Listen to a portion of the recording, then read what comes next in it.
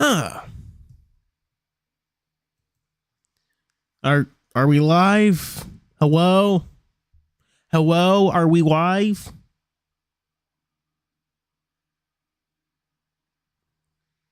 Can y'all hear me? Hello? Hello?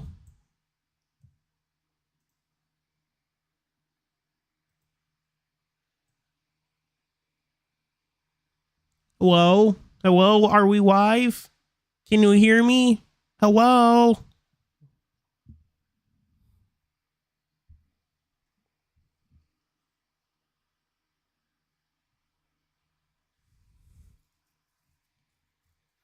Like, for real, is chat there? Because I ain't seeing anything moving. Hello?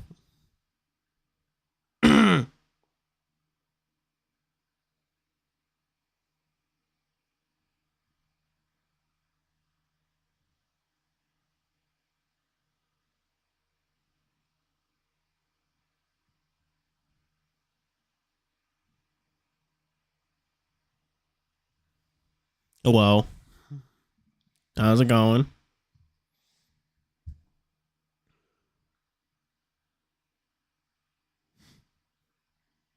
Way more pull than night today, chat.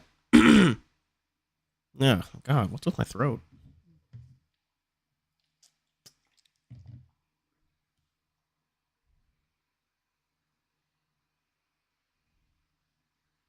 Hmm.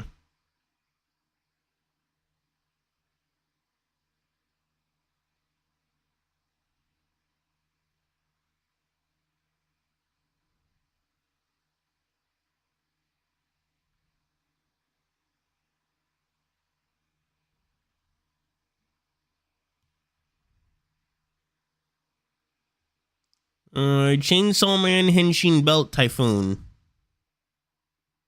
Not familiar with that.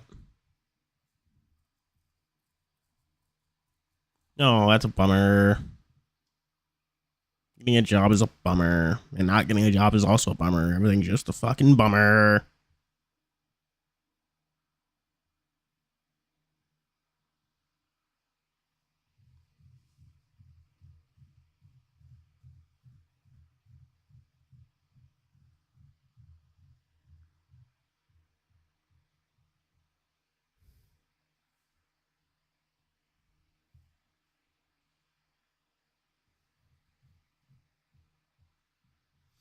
Oh, so did anyone like do their fucking pools in Asamo? Did they get anything good out of like Enigma, Bigfoot, I don't know, fucking someone, Zhao, I think.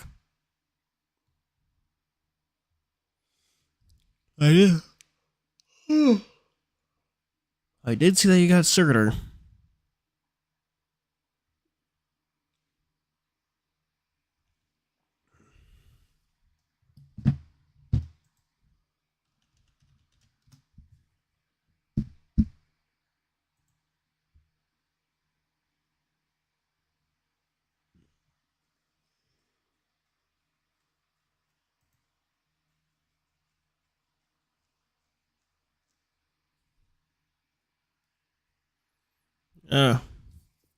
I got like nothing. I think the only new unit I got was fucking, what was his name?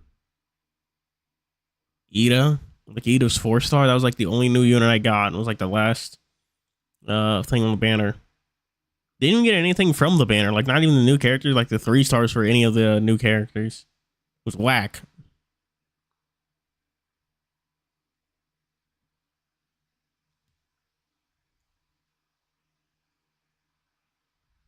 For the Ocelot lady. I don't play Genshin. I have been actually doing I haven't been doing like any fucking side quest or whatever. I have Nala Zero. I have actually been logging into Zenless on Zero like every day to do the fucking dailies. I don't even know why. Fucking no character I want is going to be fucking in the game anytime soon. So I should stream that game at some point just so I can like fucking have an excuse to actually play it and get stuff done.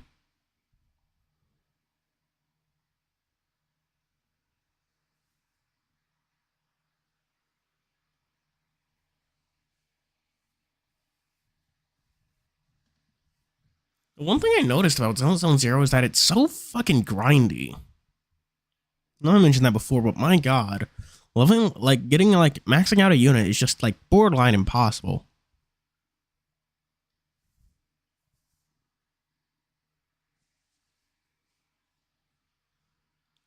Hello, King Tran. That's honestly a pretty good pool, better than what fucking anyone else here got. Now I should start the game. Whoopsies.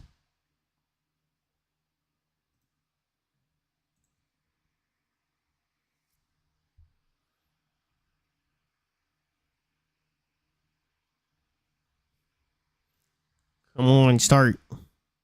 It's running, but I don't see the application.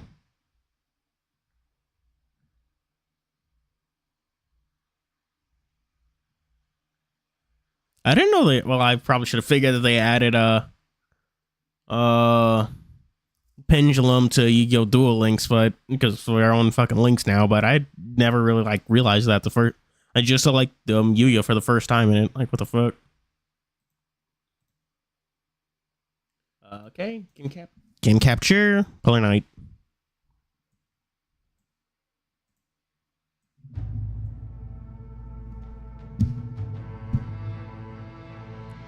Polar Knight 0.22.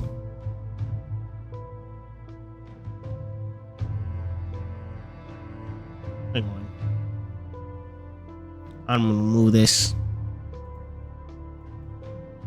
The window. Over here. Yeah. I usually move like things to the fucking left screen or right screen because that's also where chat appears for YouTube Studio. So it's just easier to have the game on the right so I can see it and chat easily enough. It's about well, we weren't here. Hello after logos. It's a visual novel. Basically, some niggas' families went missing on like a polar expedition.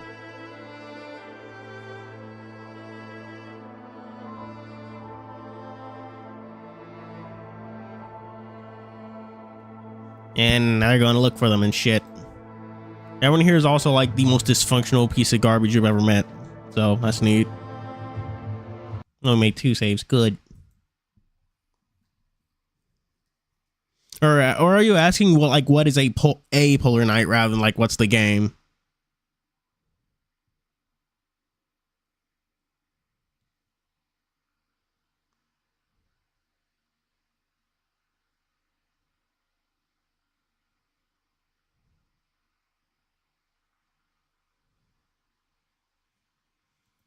I didn't remember much from my dream. They tended to be bizarre and utterly nonsensical, with a disconcerting number of them involving me being at college again. But having skipped so many classes, there was no chance I would pass my exam. Oh. Well, niggas went missing on an Arctic expedition and now they're fucking exploring again. Exploring to go look for them and stuff. Which didn't really make any sense as I was a pretty good student. My brain had ways of finding new and ever more ingenious ways of tormenting me though. I slept lightly, drifting in and out of a restless sleep. I didn't sleep well in new places, which was hardly unusual, but the gentle sway of the ship in the water and the low hum of the engines added an extra alien quality. I'm tired. That knot in my stomach lingered. Part of me was furious with myself for not demanding we turn back and let me off, but that would be an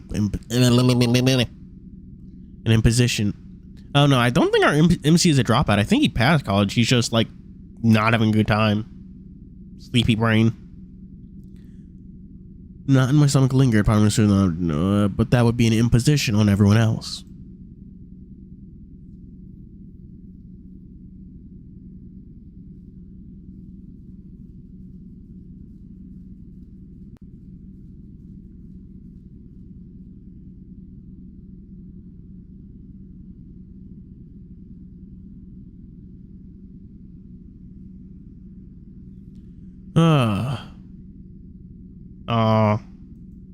Wait, fuck. I wasn't reading. I was checking my Twitter. Got a notification about it, but it was just a like new follower. And I'm pretty sure it was a bot. Chad, do you actually unfollow bots on Twitter, or do you just like say fuck it, whatever? I woke fully, turning over in bed. It was pleasantly cool enough that I pulled enough that I pulled the covers a little higher. It was absolutely pitch black though. Not even the dimmest moonlight came through the windows.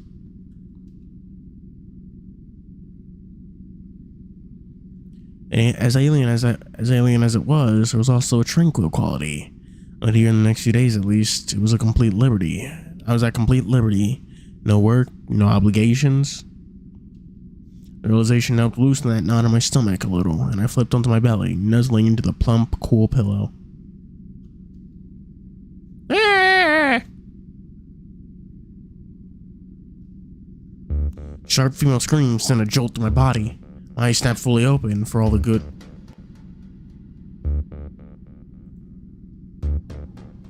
Do you mind if I turn up the music? It's a little quiet for me. I rarely do more than post on Twitter. What do you mean? Did you miswrite that, or am I just illiterate?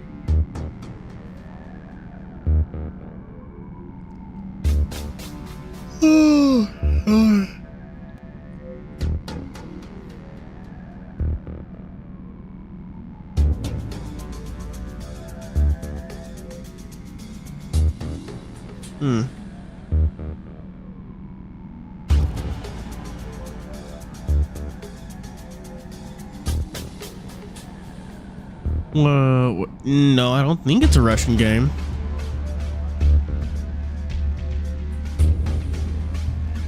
The sharp female screams sent a jolt to my body. My eyes snapped fully open for all the good they would be in the inky blackness. My ears pricked up, the fur on my neck spiking as I strained to hear. Couldn't have been real, right? Instinctually, I reached over to the bedside light, hand swatted at the wall, fumbling in the dark until I found the switch. Click. Nothing happened. Oh no! Hang on, I got a fucking phone call.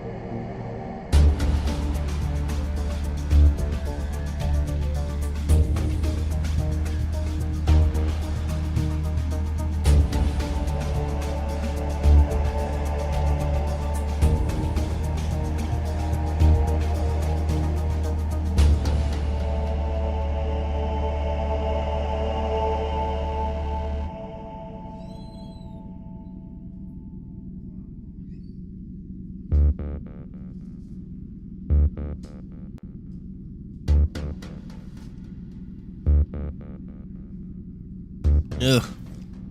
I'm back. Nothing happened. Click, click, click. What the fuck is up with the lights? I should refill my fucking drinks while I got up. Man, that was a bad idea of mine.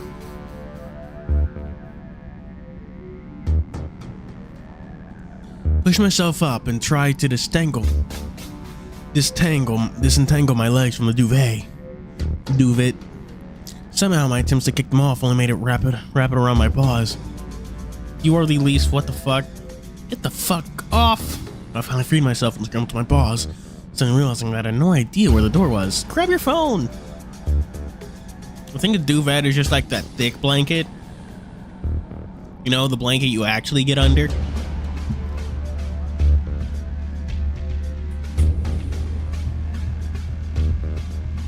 My eyes were adjusting slowly. The vague... I forgot to fucking post the stream, chat. I'm stupid.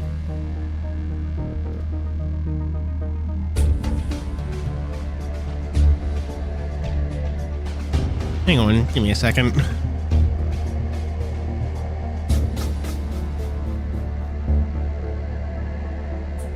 Did you know that the game actually has like a unique icon, like on your taskbar? I can't exactly make out what it is, but it's definitely not normal.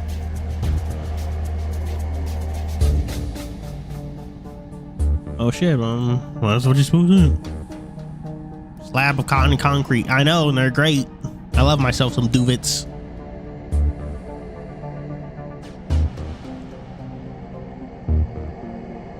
Yeah, okay. Up. I fucked up.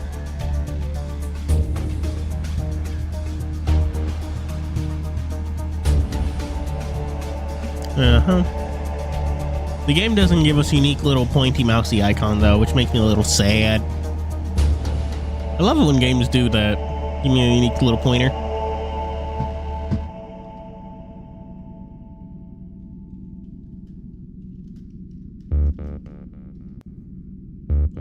I fucked up.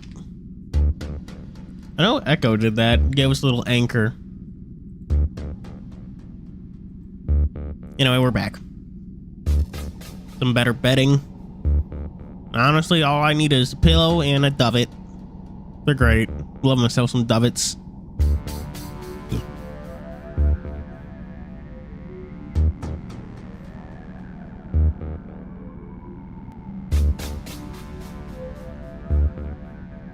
Oh, I have to there's none to share with. I mean, because space is good.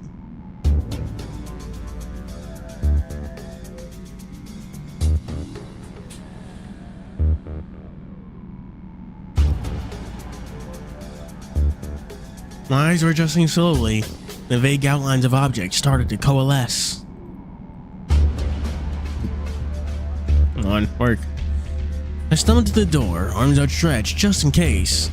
I could already hear a commotion on the hallway as my hand fumbled for the door lock. The corridor was just as dark. The ship must have had a power failure. With which being at sea, very much did not bode well. Who's there? Two screamed. Stefan? Who's Stefan? Saw the vague outline of the possum who was groping blindly in the dark. Guess his night vision wasn't as good as mine. Why? You're a fucking possum, dude. You got cataracts? Garrett, where are you? I can't see a goddamn thing. Guys, it was Tabby. I heard her scream. Oh no. Hey, Aaron. What in God's name is happening? Ow, watch it. Sorry, I can't see. Boros called out in frustration. In my night vision, I could only barely see where they were. Rufus, just use your right. Cabin door is right there. Carefully moved toward the door, the rest following closely as carefully as we could. Loud thump sounded from the door as Rufus hammered it with his meaty fist. Big meaty claws. Tabby? Gail? Y'all okay? I'm guessing she had a nightmare and spooked everyone. Yeah.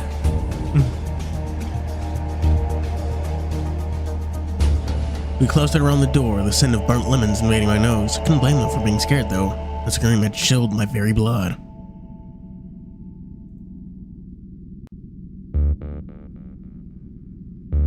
As I strained my ears, I could hear quiet voices, Gail's and Tabby's, one hysterical and raised, the other soothing and soft.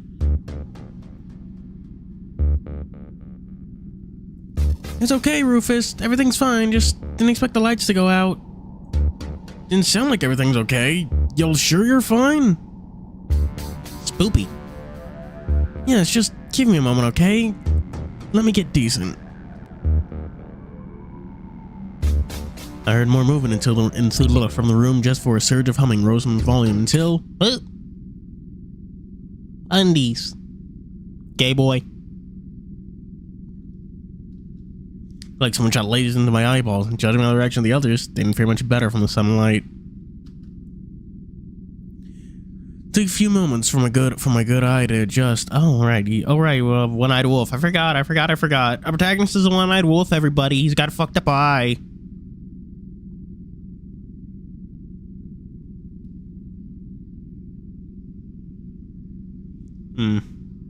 Ad. Oh, what's the ad? What ad did you get?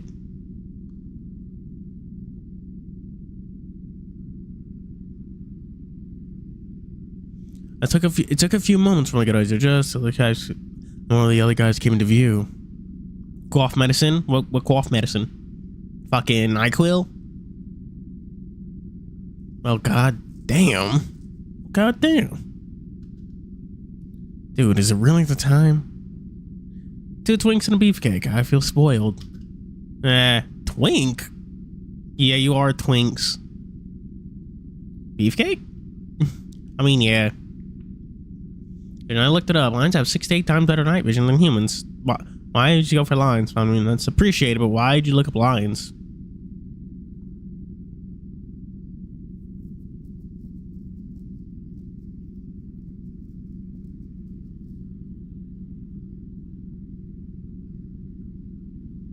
Oh, yeah.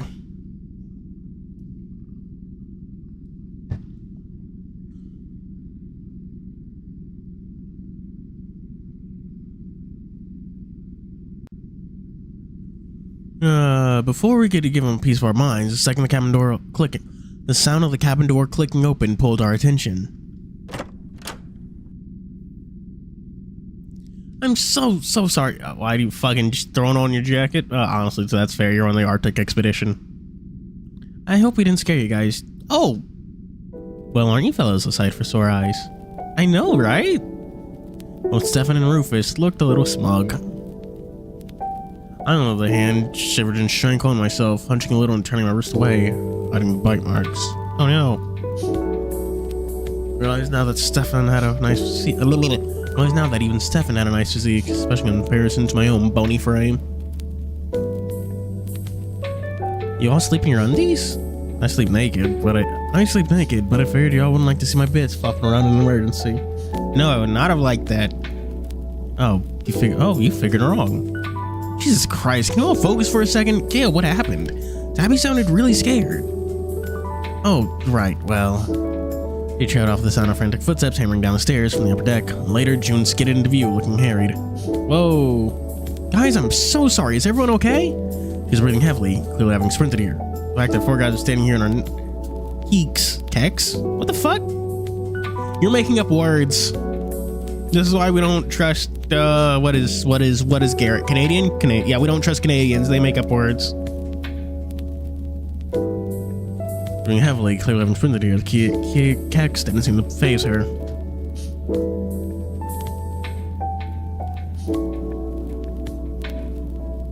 Scottish? Oh, he's Scottish. Kex is not a brand. If it is, I can't say that on YouTube. I was definitely gonna say something that would get me kicked off of YouTube. I'm gonna be real here.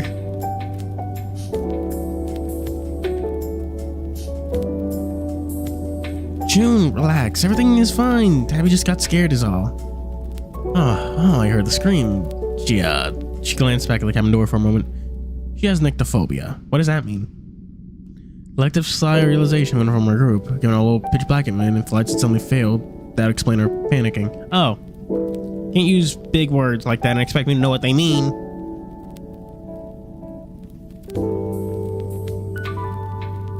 An intense, irrational fear of the dark. Okay. Thank you, Google. Is it slang? I bet it's slang. How long until Garrett uses some whack-ass slang for schlongs? Till he calls a dick a knob or something.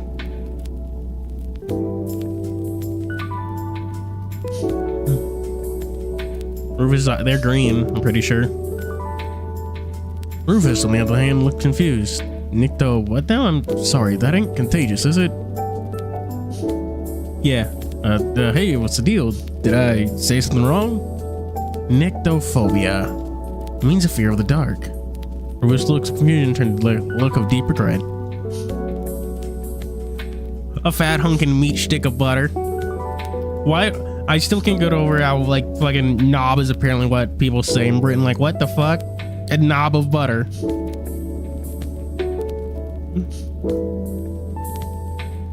How much is even a knob? Just say, like, stick. Oh, I'm real sorry, Gail. I didn't mean nothing by it. Don't be silly, Rufus. No offense taken. And I appreciate you boys coming to check on us. Really. But for now, I really need to be with Tabby. If you could just bear with us, I'm really sorry for alarming you all. Gail, if it helps, I have some battery-powered electric lanterns. They last ages and I would just... Oh, that's nice. They could help. Those could help if the lights go out again. Oh, that would be wonderful. Thank you so much, June. On that note, what exactly happened? Did we have a power cut? Oh, sorry. Sharif and the captain wanted to test the new sonar equipment, but it tripped the light circuit and, well, you know. Stefan looked like he was going to say something, but June clapped her hands and interjected. I'll come by your cabin in about 10 minutes with the lantern, Gale. I just need to talk to the captain first, so just bear with me a bit, okay? Rufus and Aaron both gave nods and grunts of approval, while Stefan seemed to be staring up at something on the ceiling. June, oh god, it's Stefan's the possum, right? The opossum. The opossum. That is, I do feel like that is distinctly an American possum rather than like the fucking Australian one. Did you know opossums and Australian American are apparently different?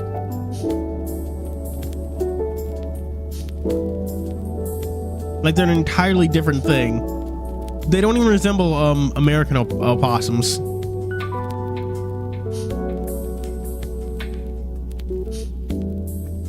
That makes sense. Vancouver is in North America.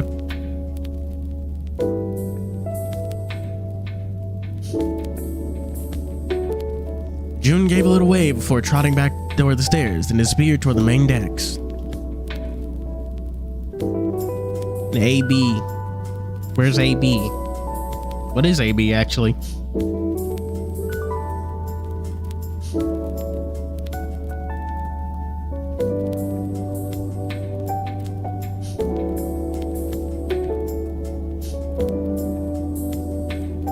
Okay, fellas, as much as I wish I could enjoy the view a little more, my little sis needs me. Up, up, down, down, left, right, A, B, select, start. Gave me infinite, now I have infinite cards. Wouldn't that just make it harder to draw the cards you want? Imagine if you could do that in Master Duel. Just use a fucking Konami code. Now I have infinite cards. How'd that even work? Would it just like loop your deck, or just give you a random card from your deck, or just a random card from the entire fucking game?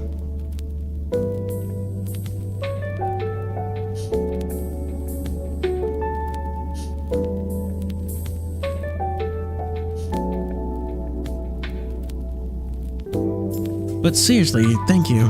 Whoop! There she goes. She gave us a grateful smile, a small wave, and slipped back into her cabin, locking the door behind her. Now that we were left alone, I felt pretty exposed. Aaron was very much scanning us with hungry eyes, as though committing the sight to memory. Gay boy. Slap his butt.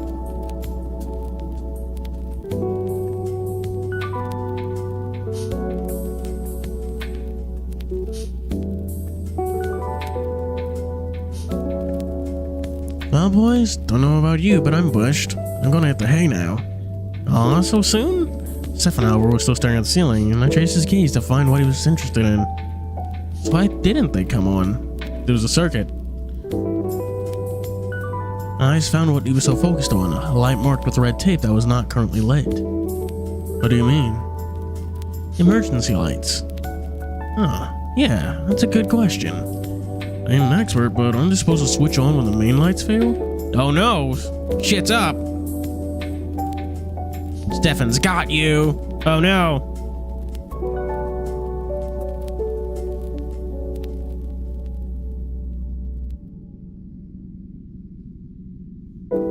Yeah, Stefan's conspiracying, but we must admit he's got a point.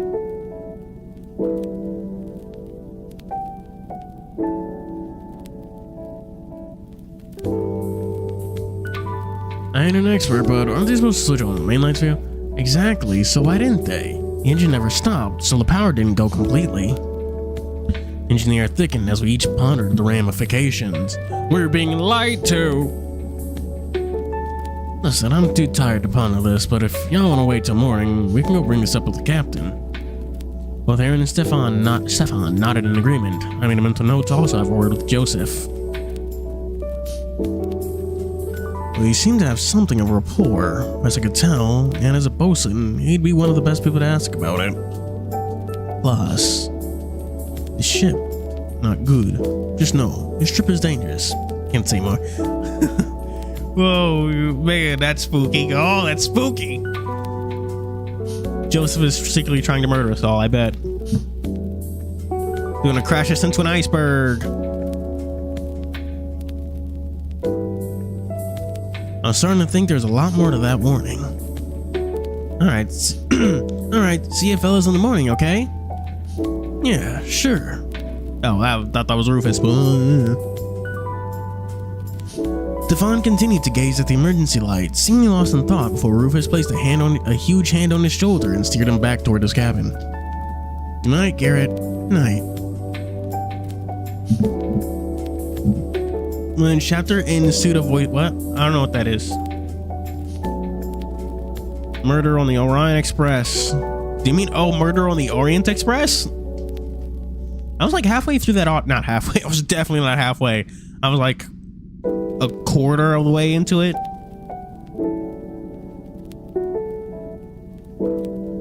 Lights in my room were still out. Oh, this time it's because they were still turned off. Click. Stared at my bed. The evening drama rather killing my sleepiness.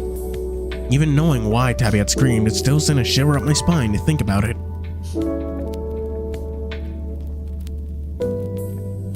Yeah. I know about that. Know about that.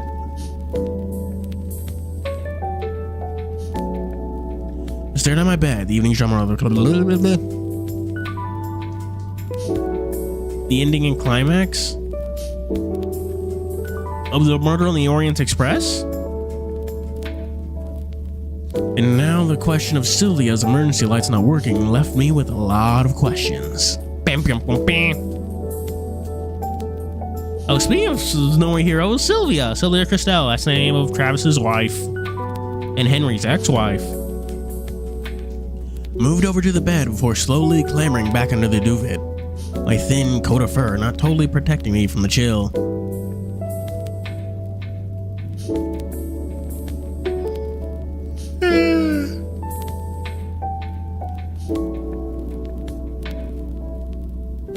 That voice has a weird word or phrase. Never heard of. I have not even heard of Moonlight Syndrome, which is weird because I've at least do follow suit as it works. Oh jeez. Did y'all know? Okay, fucking. This is not. Oh well, it's not Master Duel. It's just regular Yu-Gi-Oh. Did y'all know that Fiendsmith Engraver is currently going for $86 fucking dollars? Like post ban list. What the fuck? Good lord.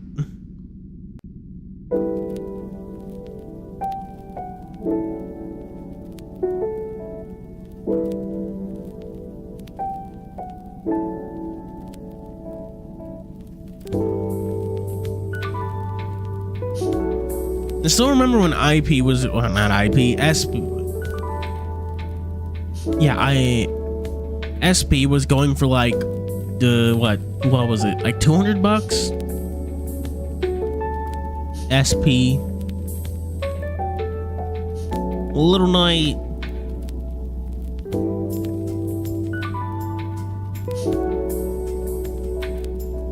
Yeah, now it's gone to 40.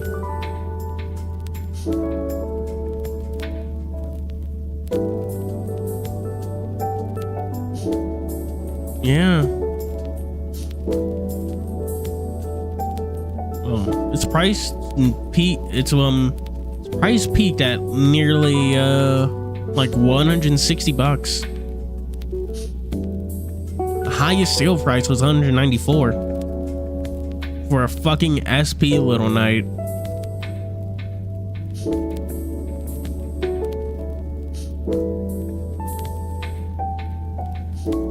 I reached out to the switch in the main room lights and flicked them. Even as I was plunged back into the darkness, my mind was still racing. I reached for my phone to check the time. 2:14. And on my stomach was there, sitting heavily as my thoughts raced. Now, till inside the ship beneath me, a stray noise caught my attention. Bam, bam, bam, bam. With deep breath, I closed my eyes and tried to push the events from my mind. I could deal with them in the morning. For now, I just needed rest. Sleepy time.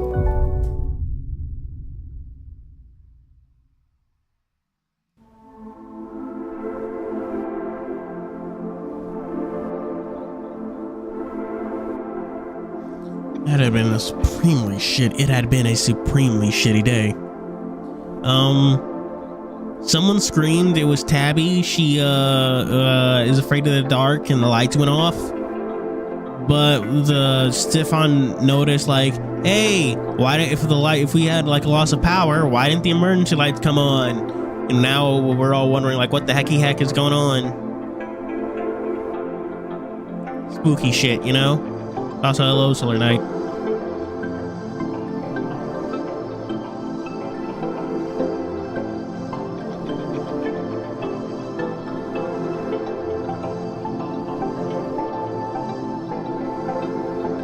It had been a supremely shitty day. Nursing a black eye with my heart pounding in my chest, teeth grinding, and adrenaline coursing through my veins. It took me several tries to get the keys in the lock. Once inside, I slammed the door, ignoring the yelp of surprise in the living room. Clyde and Connor wouldn't be home yet, so it was just me and Mom.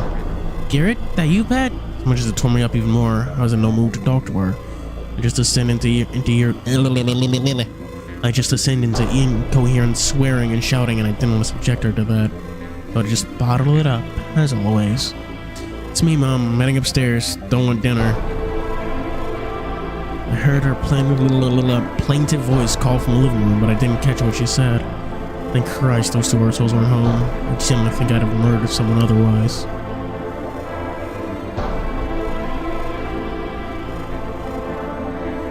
I stomped up the stairs, seething. I stopped at the top of the stairs when I saw something.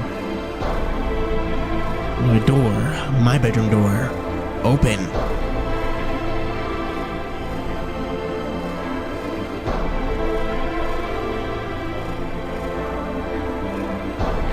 That was when I heard rustling. Someone was going through my things. I marched to my door, not caring if it was Clyde. Any possible fear I had of him was buried under my volcanic rage. I don't know. Clyde from, shit, I don't know any other, like, series or thing with a guy named Clyde in it.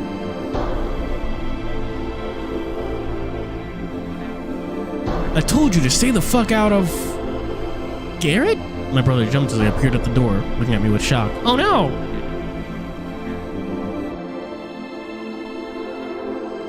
Connor, I'm expected to be him, usually respecting my privacy. Usually. How didn't he hear the door slam and shit? I was about to scream at him, unloading my bully anger in my chest on him for invading my space. That was when I saw what he had in his hands. My fur instantly cooled into something else. The absolute terror. Oh, a gun! He had a gun!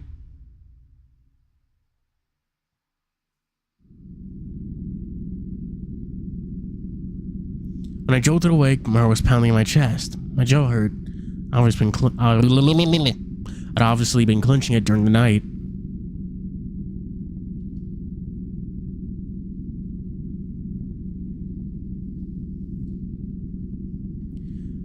It took a few moments for me to remember where I was. A gentle rolling of the Sylvia brought me back. Buried my face in my hands, choking back sobs. Oh, fuck. I'm trembling and the adrenaline still coursed through me. You good, homie? Need some fucking, Burger King?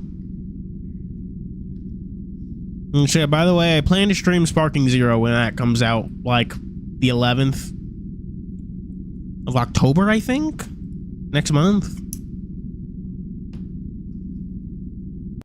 Well, no, I'm gonna pre-order it, so I get it 3 days early.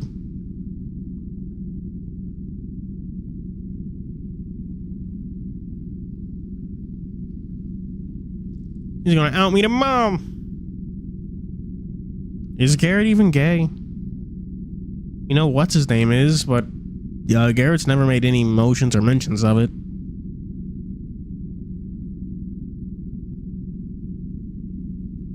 My limbs trembled and the adrenaline still coursed through me. I practiced my breathing, closing my eyes and taking deep, shuddering breaths.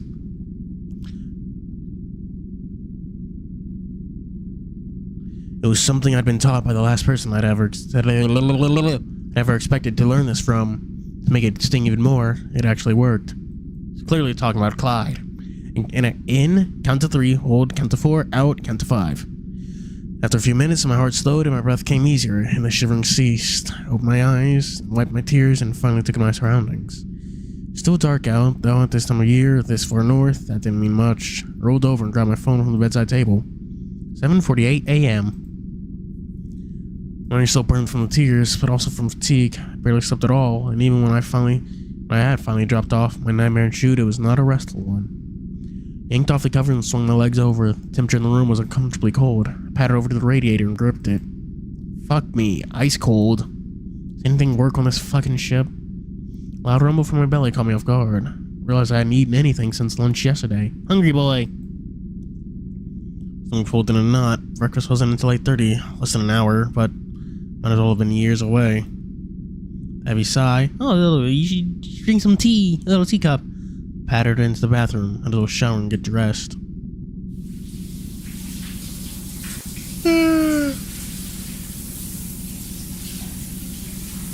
My thoughts had been so preoccupied with my stomach that I'd forgotten the lack of heating just seconds ago. When the ice cold water hit me, I admit I yelped like a pup whose tail had been trodden on. Quickly teleported across the bathroom in shock. The other shower with murderous gaze. Though I had planned this, then the embarrassment kicked in. Heard whoever was next door, I heard the yelp. The rest of my shower was short. I didn't bother with shampoo. By the time I stepped out, my limbs were shaking violently. Oh no. It was like I dragged tired from all this current list of maladies. Otherwise I glimpsed my grumpy, bedraggled form in the mirror. Pulling the towel from the metal rack, I vigorously dried myself. My eye felt okay, but I decided to put my Dilco drops in anyway, just in case. Dilco. Once back in my bedroom, I started pulling on my clothes. Very expensive cold weather gear, but now I realized that I only had a single set of it. Changes of underwear and socks and shirts wouldn't mean much if I wore the same sweltering jacket and trousers for the next 2 weeks. Noted with chagrin the stench of smoke that was so strong, I could clean up as much as I liked. Well, I liked. The moment I put these on, I'd be covered in it. Into this on moved as if on autopilot to my pockets. My left, my lighter, my right, my pack of cigarettes. I was halfway to pulling out my first light when it struck me. I was on a ship. I can't smoke here.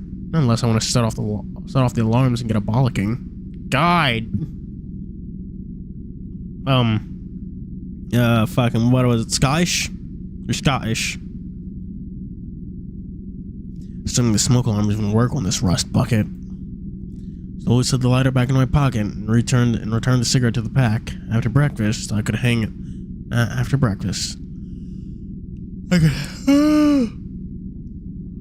hang on that long at least. I entered the lounge, the scent of food.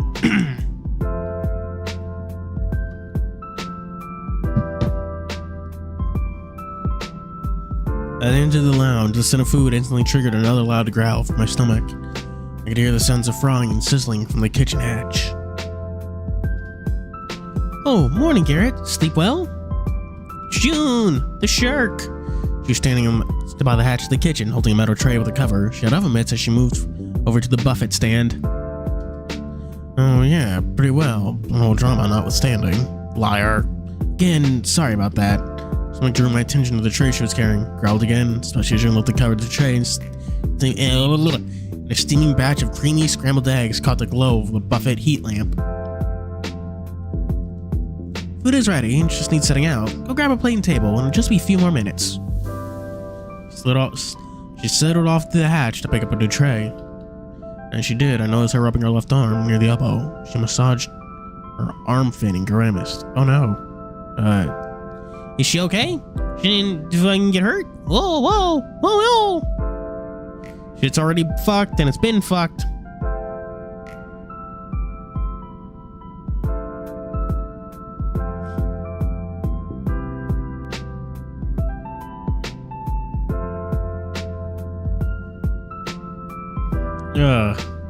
She bumped her elbow. On what? Hard enough to, like, bruise it.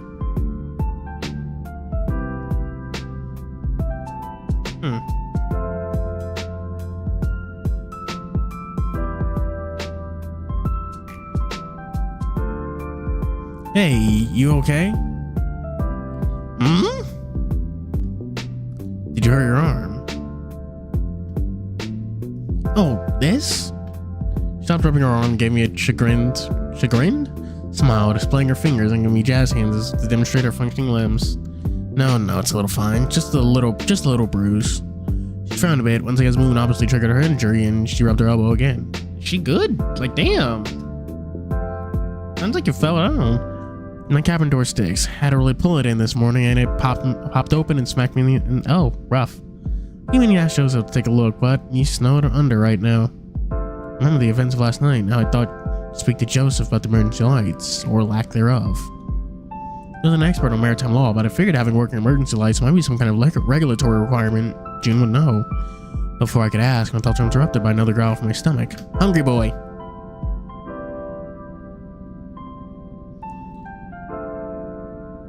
June snickered, nudged me with her good arm, and marched me back to the kitchen.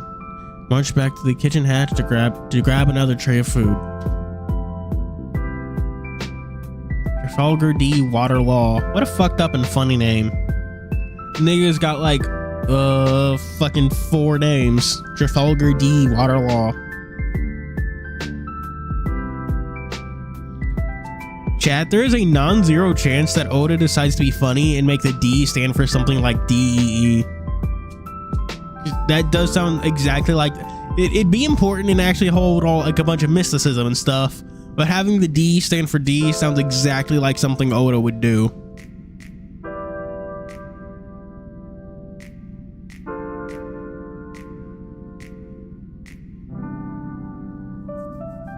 She lifted a rather large tray and winced, hesitating before walking carefully towards the buffet table. I watched, teeth clink. Is she okay? She's really not okay. I watched, teeth clenched, as she quick walked the last few paces and clanked it down, hissing through her teeth and rubbing her arm. June, why don't I carry the trays over? What? Oh no, absolutely not. You're a guest here. Really, it's not as bad as it seems. It does seem like way more bad than that. Chill out days before I throw you down these stairs.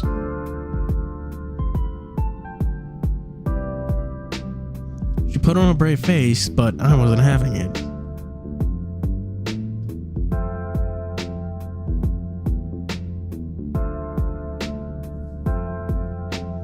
June, I'm going to grab a tray. Why don't you serve up? Gesture to the buffet table for the gleaming, chafing dishes under heat lamps. Garrett, really, honestly, it's fine. I may look like a twig, but I promise I can handle it. Then his arm snaps. Because he hasn't done any cardio or fucking lifting. Is that the word? I like barely passed my health class, chat.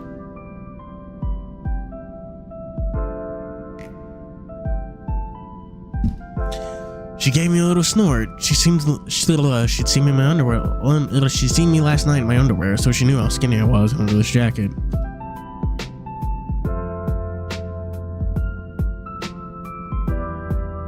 My heart accelerated at the memory, and not in a good way. Oh.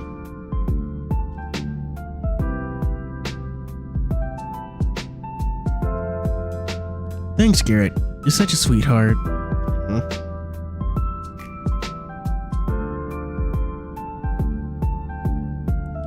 Started shuttling the trays back and forth from the kitchen as she filled the buffet with piping hot, mouth-watering food. Was any of it bacon? Creamy scrambled eggs, crisp and golden hash browns, crispy vegetarian bacon, and sausages, mushrooms and butter. Why vegetarian bacon? Time I brought the final tray back to the kitchen and June was finishing stacking up the buffet, my belly was practically vibrating with hunger. Is that just their way of avoiding? What the fuck? Where do they get the meats? By the time, Ooh, great team effort, Mr. Reed. Indeed, Miss Cavering. Now, if you don't mind, I'm gonna go grab breakfast. For my stomach implodes. Sounds messy. Don't let me keep you. She grinned and ambled off, disappearing up the steps to the bridge deck. I had the plate and stared at the bounty before me. Admittedly, I'd preferred some real bacon and sauce. Okay. But on a mixed species crew like this, it was expected that no real meat would be found. Far into the buffet had fresh steamed vegetables of various kinds, followed by eggs, baked beans, mushrooms. As I scanned the other side, foods become more decadent. Deciding to leave the vegetables, I grabbed a few hash browns and a scoop of scrambled eggs. Just as the door opened and Tabby walked in. I smiled for a moment. I had no idea how someone so slight could have such an intimidating gaze. Although as she walked over, her expression was decidedly less unfriendly. Morning. Sleep well?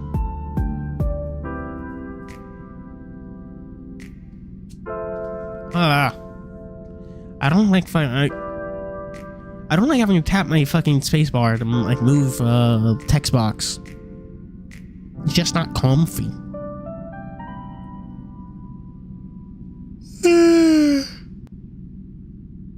Tired, chat.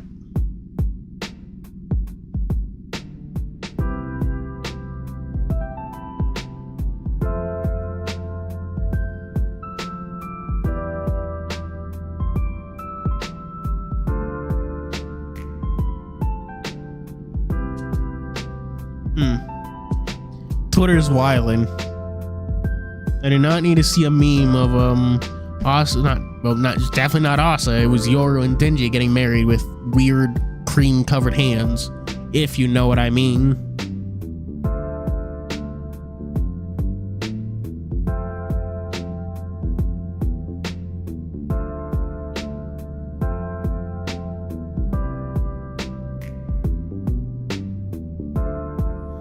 Our less than stellar first night aboard hit me just as I spoke, and I caught my tongue.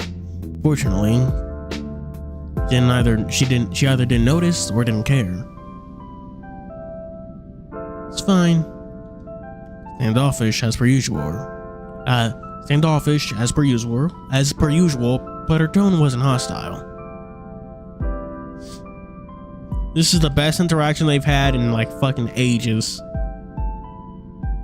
Honestly, I'm surprised they didn't break out into a fist fight, as they are wont to do. She sidled up next to me and started to scoop some veg onto her plate before surveying the rest. I wanted to ask her if she was okay, but I didn't want to pry either.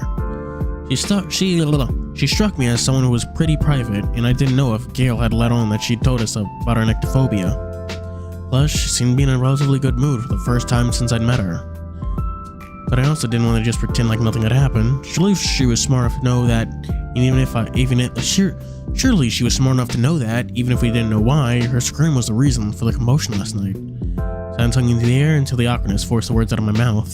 So, are you okay? She turned to look at me, her expression unchanged as though she'd not quite hurt me. Okay? What do you mean? I mean, about last night. Immediately, her expression darkened and she gave me an accusing look. What about last night? Well, I started this. Might as well just bite the bullet. Gail said you had nyctophobia, and after the power cut, seemed pretty upset. Just checking if you were okay? I cringed inwardly, expecting her to tell me to shove it or to shout at me. Instead, her expression shifted. I couldn't tell what she was feeling, but I could say she didn't seem pissed at me at least. Woo! Wow. An interaction on this boat that doesn't devolve into characters trying to kill each other. Woohoo!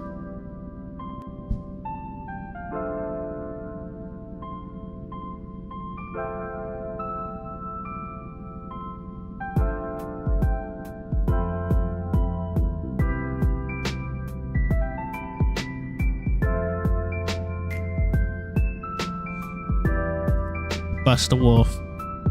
Oh no. Terry Bogard isn't in that new Astrobot game, but I know Soul and the Street Fighter niggas are in it.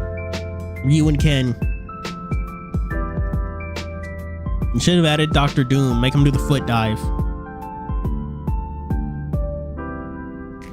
Oh, chat. Kazuya. Yeah, ain't Kazuya. He has like demon form. But I was saying, did you see the update for Fighters? That whack fucking update? I saw a clip of the Fortnite Doom. Doom Knight? Whatever we're gonna call him. Yeah, but I don't play Fortnite enough to like actually make sense of what I saw.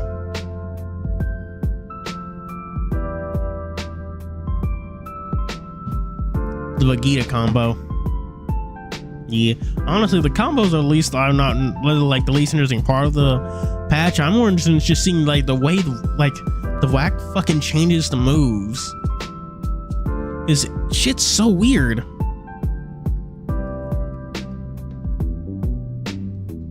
Like, you know Jiren's like aerial heavy where he does the spinny flips and then comes crashing down? That's apparently like invincible now and guarded. Like as long as he's flipping, you can't stop him.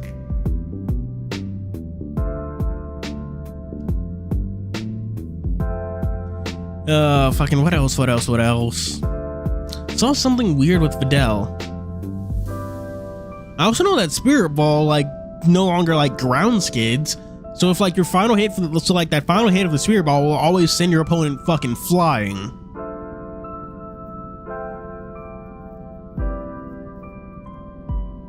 The thing about it is just so weird. Just, if you wanted to say anything, I'm sorry for sticking my nose into your business. Biz-nose. I offered her a hurried apology and turned back to my food, grabbing tonguefuls of stuff with a little thought just to escape the situation as quickly as possible. I'm okay. Yo, she's smiling! Whoa! I glanced up. To my utter amazement, she was smiling. Thanks for asking. Stunned by her response, I watched as she scooped up a portion of eggs onto her plate, a few hash browns before strolling away toward the table. As I filled my plate, the others started filtering into the room. Aaron and Stefan first, Rufus, Dana, Gail, and finally, Sharif. I stepped away from the buffet as they all crowded around, picked up hash browns and picking up a hash brown and popping it into my mouth. I could go for some hash slinging, some brashing, some slasher.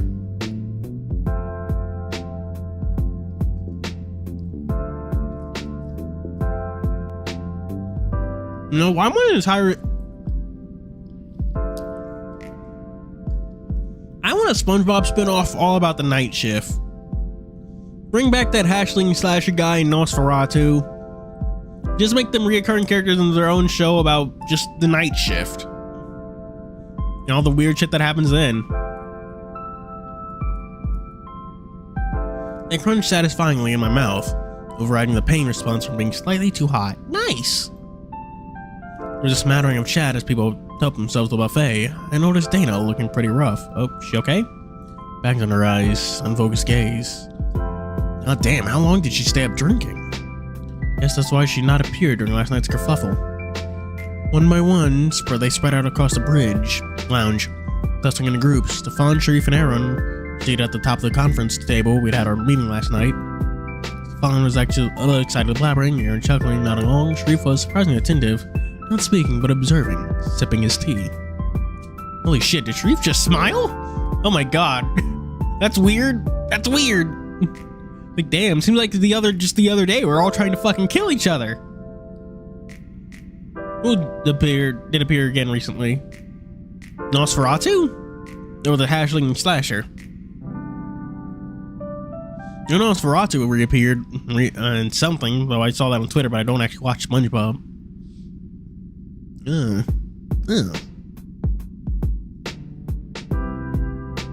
That was not SpongeBob. That was the Patrick Star Show. Get your fucking facts right.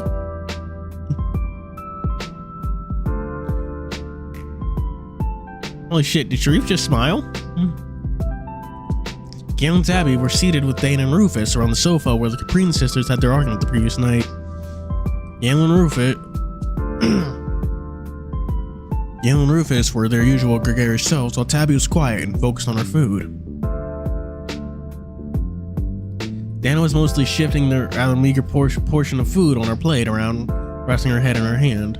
Too much drinking. I knew very well the look of someone nursing a hangover. Drink some grape juice. It's apparently very good for you. She did perk up when Gail asked her something, like a switch had been flipped, and she became animated. Whatever effects of the hangover seemingly forgotten. What do we do, chat? Stefan, Aaron, Sharif, Gail, Tabby, Rufus, and Dana.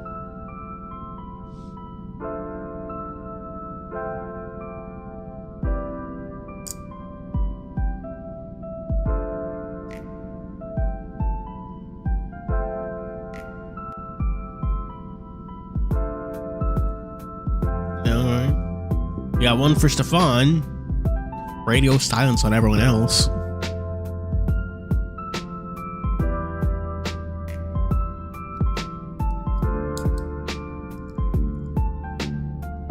I guess we're going with Stefan. Whoop, whoop.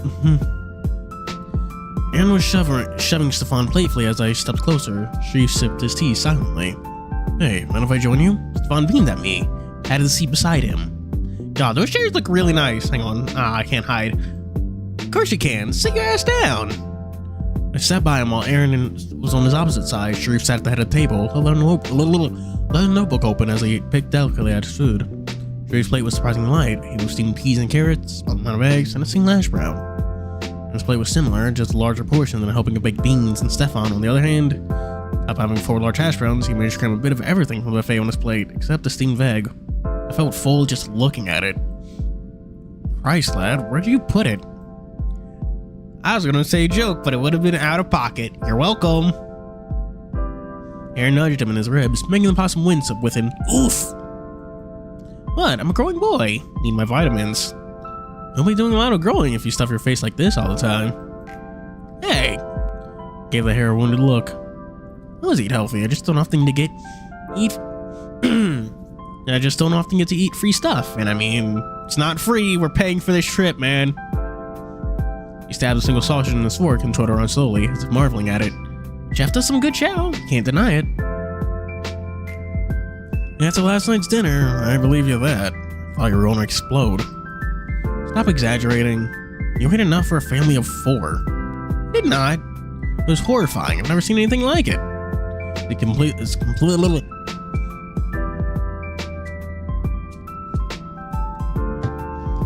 Yeah, I should have refilled my fucking drinks before I'd stream chat. I did a stoopy.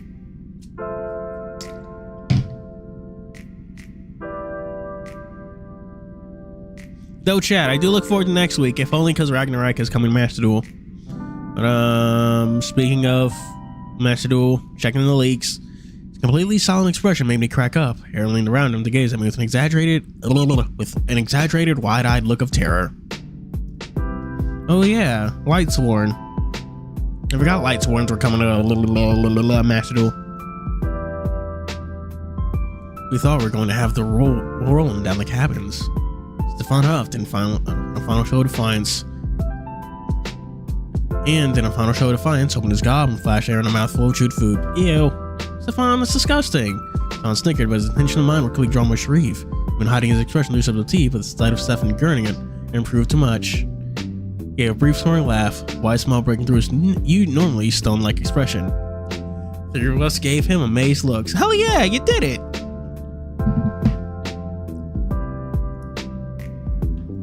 We did it! You can smile. You should do it more. It was a rather strange look, and how stiff and standoffish she'd been up to now, but it certainly was a nice sight. He brought himself under control, giving a dainty cough and looked slightly embarrassed. Don't be ridiculous. Don't be ridiculous. Of course I can smile. Alright, chat, I'm gonna actually really need to refill my drinks because I am fucking out of them already. What you all discuss while I'm gone? Give me ideas.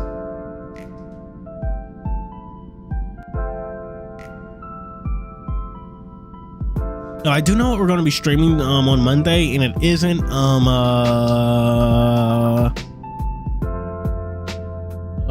forget but it's Dungeons of Aether. There we go.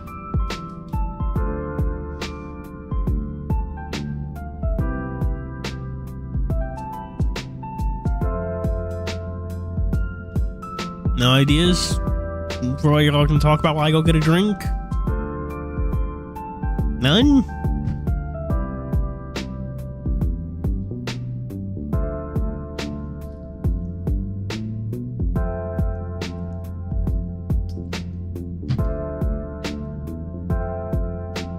Jeez.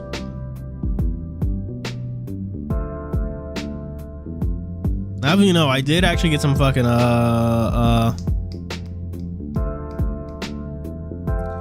wings like fucking earlier, but I have not eaten them at all. They've just been fucking sitting there getting cold, and it makes me sad. But fucking what y'all discuss.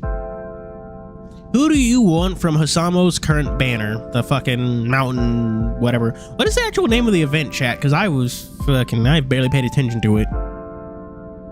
I should do it so I can get the gems, because I'm honestly running a little low. You know I played a lot of Match Duel when I start calling freemium currency gems. But yeah, I gotta go get a drink, so chat, discuss. Who do you want from the current banner? I was honestly kind of hoping for Enigma, but I didn't get him.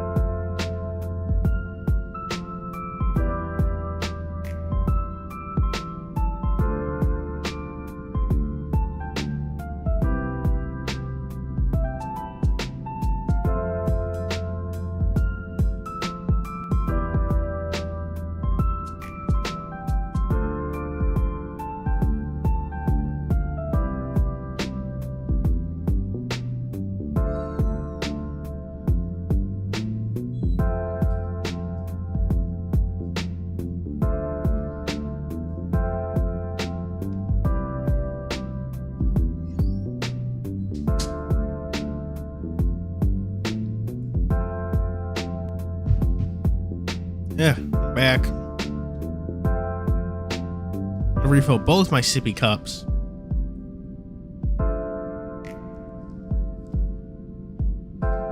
Also fixed my Bluetooth, so meh. So it's called Top of Summer Mountains. Good to know, I guess. Ugh. Chat is being oddly quiet. It's like this entire stream. I also probably should have turned on the AC, but whatever. I've already got the fan on, so we'll be fine. First time I've seen you do it, though. I've looked a little taken back, your other shin looking thoughtful. And I rarely come across that way. Don't worry about it, it's just nice to see you smile. You were so serious yesterday. I apologize in that case. It wasn't my intention to be rude, as there was a culmination of many months of effort. That was the first time I met so many friends and family of the Aaron crew. The newfound warmth was a welcome shift from the normal world's largest stick up my arse demeanor. Gosh. So fucking Scottish. Who says arse? Arse isn't a real word.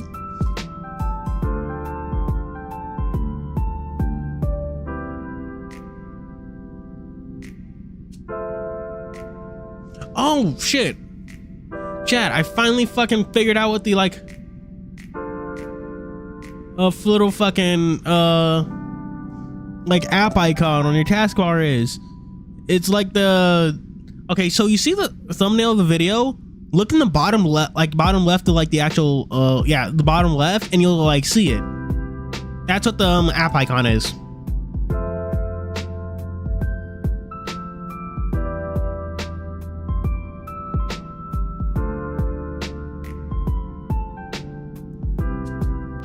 I'm translating event chemical. Wow. That makes sense.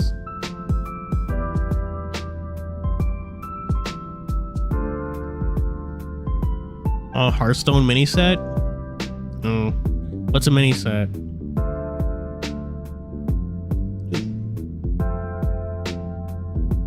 Whenever you write the word night, I always feel the urge to like use a K.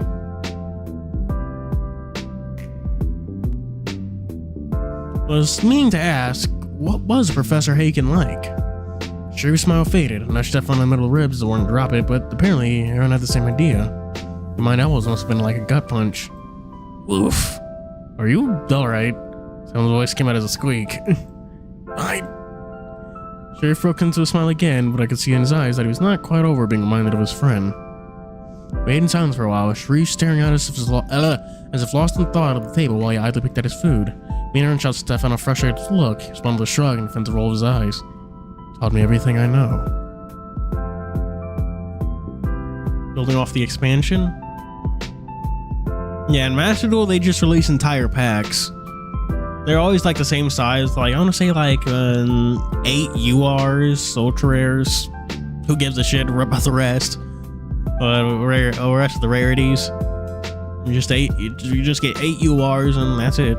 Sometimes they do release packs that are like that aren't really like the monthly release of new cards. Rather the just like collections of either old cards that have finally got like pulled together. Well, okay, sometimes those collection packs have new cards, but they're usually just like old stuff that's been in the game for a while, but just more convenient to pull for. Like staples and stuff. Themed packs of staples. I think the one that's about to expire is like a themed Xyz pack.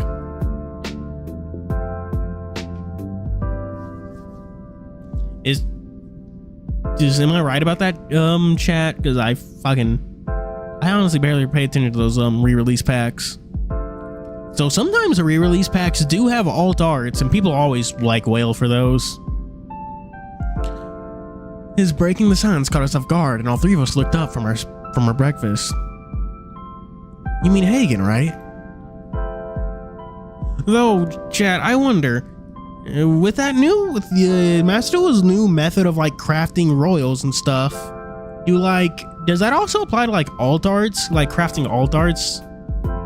Like if you have an alt art card, can you like craft another one of that alt art, or if you craft it, will it just be the normal one? His voice was gentle, seemingly worried about upsetting Sharif. Nope, you can't craft alt arts. Okay. Indeed, specialty was archaeology, but he knew more than I ever could about anthropology. He was a leading light in his field. Damn, that's rough. That's rough.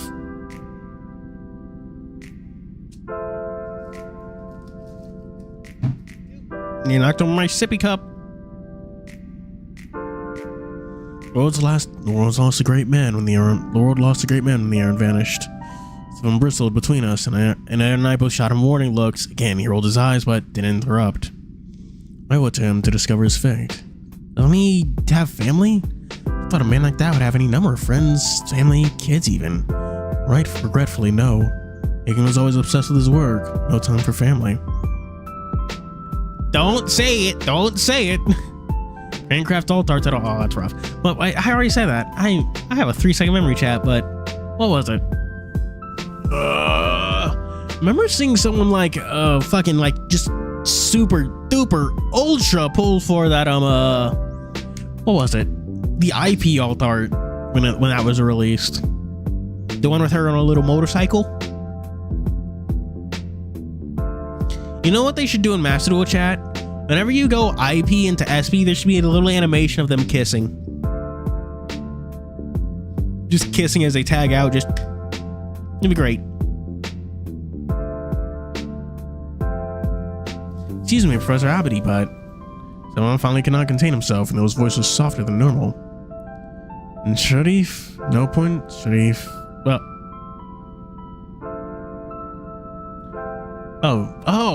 Okay, now I can read. Okay. Sharif, no point standing on formalities while we're here. Do you not agree? Okay, Sharif. I need to ask about that. Actually, you just said Hagen was an archaeologist. Yes, what about it? But I thought you were an anthropologist. I am. Archaeology and anthropology have much in common. My field focuses on sentient societies, although my field focuses on the study of sentient societies, although my particular focus is on ancient societies from the Mosaic period. Wow, really? Give an audible groan and buried my face in my hands, leaving Aaron and Sharif to give me odd looks. Have you ever read Distant Origins by Rupert Gadala? Stefan, could you please leave this till later? I cannot read. It looked like it was going to explode, but I didn't care, so we did not need to listen to the talking this time this morning, and especially over breakfast. Stefan and Aaron both looked oddly at us, but Stefan, amazingly, huffed and sat back, biting his tongue. Anyway, Sharif, what is that book you keep reading? Oh, it's my notebook, nothing more. I wasn't impressed him, but his tone turned sharp. His eyes regained some of that stony intensity from yesterday. It was a look that said, "This topic is off limits."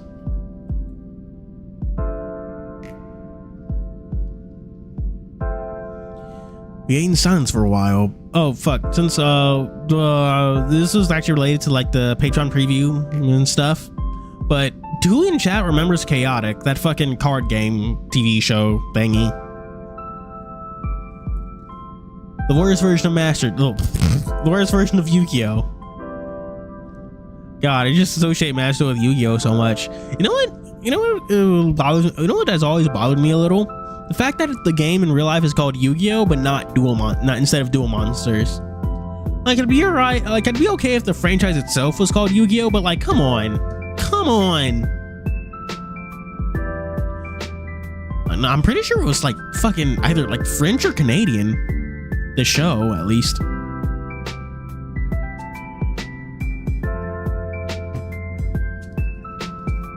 What was it? I was saying that I'm a little upset that the game in real life is called Yu-Gi-Oh and not Duel Monsters.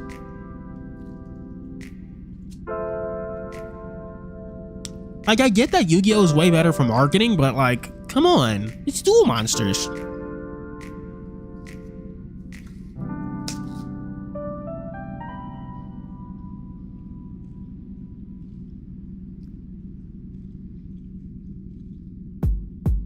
Do they still call it Duel Monsters in like the later seasons of Yu-Gi-Oh? Like after 5Ds and stuff, when it's just in like an entirely new universe or whatever.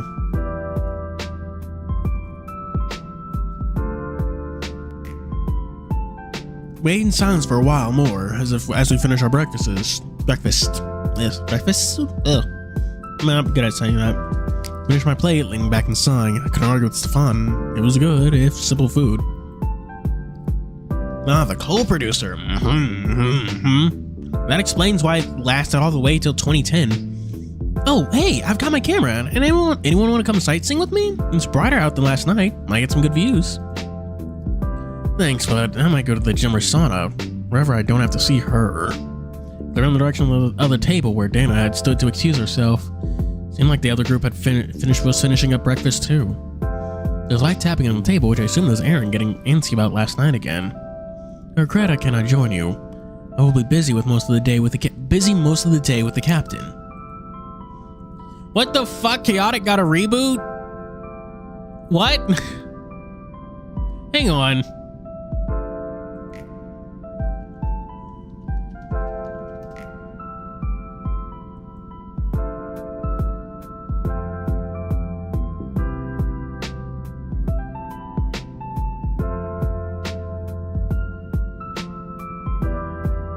What the fuck?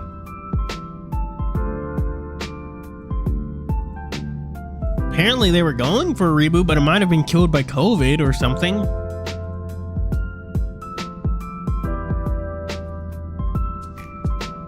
Didn't 4Kids like die and rebrand?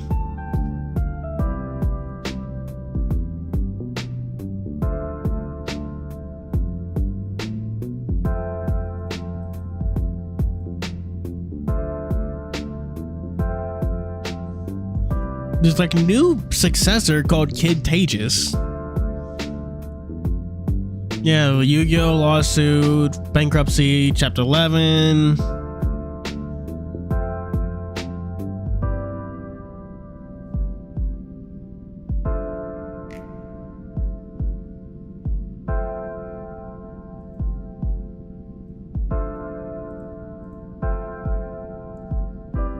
Kung Fu Pork Choppers? Mophie? Wonder Balls? Word World? Lee Cross? Roomies?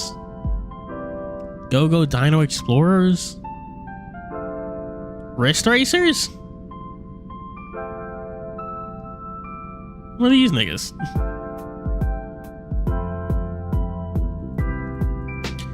Huh. Yeah, we got back from your blood testing. 100, the results came back 100% certified. That bitch.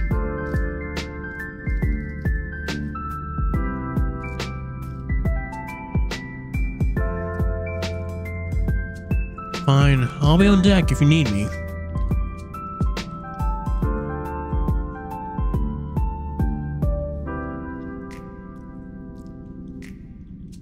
With that, we all rose to our feet, took our plates and cups to the kitchen hatch, where the other groups had already gathered. We all shuffled around the hatch to drop off our plates before coalescing into a vague group in the middle of the Explorers Club. Savannah had produced from somewhere an expensive-looking camera. I tensed up instantly. I really don't like getting my picture taken. Wow, what a big group.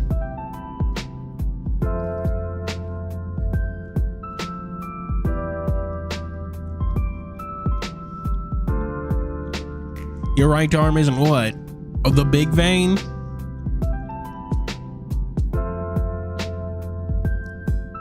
I'm gonna head outside for some fresh air and see if I can take some photos.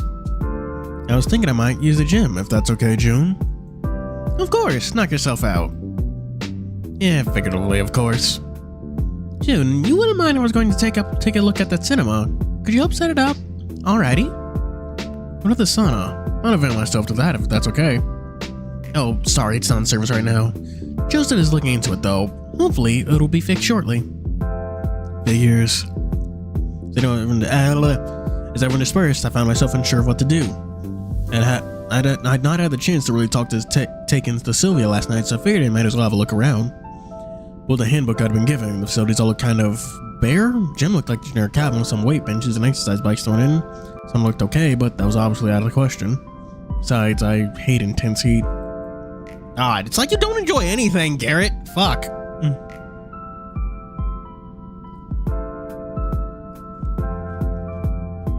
Doesn't like the cold, doesn't like heat. God.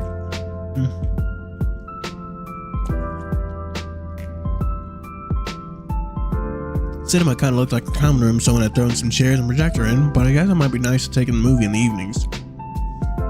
to remind myself that this wasn't a holiday and we weren't here to have the time of our lives. The fact that we even had these facilities, basic as they were, during this church was something to be grateful for. Oh, chat. Borderlands movie reminded me. Isn't it weird that Jack Black is in the fucking Minecraft movie of all things?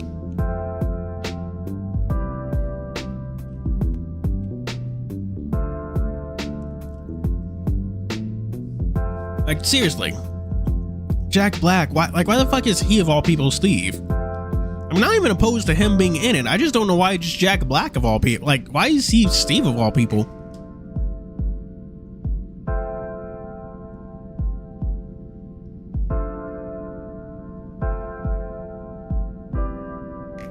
They even have Jason Momoa, so...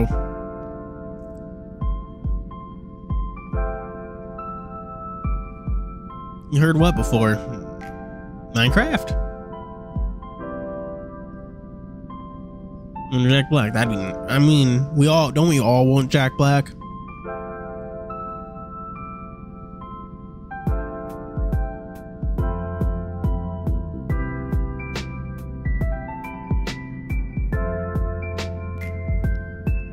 Star Power, yeah. Jack Black is a pretty big name, I suppose. Where'd it go? Alright, chat, pick one. Top, middle, bottom.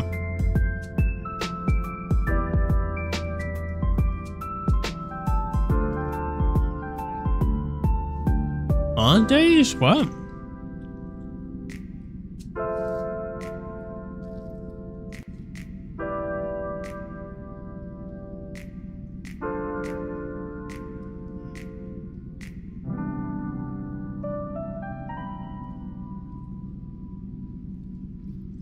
Oh shit, chat, did you hear how some right-wing influencers got like caught taking money from the Russian government?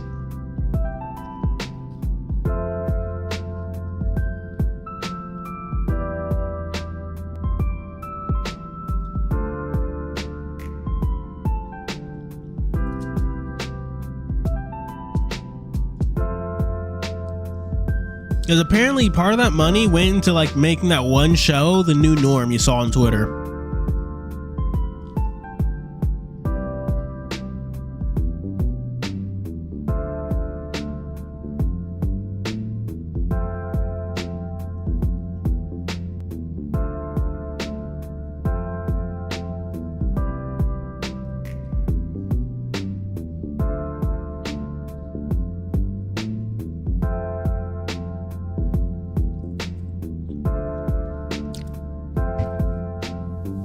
Really? Enigma?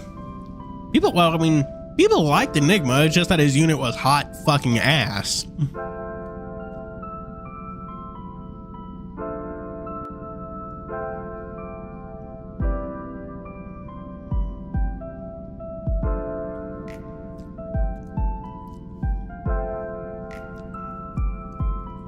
Yeah, we have no idea.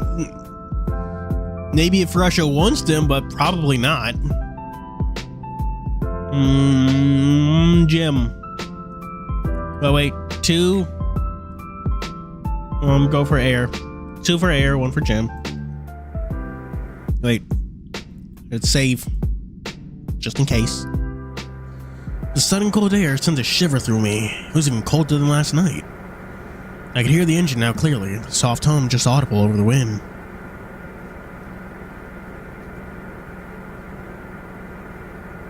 But what hit me the most was just how calm it was. Oh. No, this doesn't make sense, damn.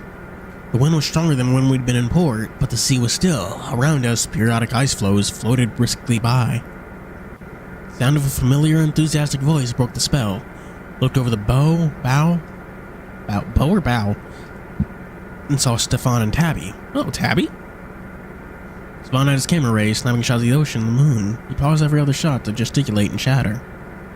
Tabby was nodding along, staring out the view.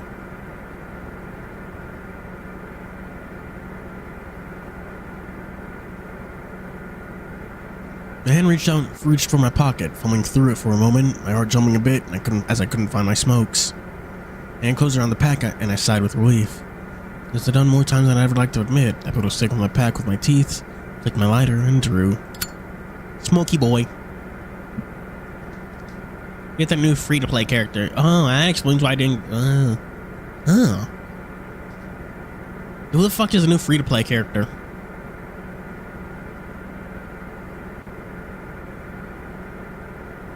Who's the current pity? Himovat.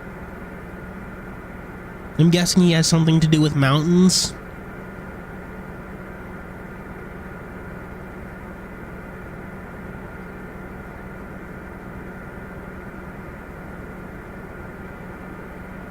Familiar warmth filled me, followed by a pang of guilt. I knew this was terrible for me. I knew Mom hated it. It will never cease to amaze me how quickly all the reason and logic flew out the window when the drive hit. Hey, Garrett!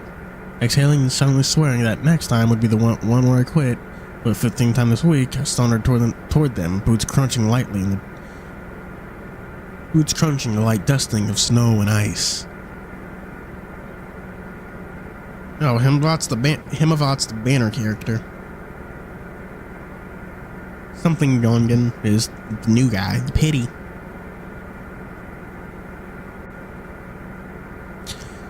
Stefan was just telling me how to line up the perfect shot. Oh, he hasn't tried telling you about distant origins yet? He gave the plasma smirk and he made a dismissive motion with his hand. What are you even taking pictures of? It's dark and we're in the middle of the ocean. Can you see it? The way the sea is so... still. The way the moon reflects the little dots of ice.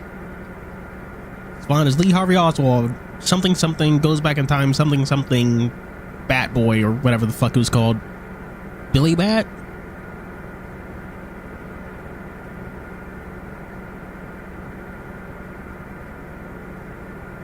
I should read it. I really should read it. I feel like I can make a funny video about it.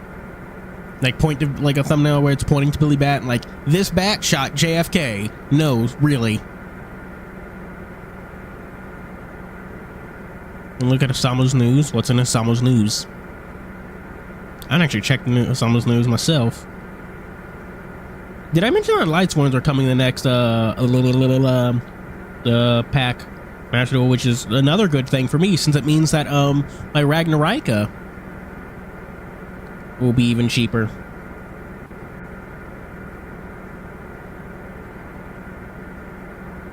Aye.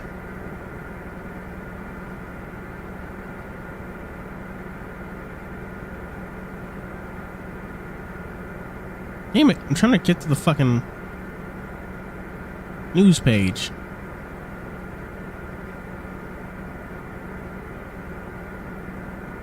Whatever.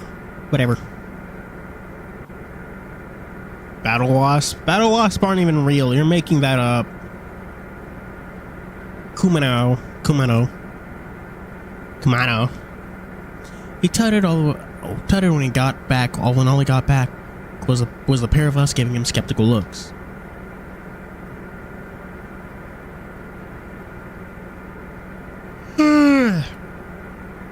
Philistines. Stinky snap. His phone snapped a few more pictures before lowering his camera. He peered at the screen on the rear, examining his photos. First lighters, not photography. Gave Stefanos a nudge, just sidled up to him. What? What's wrong with having interest? Lighters? Yeah, he knows about as much as my lighter as I do. What's there to know? Lighter's a lighter, right? Pulled my lighter out of my pocket to show her. Belonging to my grandpa, not a common lighter these days. This guy nodded at him, drawing a cheeky know-it-all smirk. Support CP generator. Don't. We should probably abbreviate combat power to something else, or combat points, whatever the fuck. Seem like new Bigfoot, except he is more offensive. Both of them sucks or not worth getting, in my opinion. Fair enough.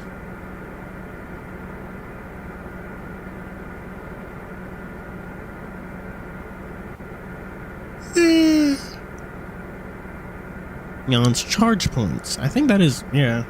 They are called charge skills. Knew it immediately. Kind of scary when you think about it. Hey, I smirked at smirked at his wounded look. He responded by rolling his eyes and going back to examining the photos on his camera. This one's good. This one. He browsed the images on his camera, scouting the ones that didn't meet his approval. Alex wanted me to continue my photography. I better be sick of seeing the sites like this by now, though. I started Tabby. I knew very well how she felt about this business. To my surprise, Stefan seemed to realize what he said and gave an apologetic look.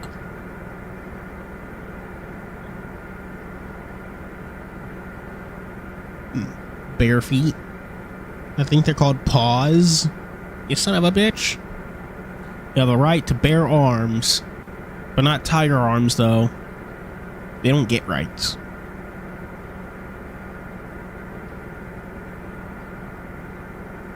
I want an entire event in Hisamo that's all about housing.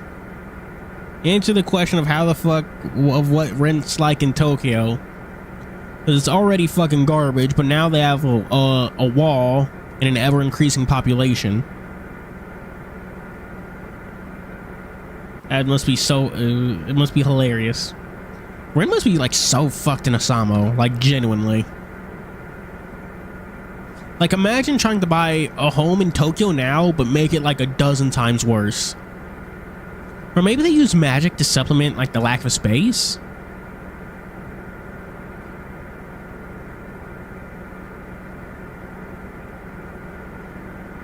I mean, there's evidently like a lot of homeless and stuff in Tokyo. Just straight transients, slums. Yeah, but they're the tycoons. They got money. Who cares about them? Oh, sorry, Tabby. I know you aren't convinced. Tabby gave a dismissive wave. Self-voicing disabled. Be quiet. Domain expansion.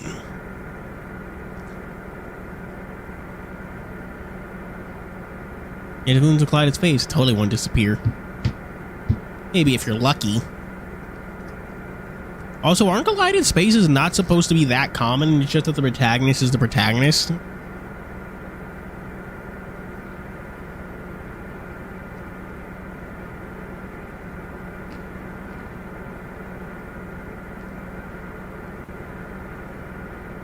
Hang on, chat. I'm eating.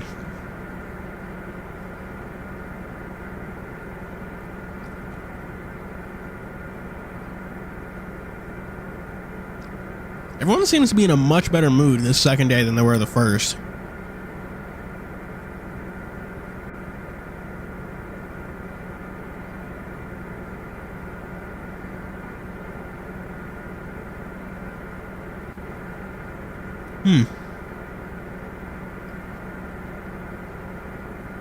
Nether thrust. Something, something, pun, joke, gag.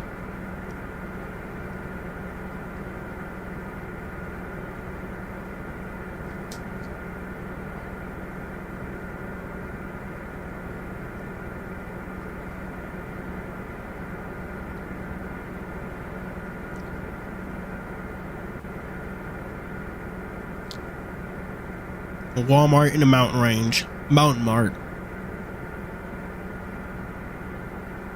Oh no, the part of Tokyo's beach that is like the ocean is walled off. It's just that the protagonist gets into collisions where they like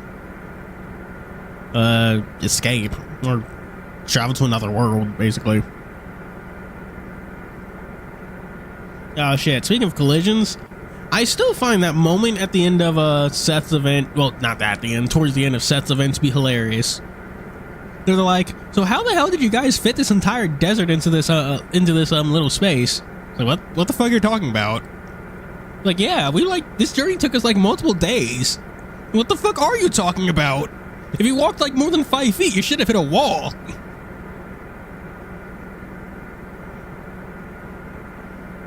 And he's just like, he's like, yeah, they were just looking at it, like, what the fuck? Like, you guys really went like all out on this.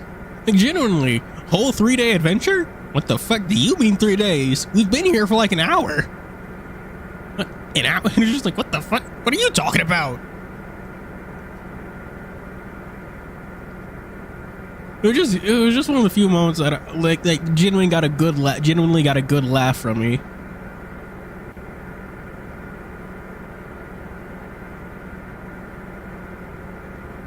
They are lucky that for some reason Thunderbird's whole whatever was also in the whatchamacallit.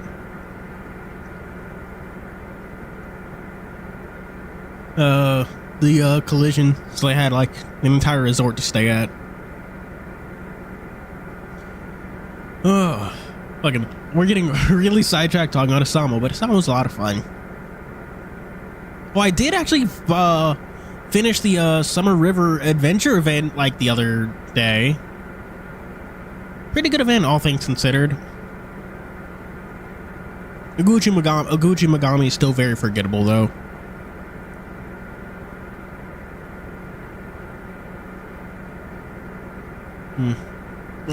Yeah. It was one of those better, like, feel-good events without, like, a super big, genuine problem, you know?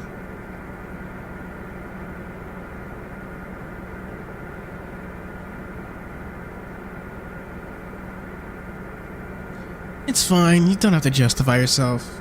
Oof. Yeah. Turning on the fan always makes my, like, back itch, because it's, like, blowing on my back, and it's, I don't like it, I don't like it. I wouldn't say Gucci's a himbo, though. He's just like the dog. I say Taji Corral was more himbo than him. Even then, Taji Corral's not very himbo either.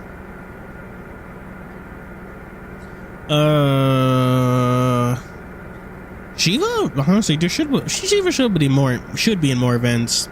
Don't get to see him much during. Well, we do get to see him a lot during the main quest, but it was like very serious, and we didn't really get to see him like talk. He was honestly like funny as hell.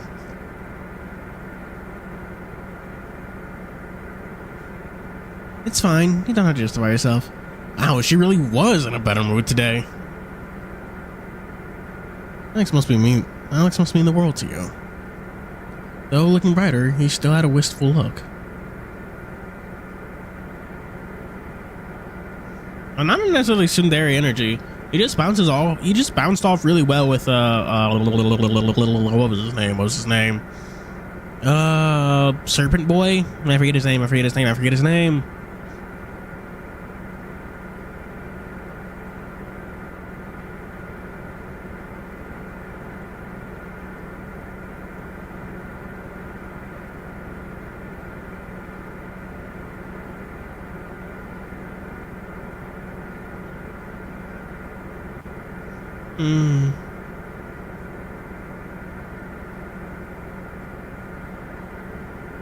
Jugo, that was who it is. He just bounced off well with Jugo.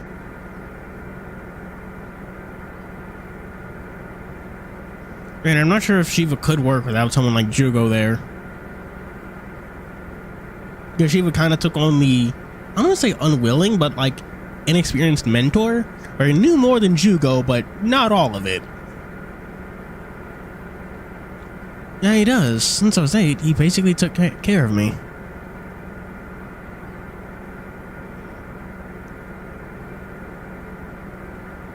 You mentioned that yesterday. Must be quite a bit older than you if he was your guardian.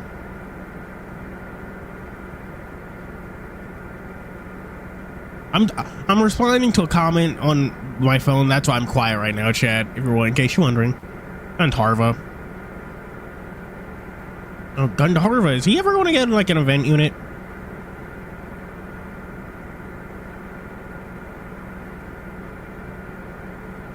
Description. There.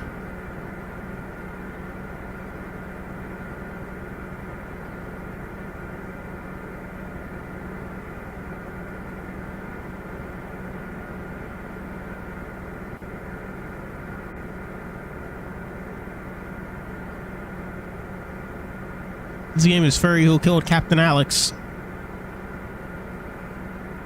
Who Killed Captain Alex just a regular game or something? I've never heard of that. I'm doing the whole event stuff. That's nice. Honestly, just gonna probably just gonna do the event, go through the event to collect the gems. Oh, what event? And Tarva wasn't in the river adventure event.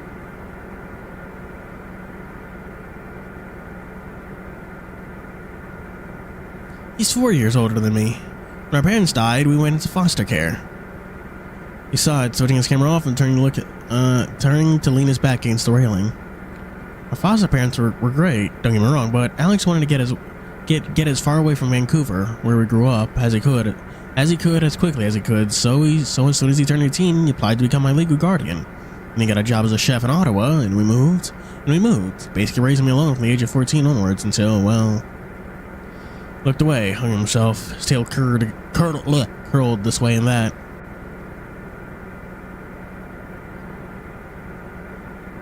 Oh, yeah, he did have more screen time than Jugo until the event where Jugo became like a main fucking character.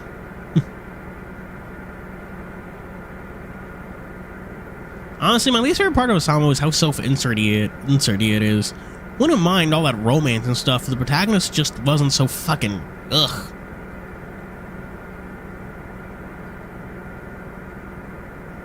And I just don't like the self-insert protagonist. It's like, I know Osamu can like write.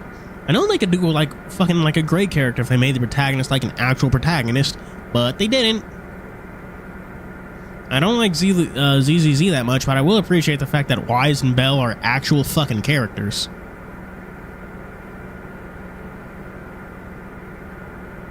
I'm so sorry, Stefan. You sounds like a wonderful person. He paused a moment, clearly struggling. I had to move back to Vancouver to stay with my foster parents when the errand went missing. He was sending me a stipend for my salary, and without it, well, I couldn't afford to live alone. Gazed up in the middle distance, trailing off, maybe reminiscing. Damn, no wonder you're so attached to Alex. But enough about me. Whoa. Jeez. Flash took on his back, taking us both by surprise. Enough of that stuff. What about you, Tabby? Me? She seemed completely taken off guard by his sudden question. Gail said you were studying mechanics, right? She settled, biting her lower lip, and thought, yeah, Clark Uni. I work in garage part-time, too. That's nice. Who this? This is Tabby. That's Stefan. I'm talking about Osamu for a while. Largemouth magpie. I mean, that's not entirely wrong.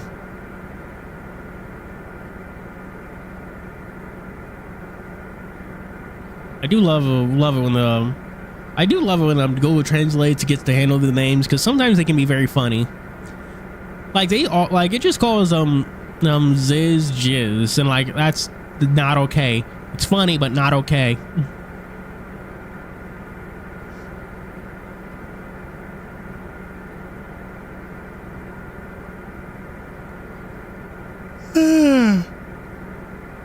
Oh.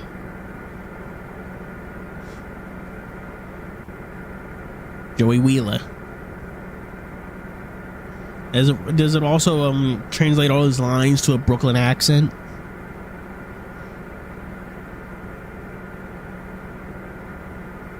Oh shit!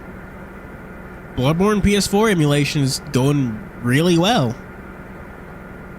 They've got sound, textures, 60 FPS. Some special attacks don't work, but that's probably the 60 FPS messing with things.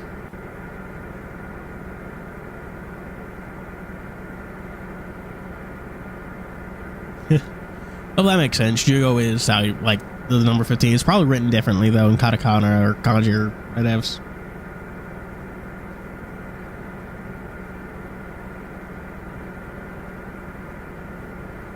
You know, I'm totally gonna stream Bloodborne when that game fucking finishes, or emulation becomes more applicable.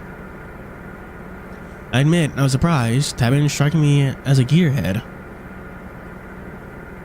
I may be slightly watching this Bloodborne clip off to the side, don't worry about me. Although, the more I thought about it, I didn't know what a gearhead would look like. I wonder if I struck anyone as a Sparky. Alright, you do electrical engineering. You're fucking... Well, even like have hacks and stuff, like God, like the main characters, player characters using God mode. That's neat. And why Russia?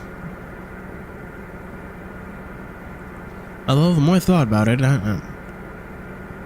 What would a typical, stereotypical Sparky look like? One is filled with the image of mad scientist type with static electric frazzled fur and wearing goggles. I don't know.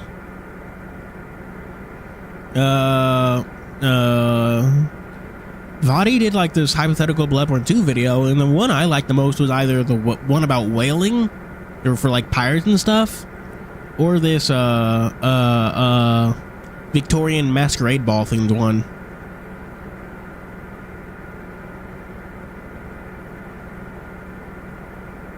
Yeah, the 65th is fucking with Lady Maria's blood attacks.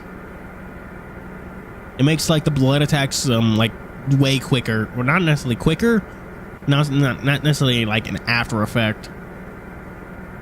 It's weird. That's neat. Know your way around an engine then.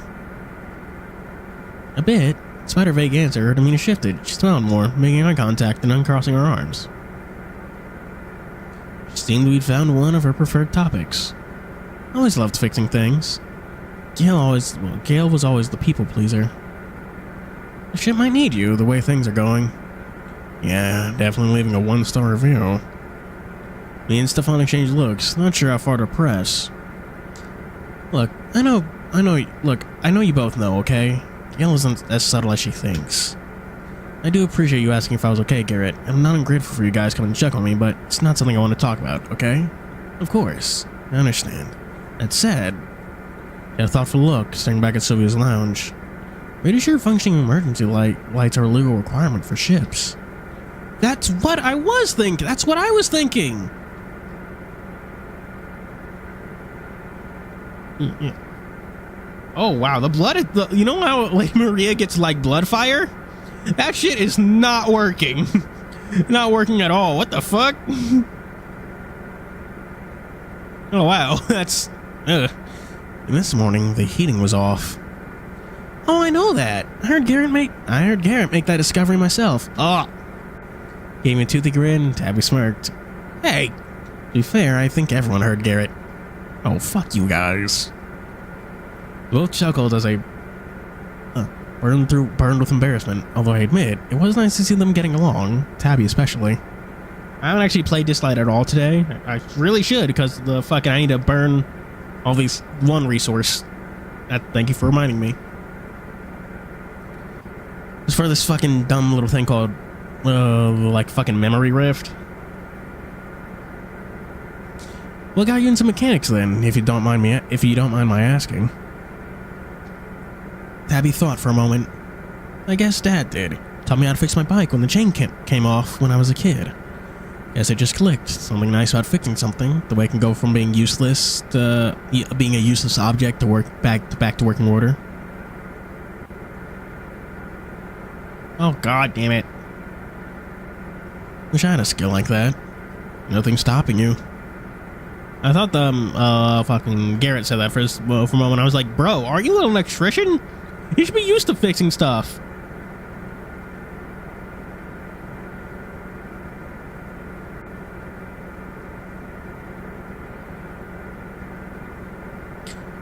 We lapsed into silence, gazing over at the sea.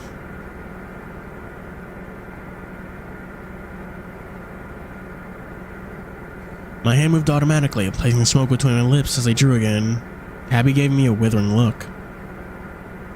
Chat, what do you think a withering look actually looks like? 'Cause I've seen the phrase before, but I have like no idea how to visualize it.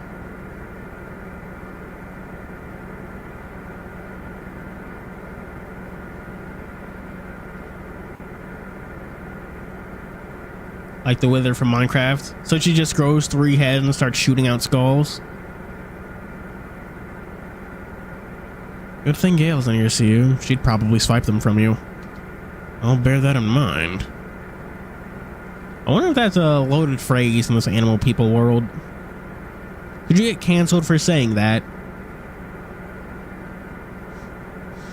Okay, so fucking this talk about animal people world reminded me of Zootopia and like getting canceled and all that. That immediately made me think of like this fucking one tweet where we're just like, how wild is it that like anti-fox spray just exists in this world and that like a cop was carrying it?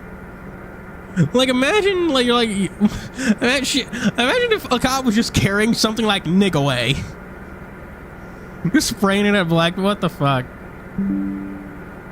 That was extremely, honestly, that's extremely fucked up. I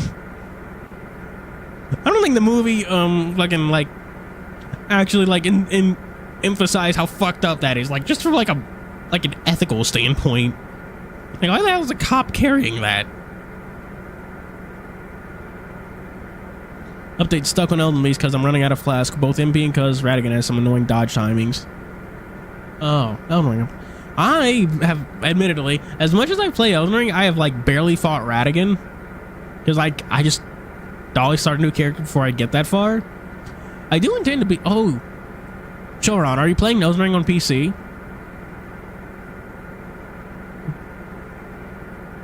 I'll bear that in mind. I offered her a smile as I finished, dumping it out on the bulwark.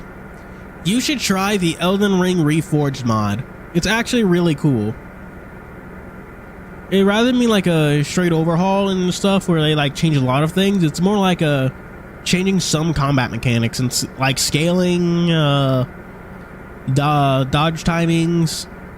They had a few new spells and weapons. It's mostly just keeping Elden Ring the same, but like adding a new spin on it. They even mess with some get this last ending first. What, Lord of Frenzy Flame? Well, I mean, I'm pretty sure you're getting achievements on them with mods on Elden Ring. It's not like the achievements are like require you to be online. I will say that Reforged is much harder than like regular Elden Ring. Or maybe it's just that I'm so used to regular Elden Ring that the new dodge timings throw me off. Like a gun for... Okay, but that's just a regular gun. They don't... Like, again, they don't carry Nigaway spray.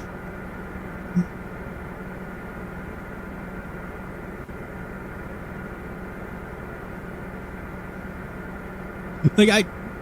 Honestly, it would be less fucked up if she just grabbed, like, just reached for her gun. Like, oh my...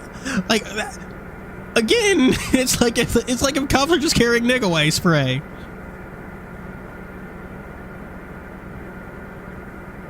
After a smile as I finished, I got on board. I'm gonna take a few more shots. Alex might not appreciate this view, but I do. Well, I need to get some warmth, as they so generously pointed out. I gave the pair of them a faux accusatory look. I had my fill of the cold for one day.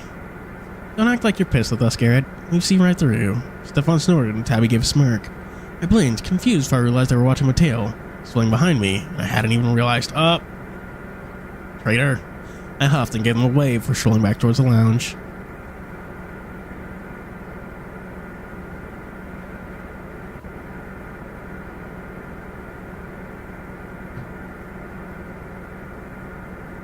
Yeah, but the Elden Ring is probably like one of the more mid bosses in the game. I do appreciate like the few new bosses Reforged does add. Like I know the old Demon King from Dark Souls 3. They also added actual weapon catalyst. Like, aside from just the fucking carrying stabby stick. Although I admit, I had a bit of spring on my step. That's adorable. Where do I go? Try the gym. Look for the cinema. Which one, chat? We do actually need to get our butts moving on this.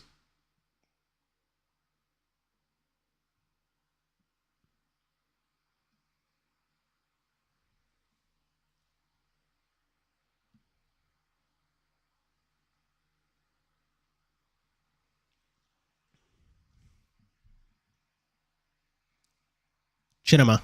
You want to go to the cinema? Okay. The cinema, such as it was exactly as it appeared in the handbook. A large, bare room with cheap plastic chairs had been arranged in front of a projector. Dana, June, and Gayo were huddled around a shelf, chatting amongst themselves. June turned as I entered, grinning, and waved me over. Hey, Garrett. Dana and Gayo glanced over. Gayo smiled, and Dana looked nonplussed.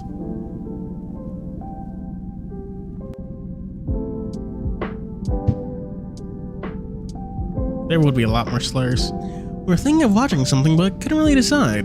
More to the point, there's not much choice.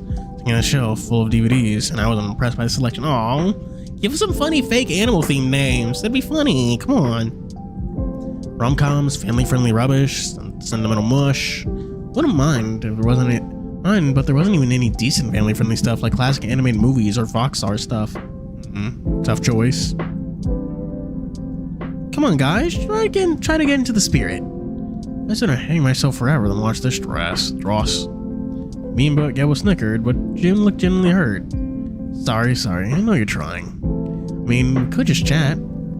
I just realized I don't really know much about you, June. Oh, me? She looked surprised. I mean, not much to say, really. I'm just a seafarer trying to make my way in the world. Seems an odd choice to seafarer, if you don't mind me saying so. I'd have figured you want a ship in the Caribbean. That way you can take a dip whenever you want. Not much for the heat. She didn't say I wouldn't love a dip in the warmer waters, but just thinking about the constant heat and the climate makes me itch. Relatable. I'm curious, actually. Did you train for this job, or was it just something you picked up? I don't really know much about jobs on ships. No, I was a bartender during my student days. Mom wanted me to police driver like her. Police diver? That like a real thing? I don't want to be around people, you know? Entertain, chat, that sort of thing. I tried working on a big cruise line, but it didn't really work out. Oh, why? I thought you'd get more than enough people to chat to on one of those things. That's just it. That's just it. It felt too impersonal. I did see repeat faces, but mostly it was just an endless sea of complete strangers. Figured I'd try a smaller ship, more intimate that way, so here I am. How long have you been on board then? About 6 months. Joined around the same time as Joseph. Voice cracked slightly, and I swear I saw her eyes dart to the floor. Oh no. Oh no! What did Joseph do? In a flash, she was back to normal though. Aquatic crime rings. Like in Glory Hounds with the fucking ship dudes. Boat people? Pirates.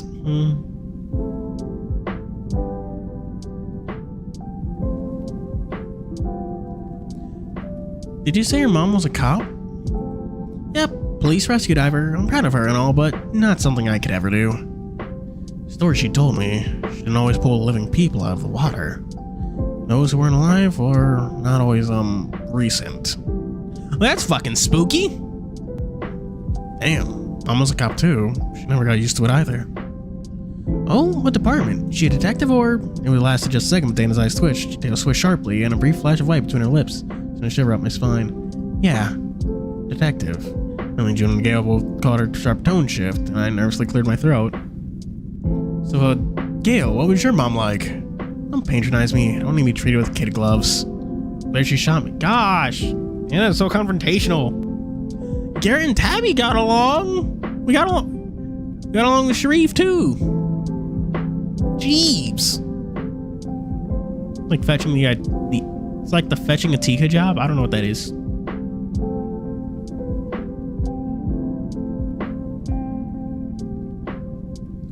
The killer she shot me made my fur stand on end. She was killed in the line of duty. Oh, I'm so sorry. I don't need pity. Oh, she's a cop too. Joined the force because of her. Made me who I am. Oh, you're a police officer? Detective. She didn't say anything more. We could only shuffle awkwardly.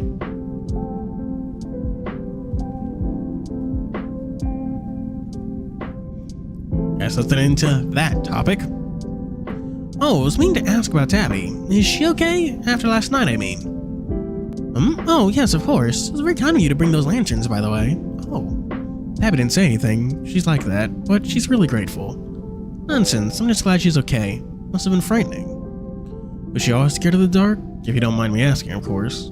No, it's fine. She was never particularly fond of the dark, but she got... Oh. That's not cool. Jumped in a crawl space when she was young. Pitch black. Barely any room to move. Absolutely horrible.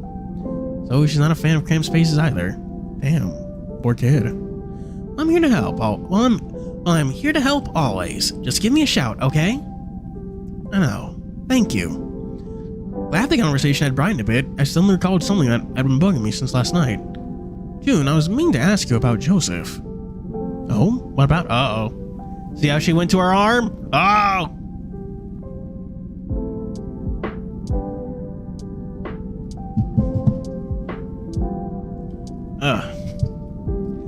something spooky, something's definitely up.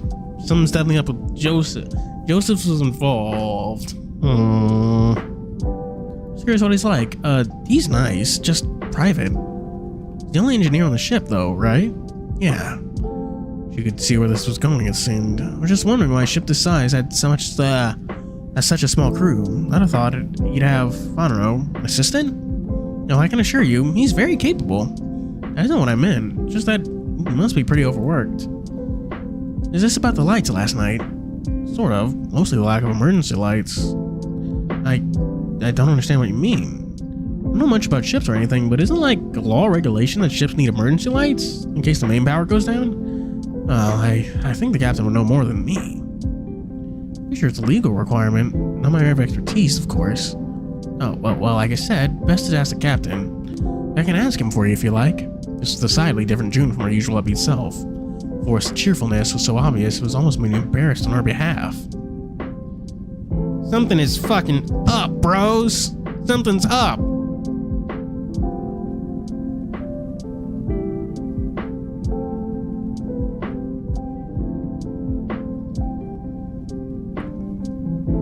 Something, and it's got to do with Joseph too. I don't think he was the one who hurt her, but I do think that something is definitely going wrong on the ship without any of us knowing.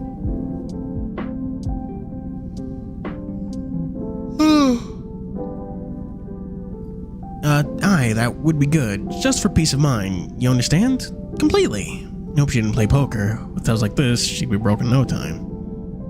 Guess that leaves you. Dana watched me with an intense look. Leaves you. It took a second for me to grasp her meaning, by which she noticed Gail and June were also watching me expectantly. Me? I don't know what to say, really. I'm not that interesting. But how your brother? You said he was a mechanic, right? Did you ever hear from him during the voyage?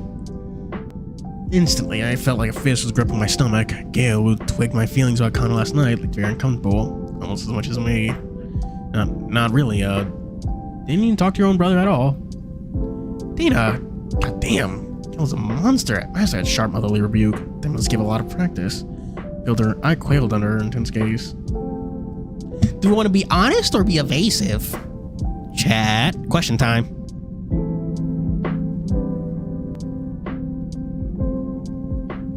Honest.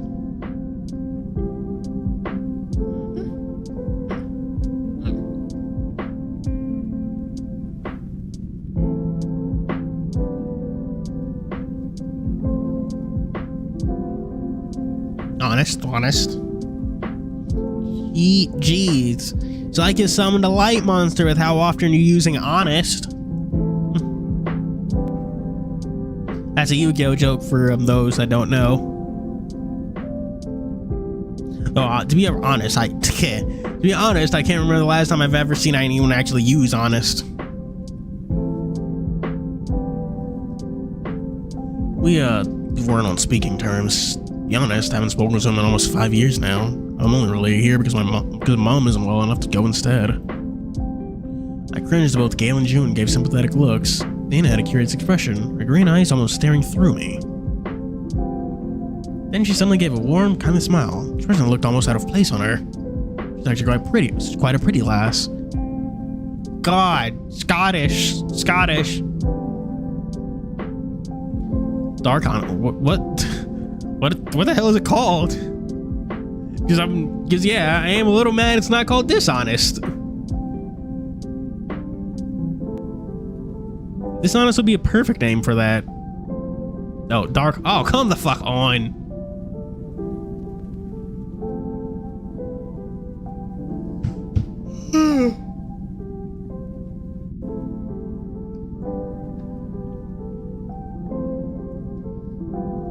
Total whiff on Yu-Gi-Oh's part.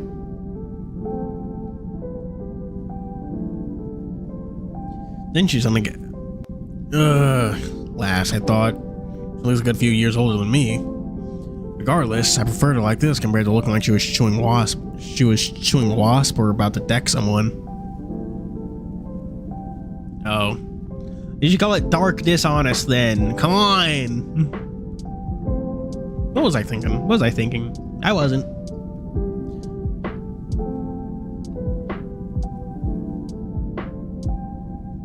Ugh, shit. Ugh. God.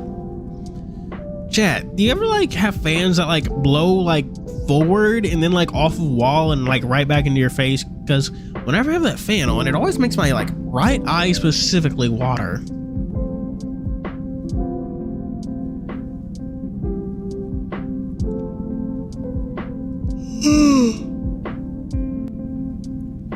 So he's a mechanic, you're an electrician. Guess the boys in your family like to work with your hands, huh?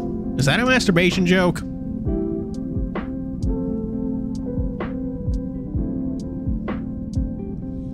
Gail, bless her heart, was always somewhere. Someone where I genuinely couldn't tell if she was flirting, teasing, or just oblivious. She and Rufus that have comfortably said the latter. With her, it was hard to know. What can I say? There's something to working on things that follow rules. Easier to understand people.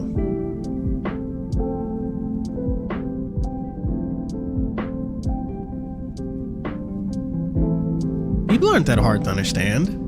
Agree to disagree. Gave a half-hearted chuckle, but my chest felt tight. Mom needed help around the house because she's not able to move easily. Being Sparky means I can pull decent cash and still live with her. Oh, Garrett, I'm so sorry. You don't mind my asking. MS. I don't know what that means. She closed her eyes, saw him look, and reached out to touch my arm. It must be so hard for you. I get to be around her. She gets to be around me. At least putting up with me helps distract her from everything else she puts up with. Even Dana got a chuckle out of that. For some reason, that cheered me up more than I thought it would.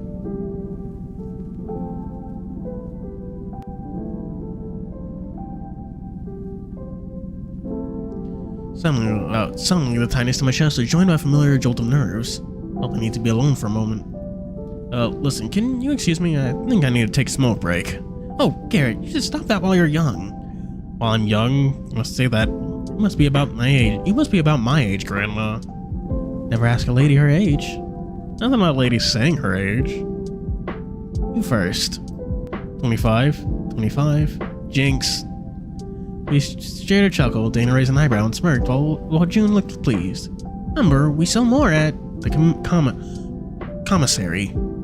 You told me last night. Don't worry about me. I got half of Salbert's supply in my cabin. She beamed back to her usual self. The final wave, I turned and left. Alright, chat, where do you think we should go? Should we go to the gym? Or the gym? Or, the gym? Personally, I'm feeling the gym.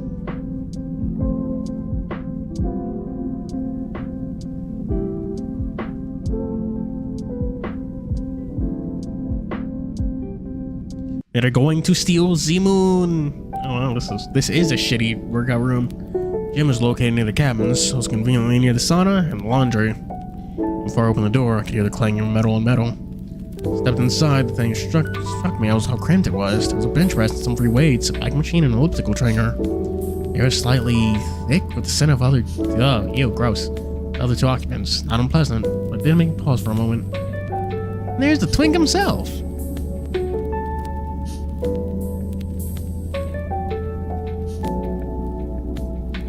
Despicable Me was based in Baller. Me like Brew.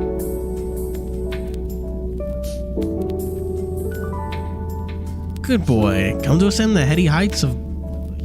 the fuck? Of Beefcake? I thought that was Aaron. Rufus was standing before a barbell on the floor, apparently in preparation to lift. Aaron was sitting on the bench doing bicep curls. They were both in their underwear. Easy, Garrett. Tongue to the French onesie and I pulled my sleeve down on my wrist, making sure that my scars were covered. Remembering how they'd seen my skinny wreck of a body made me blush, furiously under my fur for a moment, hesitated, debating whether or not to leave or to try somewhere else. Get your skinny ass in here. Come on, Garrett. Promise we won't bite. Part of me that recalling all those eyes on my body made me want to bolt, but the part that didn't, once I humiliated myself by bolting at a bit of teasing, won.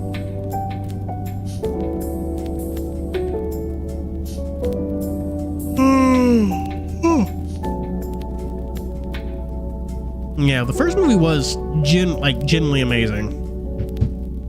One of Pixar's all-time classics. Despicable Me is Pixar, right?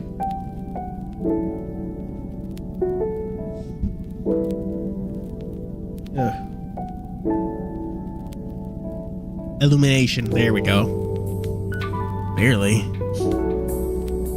I stepped inside, standing awkwardly by the door as Rufus squatted, grabbing the barbell and slowly standing upright. The fucking delay on chat where you always start responding to me like a fucking minute after.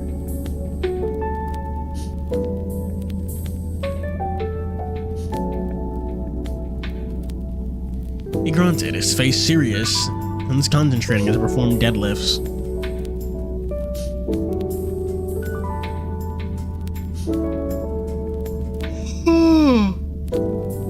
Damn, what's the time? Ugh.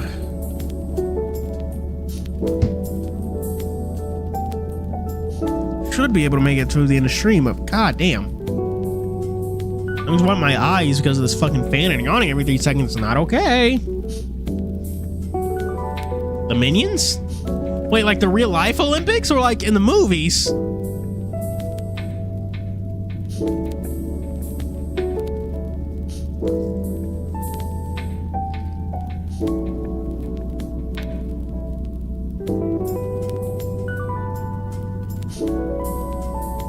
Oh my god.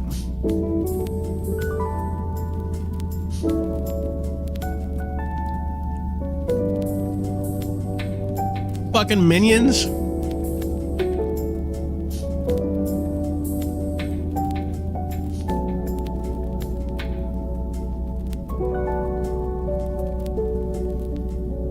Okay, but Kingdom Hearts is based and the Minions are not.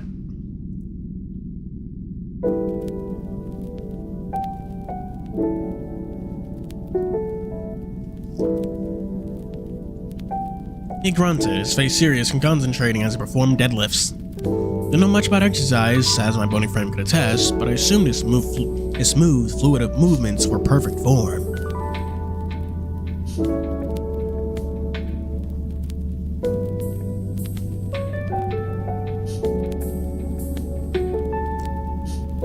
Aaron, for his part, continued his bicep curls, grunting and counting under his breath, until he reached 10 before placing the weight on the padded floor.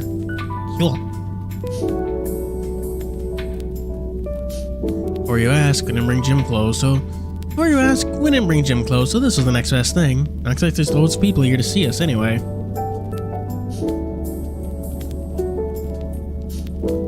They also played Ace Combat music. I don't know what that is. 10.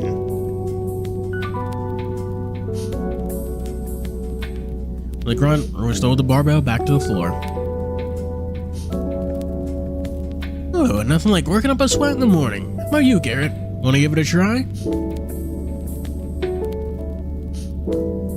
No, thank you. I'm a twink. We don't do exercise. It's bad for our health. Leads to early twink death. At least, not I wag like crazy. Didn't hear him at first, on account of my skin being on fire and my heart racing. I feel my tail already swaying, and it took all my might to make it stop. At least, not wag like crazy. Strode over to me, taking me by the shoulders and hustling me over to the barbell before I could protest. Well, I'm gonna take those off, indicating my clothes with a gesture. Weird sentence. I would have said he gestured to my clothes, but okay.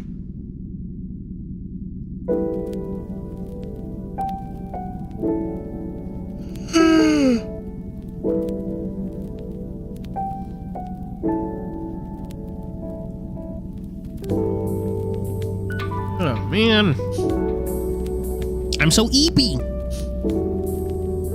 Didn't get my nap in, chat.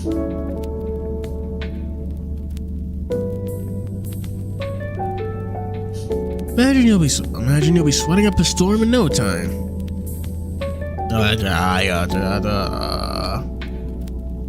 Don't worry, they're accepting of gay people. I mean, look at Aaron. Unless he's a homophobic homosexual. Maybe I was shaking a little the moment he raised the possibility of stripping off the vague, embarrassed warmth on my skin turned to cold dread, and I pulled away from him. You okay? I was just kidding. You don't need to do anything you don't want. Aaron also looked a little... Oh, is it about the bite mark on his wrist? We know he's, like, has a complex around showing that. Apparently, like, a pretty, like, fucking, like, savage mark, too. Easily noticeable. Yeah. Spoopy.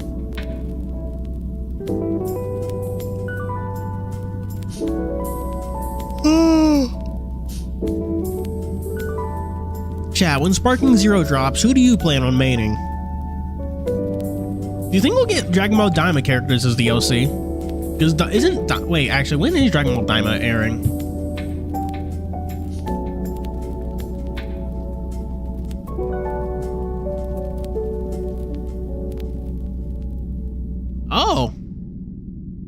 Oh yeah, we're totally getting Daima characters as DLC for Sparking Zero.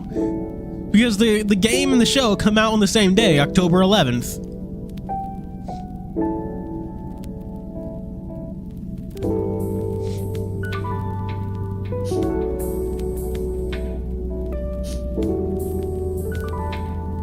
Yeah, we're totally getting Daima characters as DLC. We're going to get Daima Goku, another fucking Goku. We'll probably also get I'm guessing, I don't know. I don't know the characters' names yet because I haven't actually watched Daima. You know what, fuck, I should have watched Daima as it's airing. It'd be fun. Dragon Ball's fun. Wouldn't call it like the peak of shonen, but it's a good series.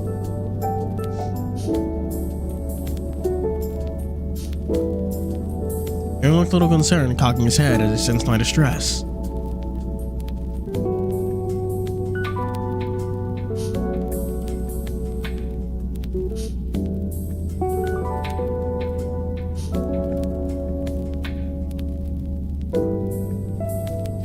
What? Work? Oh. Yeah, I clicked off, that's why.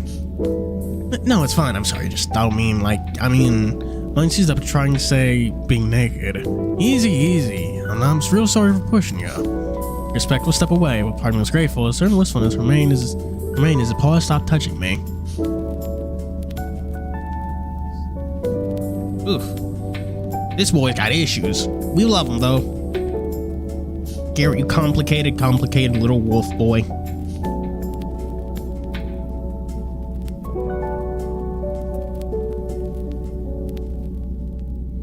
Reminded me of someone, or at least building species, who I'd seen in school as a teen. Noted lad. Keen footballer. Isn't Keen the fucking weapon affinity in Dark Souls? What do you mean?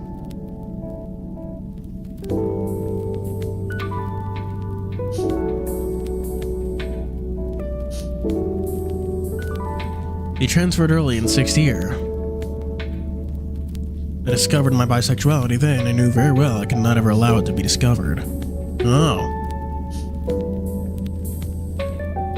You little fruity.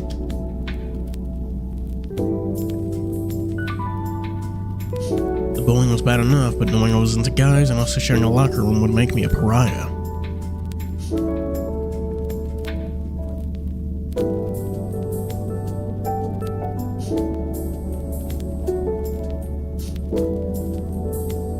But still, even though Servines weren't personally my taste, and it had been the first time I'd seen a guy in her life who made my heart race like that. Oh.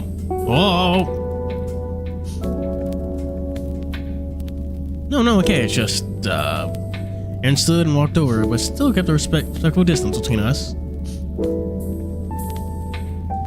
Is this about me teasing you last night? Because if so, I'm sorry, I didn't mean to make you uncomfortable. No, he's just closeted. And also has a complex about being seen naked. He's not here for it.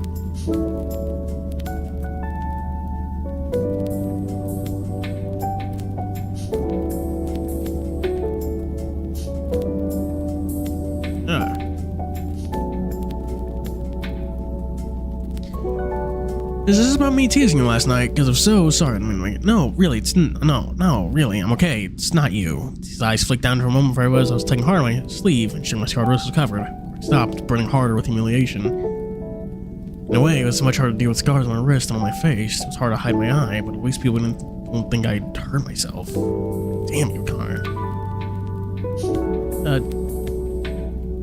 Wade. Anyway, it was mean to ask you guys about yourselves. Didn't get the chance to... Anyway, it was mean to ask you guys about yourselves. Didn't get the chance to get to know you last night with the, drama and nakedness.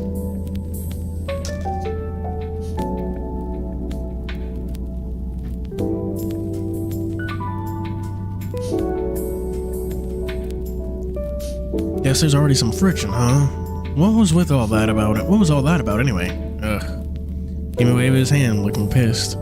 Like I said last night, my sister was a navigator. You can imagine how she got treated when the errand vanished. Yeah, I think I remember. On which ship does Captain McGregor got, though? That doesn't mean... Calmed himself quickly, huffing and folded his arms. It's been 2 years watching them autopsy her life, while her body is out there somewhere. Nothing good can come from this. I want it to be the end of all the rumors and conspiracies. I got hate mail, you know that? Seriously? Hate mail? And I got it too, and yeah, probably worse than me, but that doesn't make it any easier to deal with. Why? Wait, why hate mail? Or were any of you paying attention to the inquiry? What could I say? I hadn't really, Mom had, but then she not exactly paid much attention to the specifics. Just whatever kernels of hope she could cling to. Right, so there were rumors that Carrie was seeing someone on board. That she got distracted. Oh, didn't people send you hate mail? Well, who the fuck else are they gonna send it to? Carrie's dead, so she can hardly read it, can she? I just wanted to get some closure. I don't know if I'll be able to cope with both Dana and Stefan on board. And a dismissive gesture with a hand. Stefan is nice and all, but God, I hate that attitude. What's this about Stefan now? What? I didn't skip any dialogue.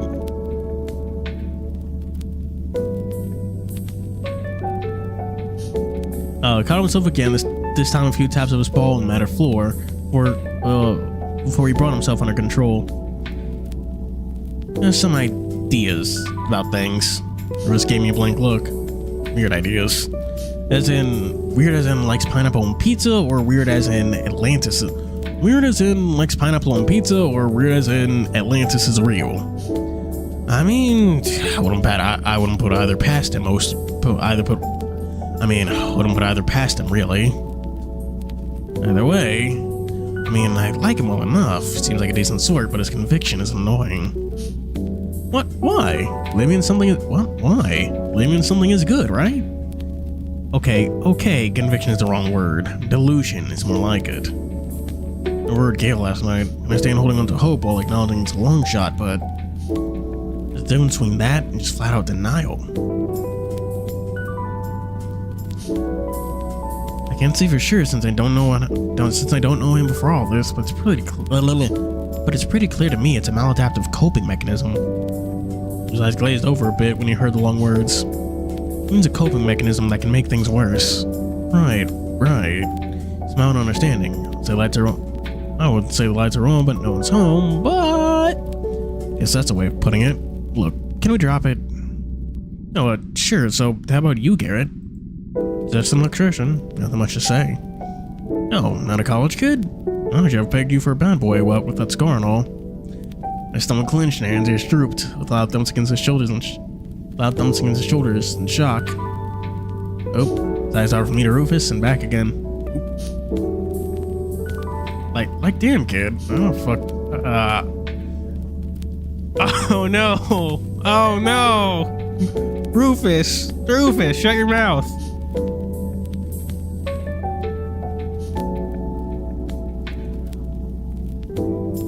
Like, damn, kid.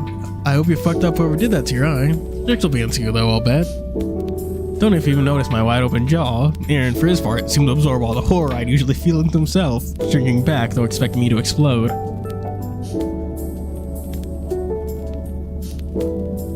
Ah, jeez.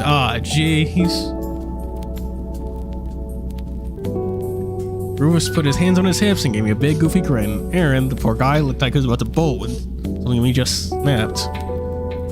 Oh, God. Oh, fuck. Rufus is... Oh, God. I snorted, covering my mouth, trying to intercept the laugh or just surrendering and allowing it all out. Dude, what's so funny? That Garrett, you okay? Yeah, I'm fine, it's just... I struggled with words and missed the other for laughs before calming myself. I don't know what triggered it. Maybe just how oblivious the big dunce was. Oh, Jose.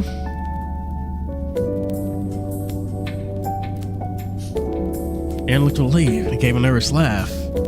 For finally brightening. Felt another pang of guilt how I smiled at him yesterday. Fuck, I was oversensitive about my eye. So, about your sister, Hannah, was it? Saw the look he gave me before turning to Rufus, because it was sweet of him to move the topic away. Huh? Oh yeah. Smile faded and his eyes faded and his eyes misted a little. She was always the brains of the family. Could have been whatever she wanted, I reckon. But she loved the sea. Always did. Mine and Aaron's smiles cracked as he looked into the middle distance, reminiscing. And I've heard nothing but the best about her. Never heard nothing but the best about her out of the fellas she worked with. And she worked a job that's still a man's world, near enough.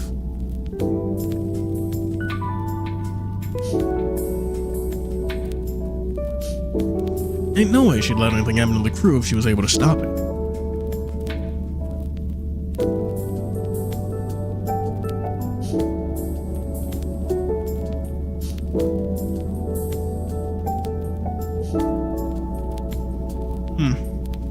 I don't care, I'm eating.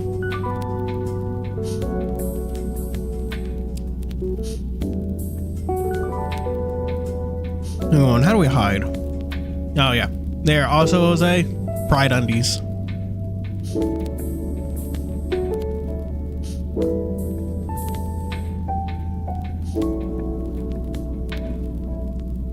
You know I should let anything happen to the crew if she was able to stop it.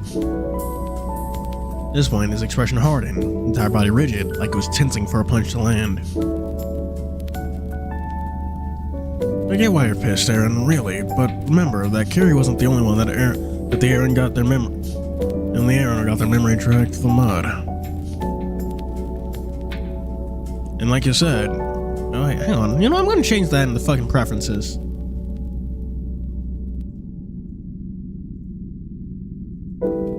Like you said, if it'll end the rumors, I'm all for giving this glorified. I get why you're pissed, Aaron, really, but remember that Carrie wasn't the only one who got the memory dragged through the mud. And like I said, if it'll end the rumors, I'm all for giving this glorified canoe ride a shot. Can't say I'd sleep well knowing I'd let this chance slide. That said, I can sympathize with Stefan, and I know... Got up his hands as he saw her in bristle.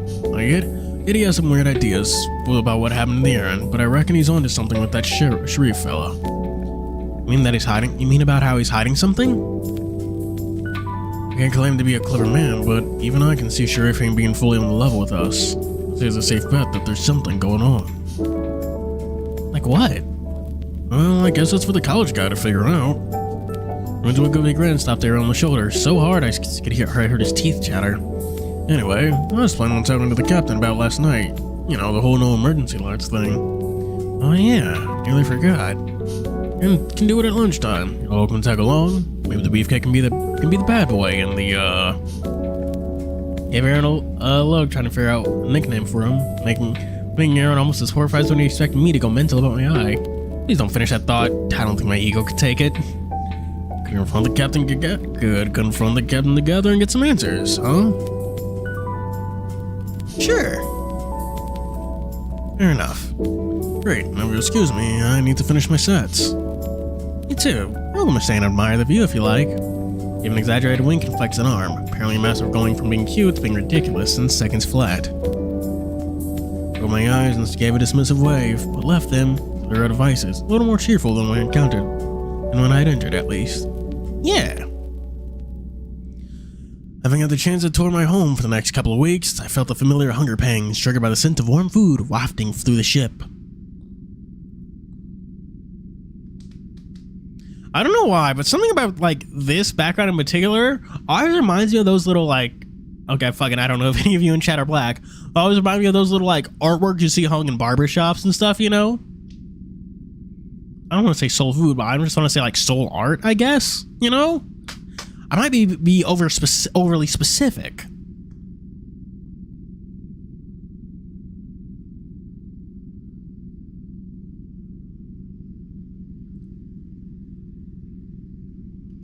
Yeah, dogs playing stuff and like, yeah, kind of like dogs playing poker. So everything is brown and shiny in it. Like, that's just like very indicative, I guess. Lunchtime was a quieter affair than breakfast. Aaron, Tabby, and Gail were absent. By the time I arrived, the buffet was already stocked.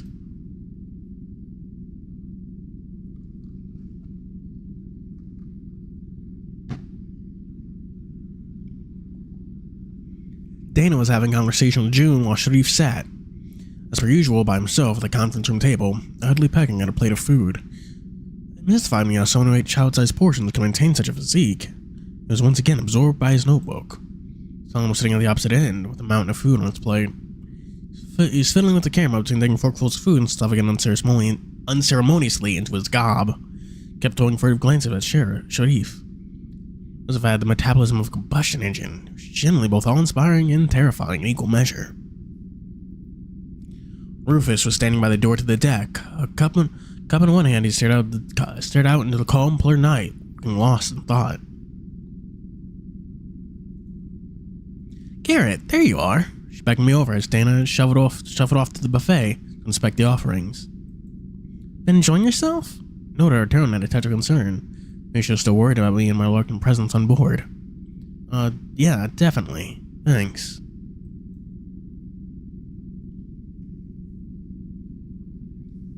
Doesn't drink soda? Does soda make you fat or something? I personally never been one for soda. I'll drink it if it's offered, but like, I never put it on grocery list.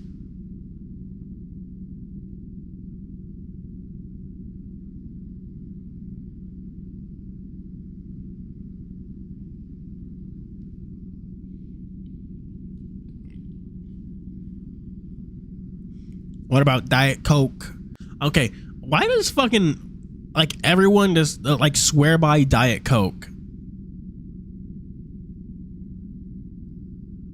Is it like actually that good, chat, or are people just being weird? Is it just one of those like, or just one of those like real life memes, like a thing people say but don't actually mean? Like, I'm leaving in 30 minutes, or Warhammer is cool.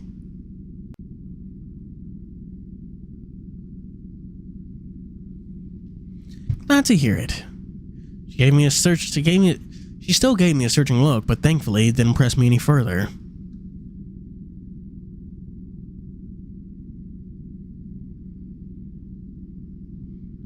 Would they taste any different?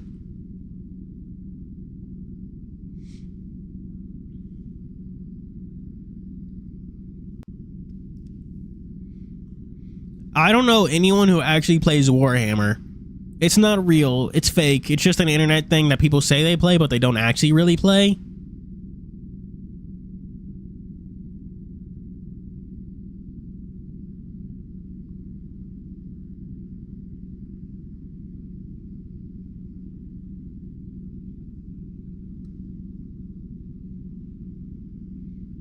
Oh, really? Huh. I would have figured that they taste different. Well, enjoy. I'll be on the bridge for a while in case anyone needs me. Fair enough.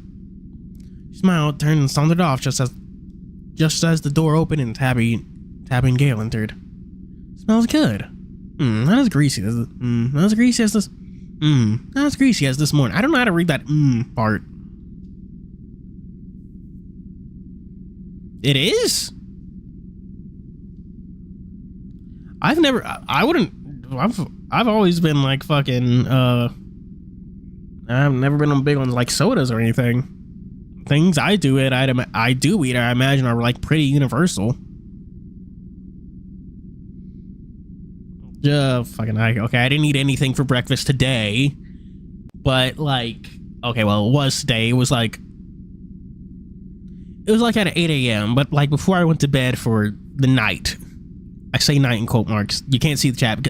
I have no, face cam, so you can't see me put up quote marks around night. But, like, I ate, like, a fish sandwich. Made myself a grilled fish sandwich at, like, I want to say, like, 6 or 7 today. Then I went to bed and got up at, like, I want to say 1:30. And I've been up ever since. Chocolate. Okay, chocolate makes sense. Would Her Highness prefer a protein shake? I twitched, hoping to avoid another argument, but Gail just laughed and nudged her. Not my fault. Not my fault. I've seen the business end of a bad diet. Seen cholesterol stuffed arteries, pulling off cheese for life. Really? I barely suppressed the drive without the mental image. Tabby spotted me and acknowledged me with a casual wave. Hello! Garrett? Turned the wave with a small smile and started the pickings. Sure enough, it's healthier than breakfast at least. You know, I don't really like chocolate that much, but I do fuck with spiced chocolates. Something about them is just good. Good. Steamed veg. You know, it's probably veg, not veg. I should get a tuber model. I should get Dust to make me one. Though they are very expensive, and I know for damn sure I can afford that.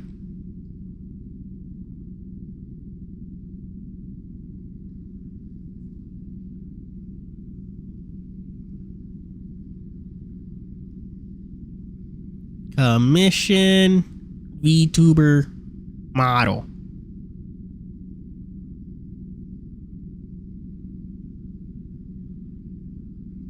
Live 2D character.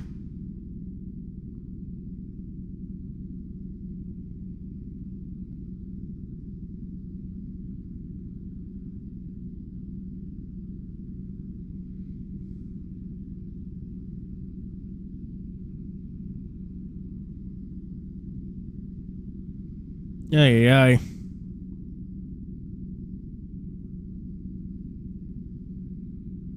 I'm looking at Etsy right now. I'm getting super distracted. Like fucking VTuber models and stuff, but man, a lot of them ain't it. I also need to buy like a fucking face, like an actual camera, like a body capture and shit, you know?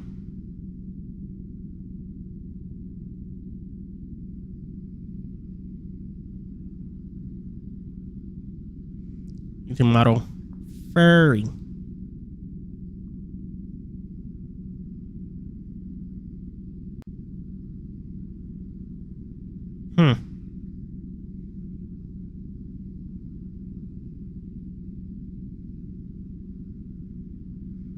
Well, I actually do fuck with this one.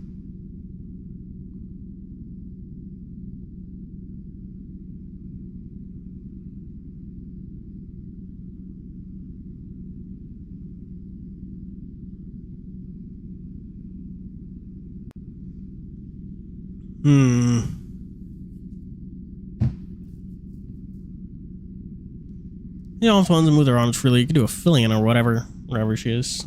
I don't know what fillion is, or what that is. Steamed vegetables? I mean, steamed vegetables are fine. Chicken and steak substitute, gravy, potatoes, pre-standard fare, but it smelled nice. Potatoes are nice and herby. I never preferred real meat, but again, mixed crew. Does he ever get full? She nodded at Stefan, who seemed busy scarfing down the rest of his grub as though he were afraid anyone was going to take his plate away from him. Experts are divided. Tabby gave a chuckle as we each started to help ourselves till I couldn't go for complaining now Stefan was finished as he stood picking up his camera. Yeah, ate some veg on my plate and expected a steak. I didn't mind fake meat that much, but it could vary wildly in quality. I never had the texture of real meat. Sometimes it was more spongy and sometimes it was more spongy and insubstantial rubbish that made me gag. My mom just bought groceries like literally earlier today.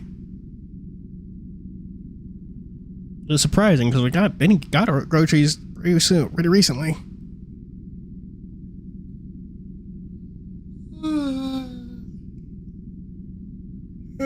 I'm tired. Cast a sidelong glance at the sisters, watching what they chose. They both went for the fake chicken instead of the fake steak. Sometimes I wonder about the contradiction of herbivores eating stuff designed to mimic meat, but a lot of them found the idea horrific in principle. Loud click from the corner room told me Stefan was snapping more pictures. Instinctively, I burn and resist the urge to turn. What's up? You look down. I mean, more down than usual. Hey! Hey. Nick didn't nudge me. Hey. Hey. Seriously, what's up? I don't like getting my picture taken. I was over behind us towards Stefan, made a face at him and nudge me. Not to worry, from the looks of it, he probably just got the back of Sharif's head from where he's standing. Couldn't help but chuckle. And smile. Tabby really was pretty different when she wasn't stewing in resentment. Browsing the food, I started to reaching with the fake steak. Oh! Give me that.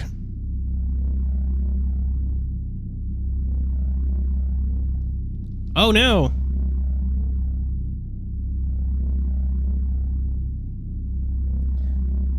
Shit's getting heated.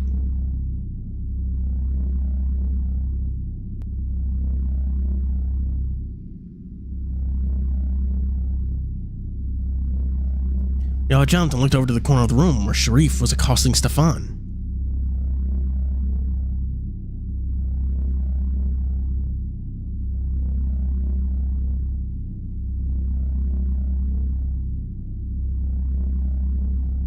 Laggy for me. Is it getting laggy or am I just not haven't pressed anything? Get off! Dropping our things on the buffet table, we all rushed over to the conference room. Boom, boom, boom, boom. There's no music. Has anyone noticed the lack of music? I want to see that picture. What in the hell is wrong with you? Sharif, what's wrong?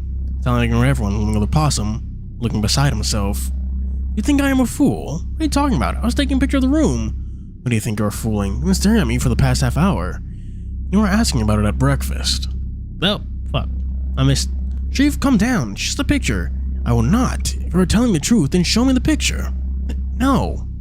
His voice was quavering, and he shrunk in himself. Oh. No.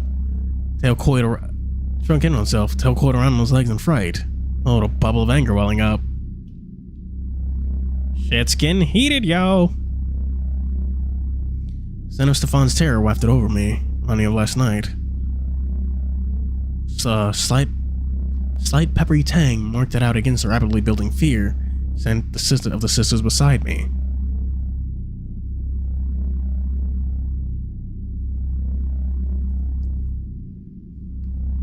Where's my fucking chapstick? I haven't used it at all today.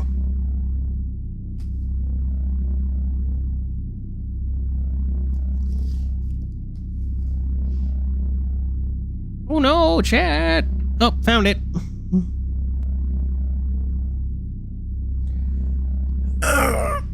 Ugh, damn. Ugh, feel so stiff. What also made it stand out was the intensity. Stefan was absolutely petrified. I will say, this visual novel is really good at like setting tension, like that human-centered tension. And like people saying things they probably shouldn't, you know?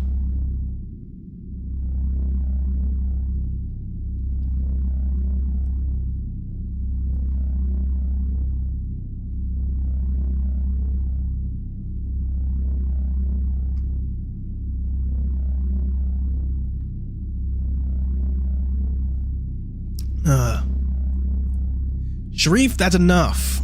He ignored me. Gil and Tab exchanged word looks. Sharif looks like he was about to deck Stefan. Show it to me. Voice is a low growl, stood mere inches away. No.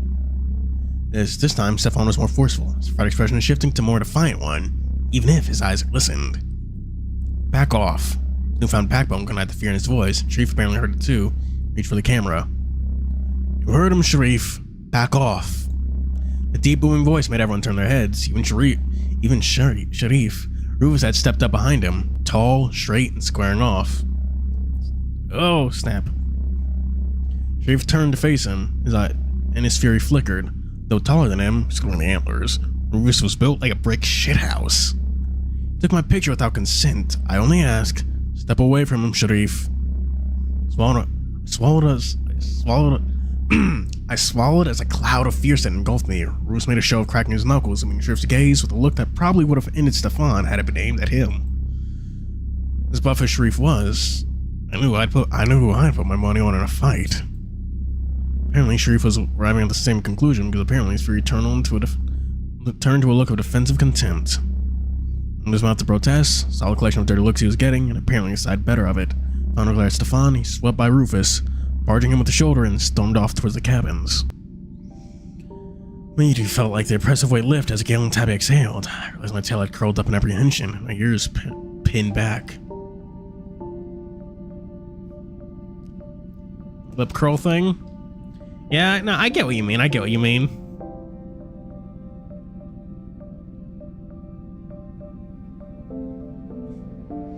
Yeah, that would be weird. People can do that too, but like they just don't because it's like a really weird muscular movement, I guess. Is that a better word?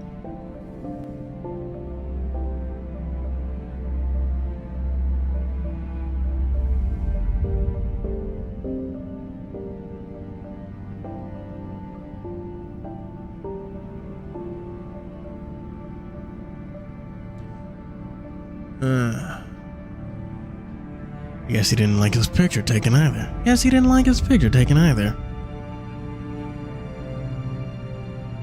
There's a brief pause, then. As though like expelling the nervous energy of the last few moments, storm of laughter, Kyo joined in. You okay, kid? He stood before Stefan with a hand on his shoulder. Poor guy looked like the weight of his hand would floor him from the ear as he was shaking. Yeah, thanks, guys. Rufus gave his shoulder a firm squeeze and a warm smile. So what was his deal? I don't know, he just got up and shouted at me. Did you take a picture of him? Kale, what difference does it make? That doesn't make his reaction any better. No, I'm not saying it does. I'm just curious is all. I took a picture of the room with everyone, not just him, just wanted to get a group shot, but... Rufus placed his other hand on his shoulder, staring before him with a comforting smile. Settle down, buddy. Didn't do nothing wrong. Take a seat here. Take a seat there. He half-guided, half-manhandled Stefan in the nearest chair, sat him down. Stefan seemed too shell-shocked to put up any resistance.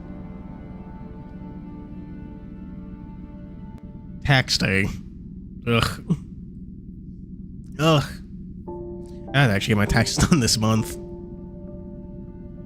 I filed for an extension last time, but I really do need to get them done this month. H&R Block, here I come.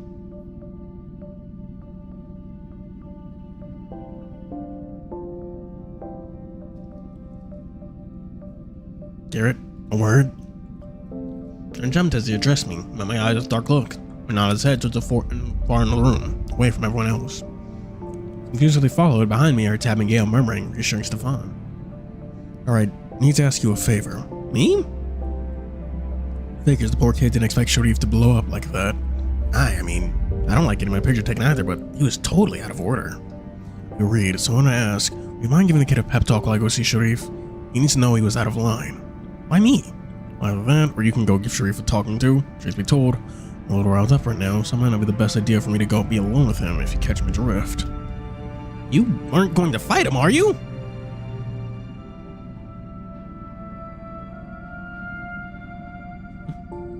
That depends on him, and looking for a fight, but if he pushes me... I gulped. While I still personally placed my money on Rufus, the pair of them could do real damage to each other. Didn't fancy my chances trying to break them up. There was something about the way Rufus had looked when he confronted him. He glinted in his eye that made me shiver. I'm sure if he was the best person to mediate. That said, would I do any better? Sharif was terrifying when he was pissed. He could probably lift me with a single arm if he wanted. Fuck, I knew nothing about resolving arguments. Garrett, you still with me? Yeah.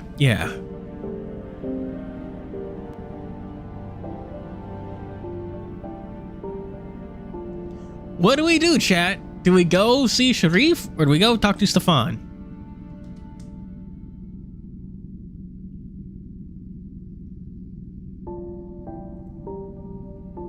Well, I should just fucking do a poll.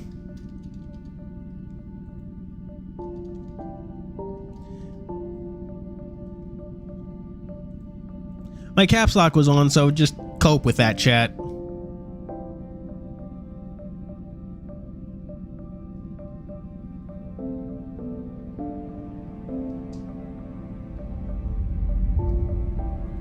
I may actually need to turn it off. Honestly, I'm more interested in Sharif because I don't know, like, personally, I'm more interested in Sharif because, like, Stefan is such, like, the fucking, Stefan is the possum. Sharif is the horse. Ugh. Ugh. Honestly, Stefan seems too much like the, I don't want to say Leo, but, like, I mean, like, the Link Hue. Like, the obvious one, the VN's, like, kind of prompting you towards. Yeah, like the main, yeah, pretty much the main girl of the game. It's overbearing.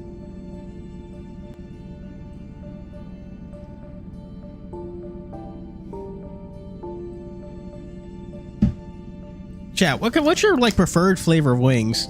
I'm asking that since wings is what I got.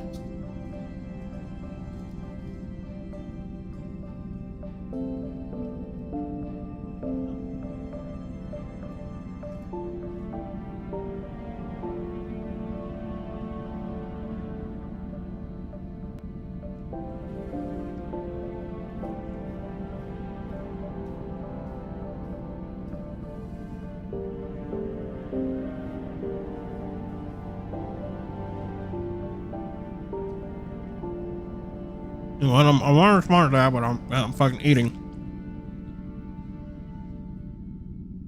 I've never heard. This may just be me being like not really like ever buying food or really eating wings that much.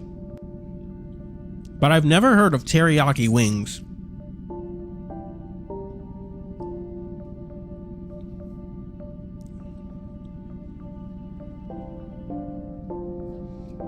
But come on, only like half of the viewers voted. Sure to vote. I mean, honestly, I don't know if I'd like teriyaki wings, but I don't mind teriyaki food. The takeout place? That is a very specific place, Choron. Nondescript wings.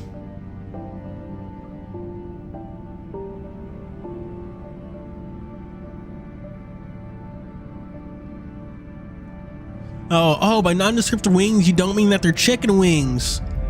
Clearly, they're giving you duck wings. The only sensible choice.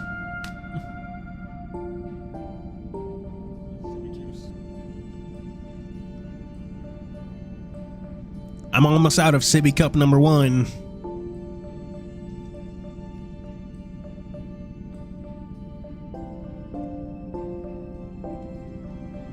Also, chat, when I say sippy cup, I mean water bottle. I have like genuine water bottles. I've always just called them sippy cups because it's funny. Also, sippy cups are based. Imagine not having to worry about whether or not you're gonna fucking spill your drink. The fact that we resign them to children is bullshit. Okay. Vote. There's like 12 of you there, but only like 7 of you have you voted.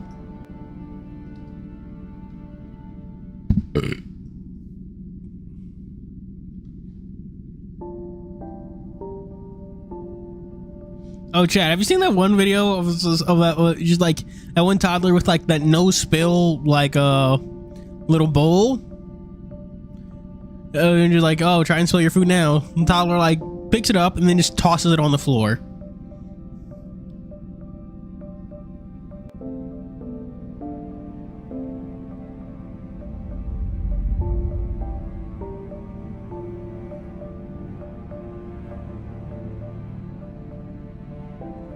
Pre-straw as opposed to a post-straw. We live in a post-straw society, chat. We have lips.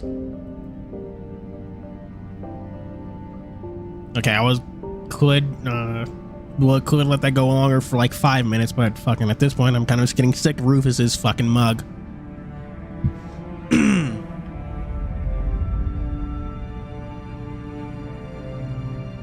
Did serve as a nice excuse not to have to talk for a second, though. Him and Rufus, I'd better go. You know how edgy he was, wasn't sure it would be a good idea to let Rufus try diplomacy, given he's seen the moments from starting a fist fight. Yeah. He raised an eyebrow, almost if he hadn't expected me to agree. I'll talk to him, or try to at least. The other eyebrow joined the first, then he broke into a wide grin. Attaboy, you got a spine in you after all.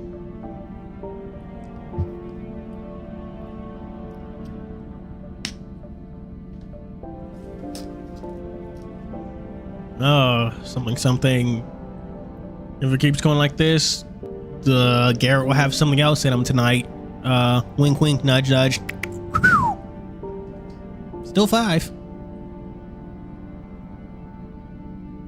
Something, Gohan, or Dragon Ball Z Abridged joke. I haven't actually watched Dragon Ball Z Abridged in a hot minute. I should rewatch that entire series, because why not? Fuck it, I can do what I want. Sparking Zero comes out in a month. Chat. How would you feel about one giant Dragon Ball video as like a lead up to Sparking Zero? Like about the manga. How would you feel about that? Would you vibe? Would you be okay with that? Would you throw a hissy fit?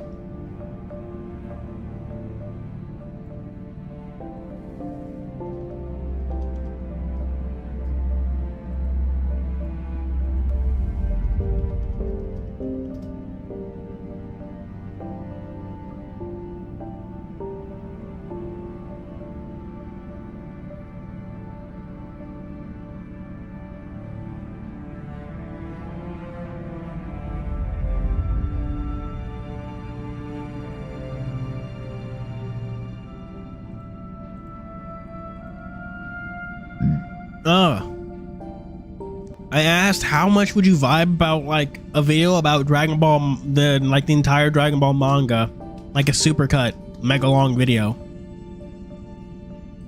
I'm gonna work because I could work on it basically arc by arc, or saga by saga, whatever the fuck we want to call this.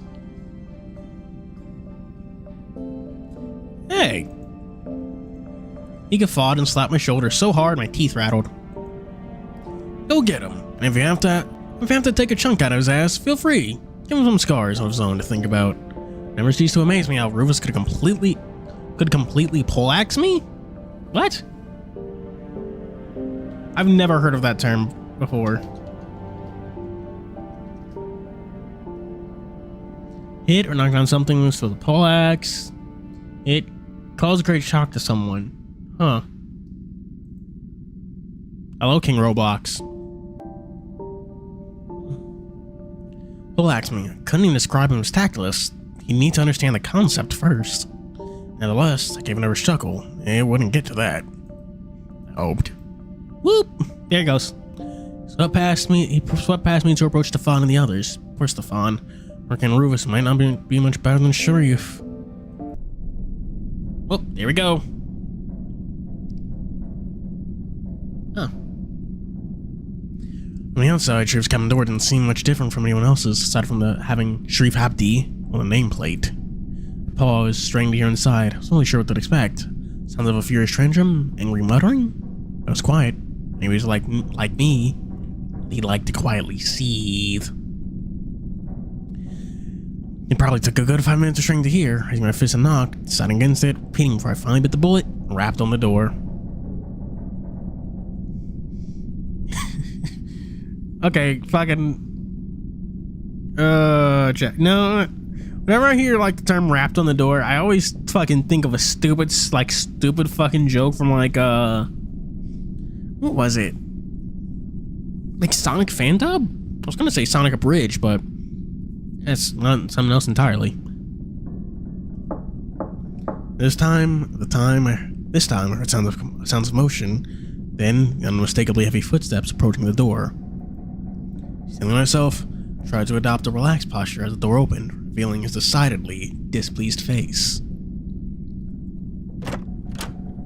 Hey, why the long face?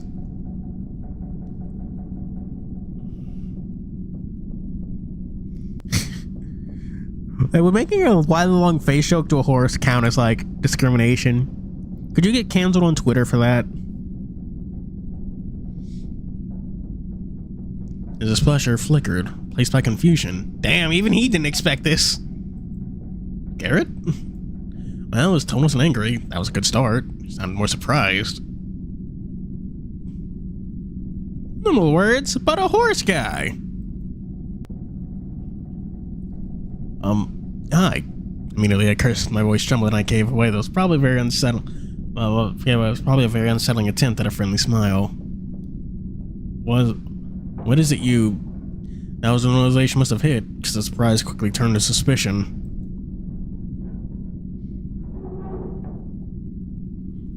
I just wanted to talk. That's all. Did Rufus send you? Actually, I sent myself. Rufus would have talked to you in my place, but I figured that was a bad idea.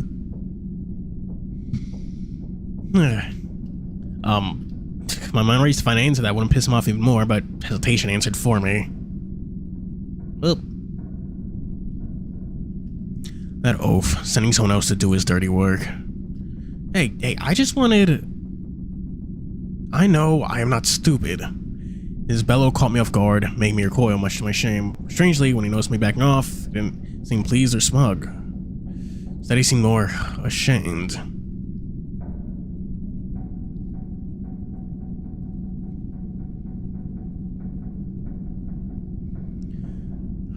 Garrett is the red imposter. Alright, everyone, vote on who you think the imposter on the ship is. Who is going to get voted out?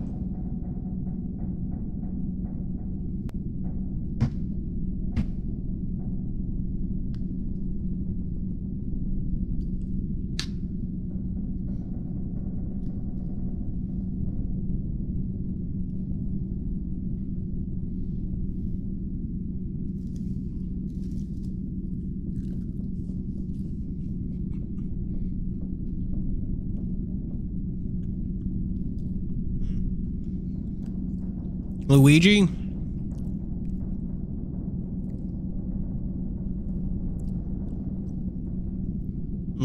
Is Gray even a color in Among Us? I haven't played that game in years. Has anyone played that game in years?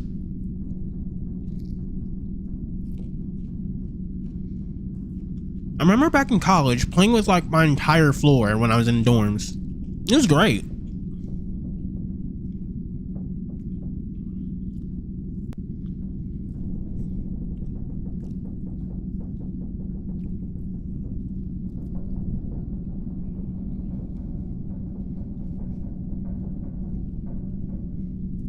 We stood in awkward silence for a few painfully awkward moments, to the point another power cut would be welcome.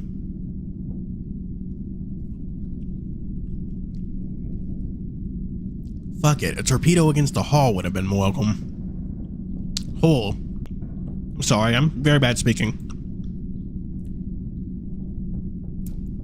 Would you care to come in? That's what she said.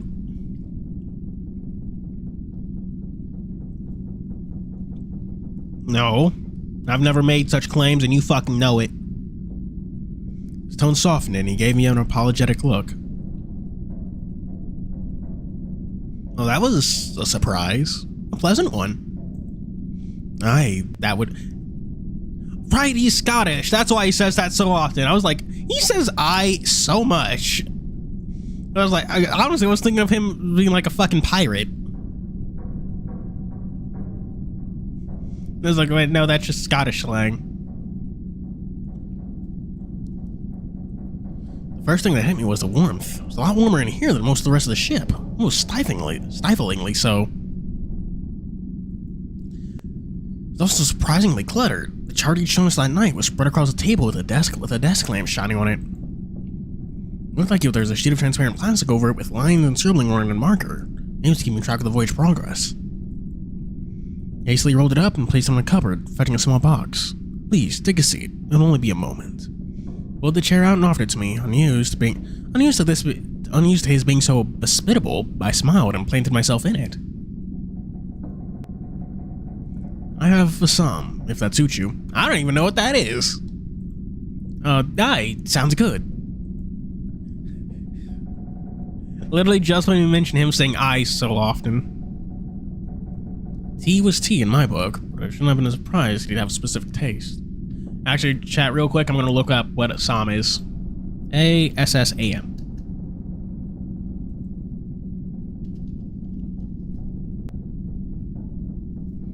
What is special about Asamti? Asamti is a rich source of epoglycid BCG, a powerful antioxidant that fights cancer, causing an immunity weakening free radicals. Asamti helps you remain healthy and reduce DNA damage, preventing premature aging in your body. Okay, Wikipedia actually give me reality. Some tea is a black tea named after some India, the region in which its production manufactured specifically plant Camellia sinensis. Some people tried to plant the Chinese varieties in some soil but did not succeed. Some tea is now mostly grown near at sea levels because its body briskness, multi-flavor, and strong red color. Some tea or blends containing some tea are often called breakfast teas. Oh, okay, I know what this is. Okay. I've had breakfast teas before. Tea was tea in my book, but I shouldn't have been surprised it'd have specific taste. Some tea would be fucking goated right now, actually. As he bustled about, putting on the electric kettle and setting out 2 cups, I noticed his notebook laid on the table. Closed. I was interrupted by a steaming cup of dark tea placed on the table before me. Thank you, that's very kind. Not at all. A genuine warm smile I'd seen at breakfast was back, and now I felt guilty, but he wasn't a fool. He knew I was here. To tell the truth, Rufus did send me. He wasn't sure he'd be, the right person to talk to you. Indeed, I'm inclined to agree. Bitterness in his voice made me fear another outburst. And so he asked you. Well, I kind of worried what might happen if you try to talk to you, after. He huffed, sitting daintily on his bed. Holding his tea, his back was still ramrod straight. His posture was like an old-style school teacher. You not have worried. I'm not inclined to violence, not even if provoked by an oath. Maybe there was some place at a time he wouldn't have been out of place as a schoolmaster in a pre-period drama. Even his insults felt antiquated.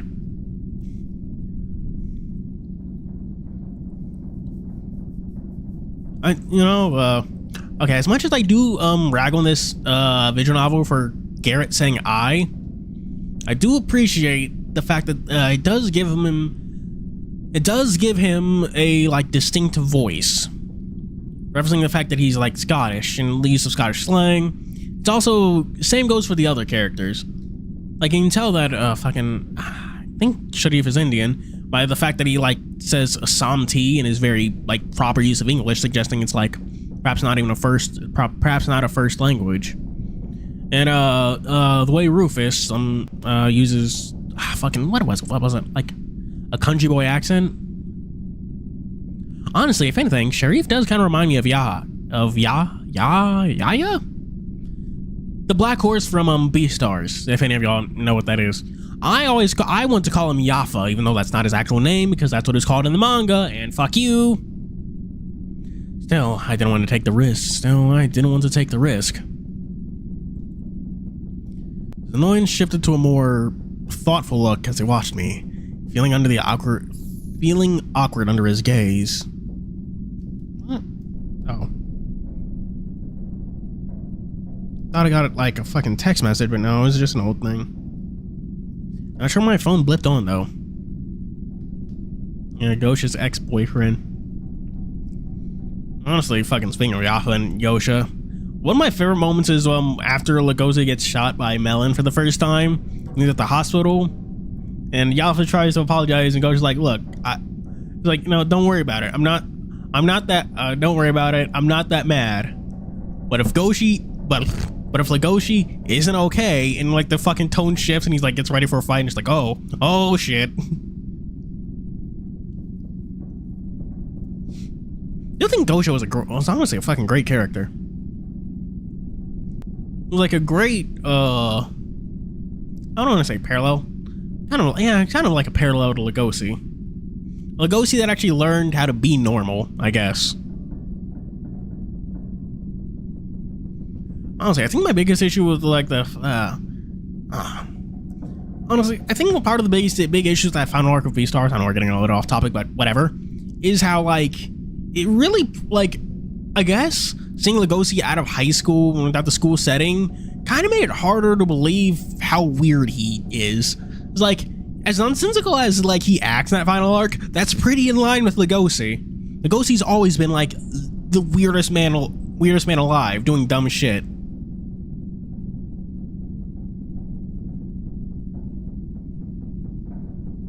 I don't see why people would be mad at Haru. The whole Melon can eat me, blah blah blah, certain date or blah blah blah. Yeah, I get why, but I feel like there should have been more focus on Haru and her arc then. Zombies on Beastars? What? His mind shifted to a more thoughtful look as he watched me. Feeling awkward under his gaze, I took a sip from my tea. You surprised me, Garrett. Surprise you? Why? Moments in now, you struck me as someone who preferred not to get involved. Stay out of nasty altercations. Meaning that as much as I am pleased the walking coat rack decided not to take this up with me, I'm surprised it was you who had the nerve to confront me. Didn't smile or even look at me. In fact, if anything, he looked more distracted, stirring his tea and staring at his desk. Yeah, it's not like they'd stop being weird, but like, it really just pointed out how fucking weird Lugosi is. Like, dude just doesn't do like the normal thing. Like, his responses are always just fucking insane. And it's like, it's not out of character, he's always been like that, but like, dude, you're not even like a fucking high schooler anymore. What the fuck are you doing? Like, seriously. Like, see, Lugosi pulling out his fangs, like, okay, that we kind of expect that from like a nerdy like teen who's like unsure, who doesn't even know what like sex is. But like, for a man who has his own apartment, pulling out all his teeth to like prove a point, what the fuck are you doing? And just like, so it just kind of brushes, so like, just like being out of school just kind of brushes up with Lugosi's natural personality. It like, without it, you're just reminded that this is like a grown-ass dude now. He pays taxes. What are you doing all this for? He was, hell, he was a teen even out of like, even when we had the apartment. And then he was like a teen all the way throughout the manga. I think I know his birthday, like one of the latter chapters has like Lugosi's birthday in it. How old does he turn? I want to say 17. No, like at some point in the manga, Haru turns 18. Yeah, she graduates out of Cherryton and starts going to college, which is where she meets Melon. Yeah, 18. Yeah, and I do think Haru's arc in Beastar, I'm getting super distracted, but whatever, could be elaborated on because like her whole deal with Melon was her not being used to valuing herself, you know? That's why she had sex with all those people in the fucking gardening club. She didn't value herself. She lived in, like, it's fleeting in the moment. So now, when she was in, like, a committed relationship with Lugosi, and, like, actually had, like, shit going on, like a reason not to, like, just throw herself away, she was kind of, like, freaked out by that. She would have just diverted, she would have just did that, that's like a reversion. You know, Cherryton did get segregated. There was a brief moment where Lugosi goes back and, like, gets to see it. It's actually one of my, I actually feel like that moment's one of the stronger ones, because at least for Bill's character, it shows that like, yeah, he's an ass, but he's a big boy. Honestly, I do wish there was. I don't wish Lugosi stayed at Cherryton, but I do wish there was more of this back and more of the latter half of the manga happened at Cherryton. I definitely feel like the segregation arc could have been really interesting to handle. She did go somewhere. She hung out with Haru, and towards the end she realized that, oh god damn it, I have feelings for Louis, or Lewis, I like to call him. I still think spoiling fucks and whenever I talk about Beastars again, I think Haru as a writer really thrives on those strong, like, ultra, like, heavy moments that are, like, super memorable. Just, like, it's just that what's tying them together is kind of weak. Like, that moment when Juno says, I'm a gray wolf who is hopelessly in love with a deer. Like, that moment is just great. It's like, I don't want to say, it shows Juno's growth, where she was very much a go with the flow and all about like maintaining appearances kind of girl. She wanted to be Beastar. You want to cause no friction on the move forward and like be like this like perfect image. So seeing her just declare that to a camera, like openly showing her true intentions and emotions, was great. It was something like Lugosi himself actually struggled with. Like Lugosi has always been very toned down with it, so to seeing Juno like affirm like a similar desire to him openly, publicly, on camera, kind of lit a fire under his belly. I don't know if it was a veiled insinuation that I was a coward, or the fact that he was making it so matter of factly that short-circuited my apprehension. Peanut didn't really end up with anyone. Don't think. If I recall, he does hang out with Reese and Juvie every so often, wherever the fuck he is. Jail? I don't know.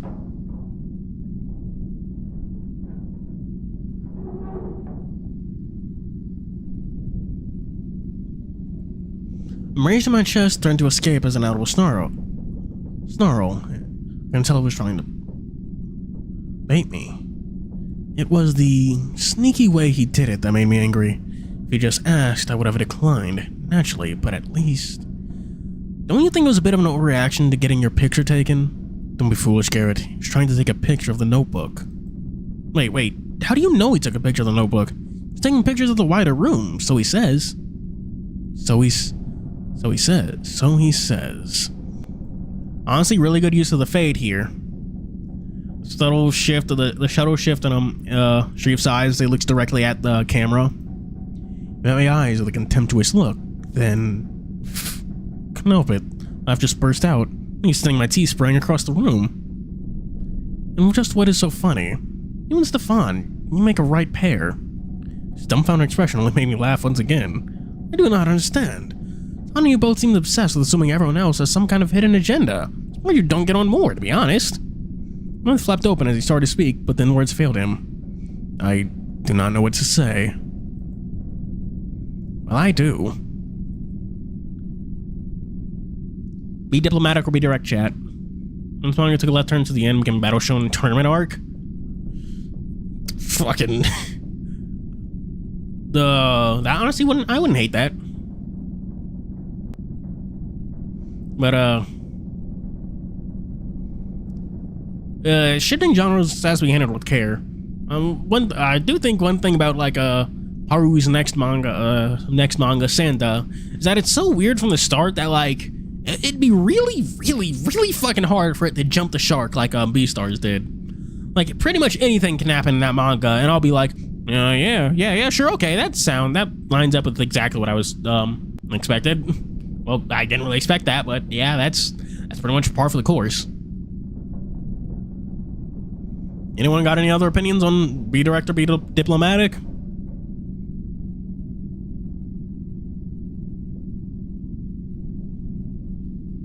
I've honestly been looking for another good I really should get to reading Billy Bat, honestly. I'm gonna do a video on it, but I should fucking get back to work on that Kagurabachi video, though. Didn't get to make much work on it because of, honestly... Okay, chat. This week's comment video is going to be a little shorter than usual, simply because I just really need to get back to work on the Kagurabachi video.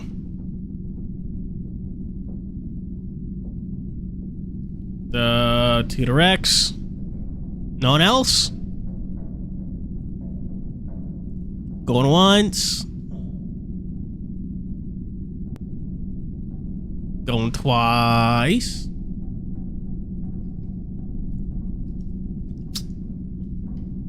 Going 3 times. And sold to be direct. Look, I get you're angry. If I thought someone was intruding on my personal stuff, I would be too. But you were out of order. Your paranoia about your notebook is a Stefan like a flame to a moth. You have no idea the kinds of unfathomable guess. You mentioned some alt history trash by noted charlatan Rupert Gadala. Doesn't matter. What matters is he's convinced by your story about finding this chart note whatever from Hagen. I'll be honest, neither am I. Fail to see what I know others feel the same way, even if they aren't quite as obvious about it. What I'm saying is that it's obvious Stefan of all people would be curious about your notebook. That does not give him the right to snoop, and I do not care if you are convinced or not. You are here by your own volition. But you don't know if enough. When he stood, slinging his cup on the table, that jolt of fear again as he towered over me. I'll not be lectured or talked down to. Please leave, and tell Stefan to keep out of my way from now on. That goes for the hick jarhead, too. Oh, fuck. Great going, Garrett. Uh-oh. That was not the... Be diplomatic. Look, I won't pretend to understand what your book means to you, but damn, man, you scared the shit out of Stefan. Poor guy's like, made sort of all this gesture at Shuri's body. Half your size, maybe a quarter your weight. I'm not surprised the lad nearly shat himself. Lad, cannot be much younger than you, you know. You get what I mean.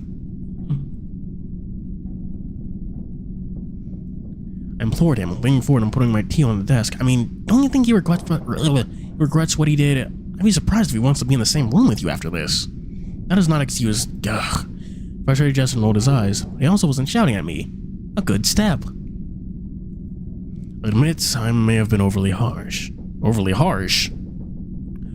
I kept my tone light, raising an eyebrow and offering a small smile. I wanted him to acknowledge his behavior, but I didn't want to come across as lecturing. Seemed like the guy who preferred to give the lectures, not take them from reedy little twigs like me. Oh, fine, yes, I admit it. That had nothing in particular, avoiding eye contact, folding his arms. Someone who seemed like a posh know-it-all. He looked for all the world like a child who was in a huff.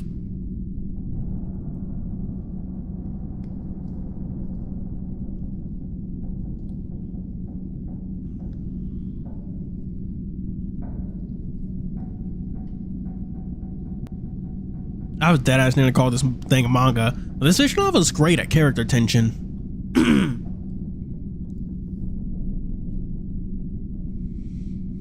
Yeah. Honestly, yeah, I'll definitely praise it for that. Not mean to scare him. I just wanted him to admit what he did. Trailed off, his anger shifting slowly to something I didn't think I'd ever see on his face. Seemed to tailor-made to wear smugness. Shame. Okay, this is just a small note. Out of that should have been a colon. Small thing. But is he okay? His voice was small, quiet, and he finally met my eyes again. Yeah, I think so. The others are calming him down.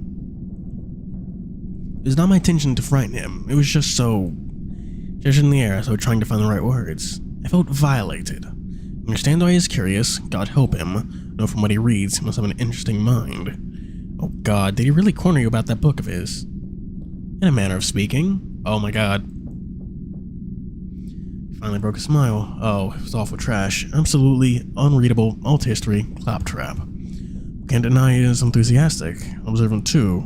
Perhaps if he was less, how to put it, like a wind-up toy that never winds down. Gave me a blank look for a moment and burst out laughing. He is indeed. Rather much. Listen, I enjoyed our chat, but... He ashamed again and gestured to the door. Would you be able to tell him I apologize? Do myself, of course, but I feel that right now. Of course, I get it. I'll let him know. Thank you. Both stood, and after an awkward pause, he extended a hand. I'm pleased you had the nerve to come speak to me. I don't Rufus would have been so mature. Maybe. And then I accepted his hand. Turned and made my way to the door, not caring at all about the wagging tail following me. Okay, good old days was right. Diplomacy was the win there. Music! Cool. Good to know I didn't accidentally fuck up and turn it off.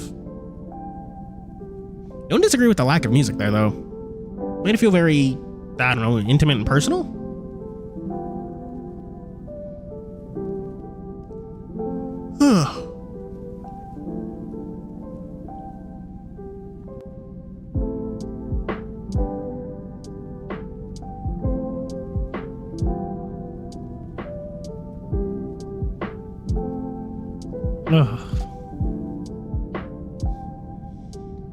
Jeez.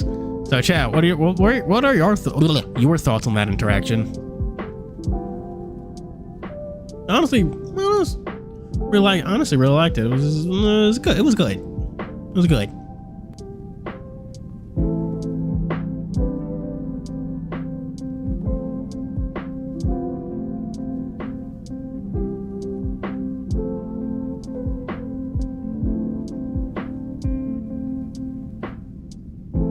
Yeah, I did. We got a little sidetracked talking about Beastars, but Beastars is good.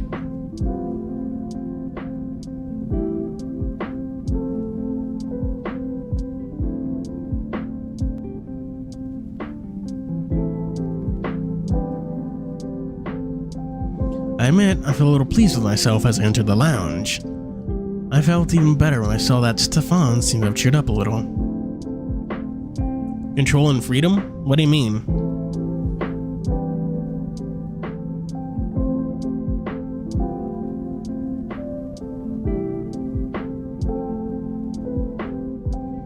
The others were around him. Rufus standing with his back to me, arms folded as a booming voice carried over the room. The rest of them laughed at whatever he was saying.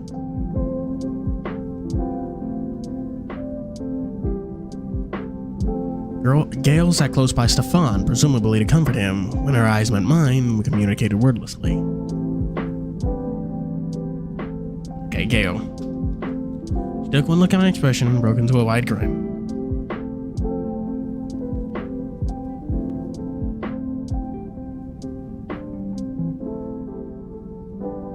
Oh, there you are. How'd it go with the good professor?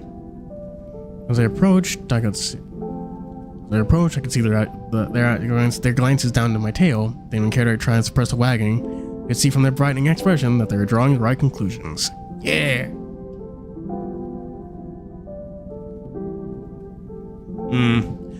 That is definitely not me.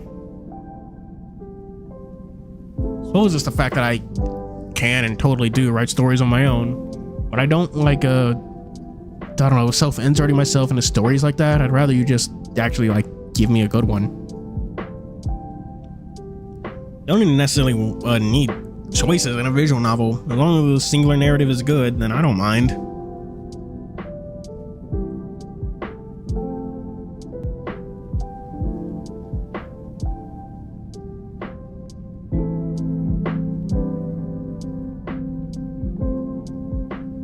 He said he was sorry that he overreacted. He wants to apologize to you personally, Stefan. Not right now, obviously, but not hastily, as I saw a flicker of panic on his face. You understand things are raw right now. But later on, when everyone has had the chance to process it, you'll come say sorry, okay?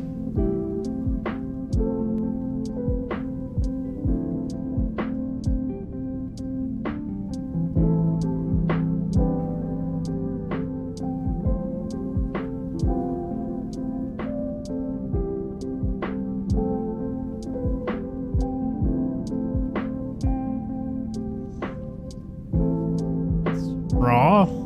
I do mean to play him in Echo, but I haven't ever really gotten to it. Though creating a choice of a visual novel is fucking brutal. Especially choices that matter, because each choice creates a whole new spiral of branching paths and all that, so it's hard to keep it all straight.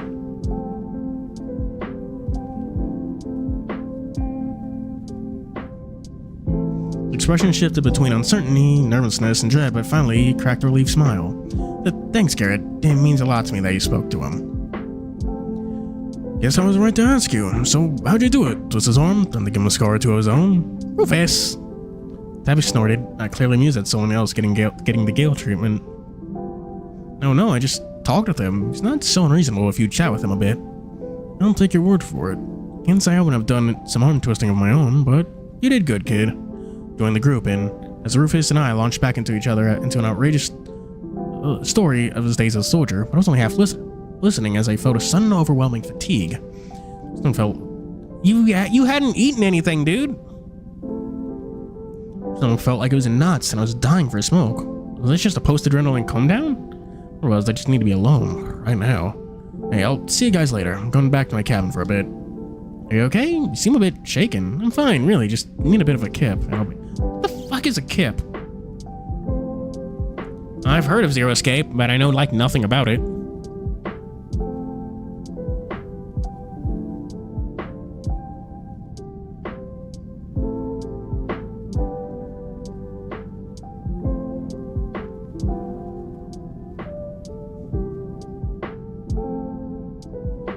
Soft Fantasies. Soft Fantasies does not sound safe for work.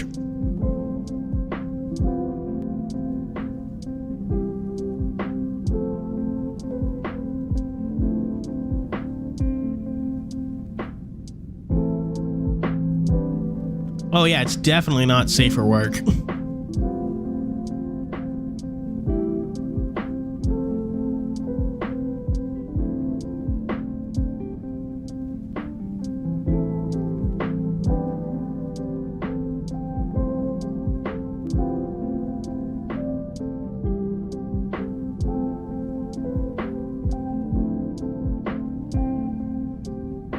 I don't know. From looking at the itch page, they say there are literally options marked with 18 plus. So they could press me further. I moved towards the door as nonchalantly as I could, offering what I hoped was a reassuring smile before departing. Many choices, like Danganronpa, but less cringe. I've known I've mentioned before that I have Danganronpa, but I've literally never even opened the games. I could still have to do the Steam setup if I did. I bought them like a year ago too.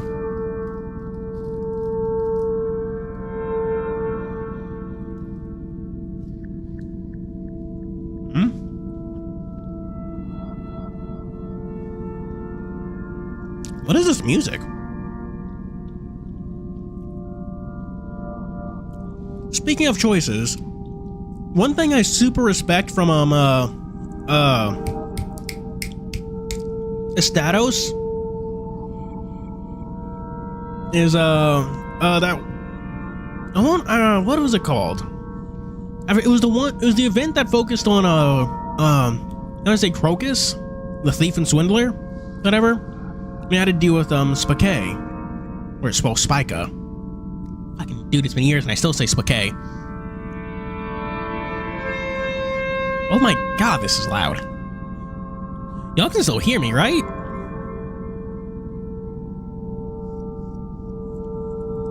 What was it?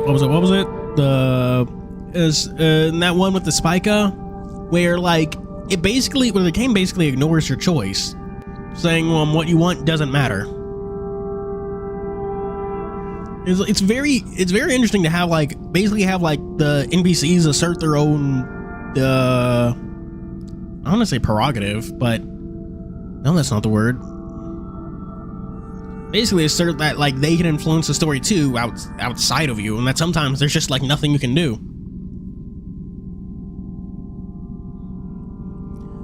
Almost as soon as I locked the door behind me, I felt like my chest was going. Are you okay? Grabbed my smoke to calm my nerves, but I couldn't smoke indoors. Didn't really feel like being around people right now.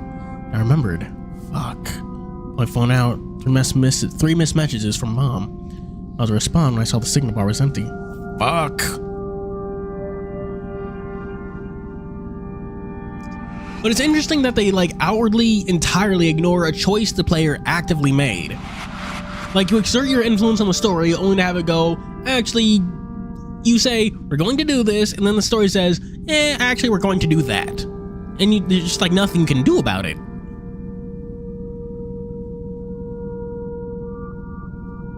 It's interesting to have other characters assert their willingness power within the story as characters that can't take action, and also calls into question all your future decisions because because it really makes them less predictable. Fuck, will they even listen to me?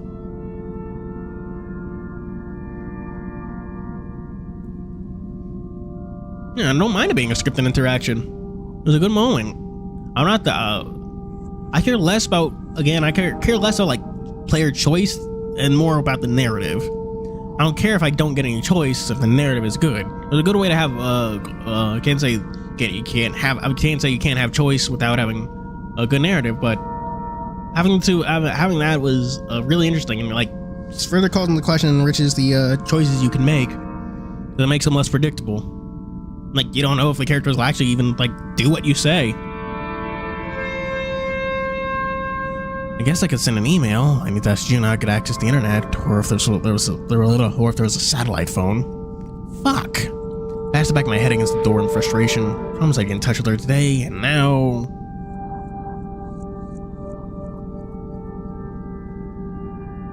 I swiped open my messages. Okay, Pat. Looking forward to it. Sweet dreams. Response to my last message. Stomach dropped as I continued. Morning, Pat. Sleep well? Can you talk?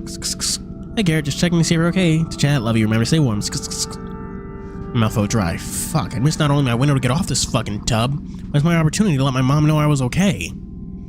Shit, what if that was my last message? What if the ship sank? She continued sending more and more, never knowing for sure. Fuck! Just felt like a colder, more molten lead. Not just anger at myself, frustration at the whole situation, but guilt. Stop it. Close my eyes, hanging my head against the door and focus on my breathing. It will pass. In, count to 3, hold, count to 4, out, count to 5. That's on the practice, repeating it in my head like a mantra, weathering the adrenaline storm coursing through me. For minutes, I'm not sure exactly how long, I just focused on breathing, then silence the internal screaming, the thoughts thrashing around, seeking whatever it could to torment me. But gradually, agonizingly slowly, it quieted? Quietened? Eh. Never fully, of course. It was always there.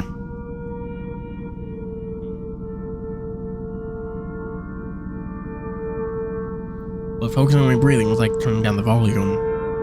Slowly, I reopened my eyes. It'll be fine. I'll contact Mom later. I just need to speak to June. Make a plan. Just stop catastrophizing. It's easier said than done. Hands automatically reaching into my pocket and pulling out the cigarette pack in the lighter. Bathroom, I could go for a smoke there. I don't care if I set the alarm right now, I need my fix. Pushing myself upright, a quick walk to the bathroom.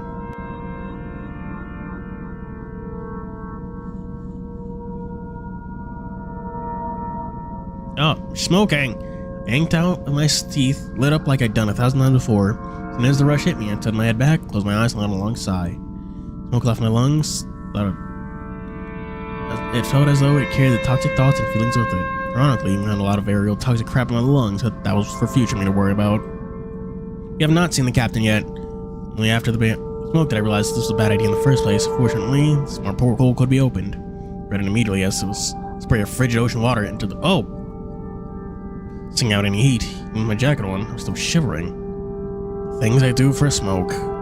I chuckled to myself, then I got a glimpse of myself in the mirror, leaning against the wall, drawing again from my smoke. It told me to stop this. It told me all about emphysema, lung cancer, blah blah blah.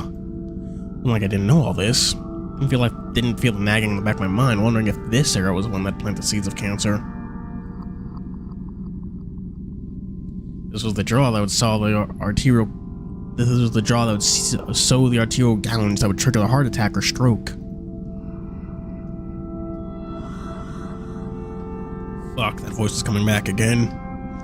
I hated that voice more than anything. More than my thunderclaps, more than my smoking habit, more than watching my mom deteriorate. When I was feeling good, and nothing seemed to be going wrong, or at least not as bad as it could be, I would rise up from my subconscious and blather about everything and anything. What ifs, what abouts, could'ves, should'ves. And I observed myself smoking, and as I observed myself smoking, that voice began conjuring a mental image of myself on oxygen, unable to even climb the stairs without getting out of breath. Fuck it. Stuffed that out in the sink and tossed the bladder out the porthole. I had to keep it open slightly while closing the bathroom door. I smoked the ventilate outside and onto my bedroom where it might actually trigger the smoke alarm. Assuming those fucking things worked. While I was here, I dropped some Dilico into my eyes just in case. They had been surprisingly free of pain, but I wasn't willing to chance it. With what little buzz I could get from my smoke fading, I staggered to the bed and flipped onto it. Halfway through my first day, and I was already falling apart.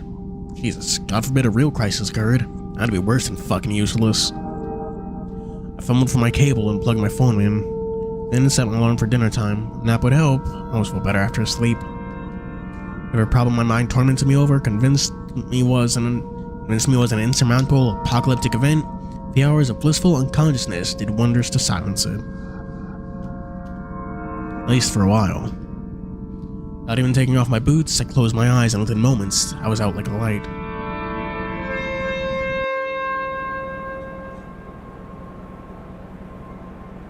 I was lucky to have a dreamless sleep. Couldn't say I felt amazing. Napping usually made me feel a bit more tired than I originally had been for a short while. At least the storm in my head was over.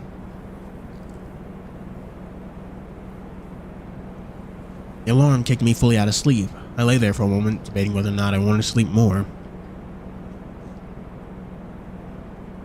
Alright. Garrett has only had breakfast today, right? There was that breakfast scene with like the fucking eggs, the creamy scrambled eggs. Then there was like lunch, which got interrupted by the fight. So I realized I'm not actually eating lunch. Yep. Well, that drama had wiped it from my mind. The cigarette had suppressed my appetite just for my nap. Dragging myself off bed, I debated whether getting a shower before deciding against.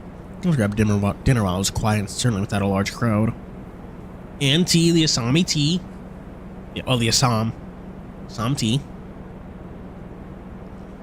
Slipping my phone in my pocket next to my smokes, I stretched out, rubbed my eyes, moved like a zombie toward the door. When I arrived at the lounge, only June, Donna, Tabby, and Gail were present.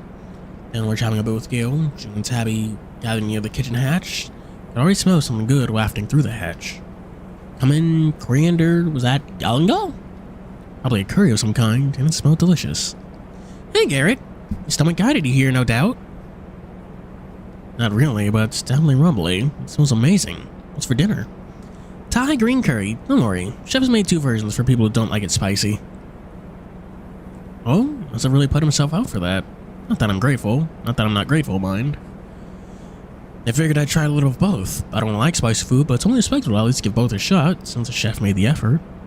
Thai, the Tasmanian tiger.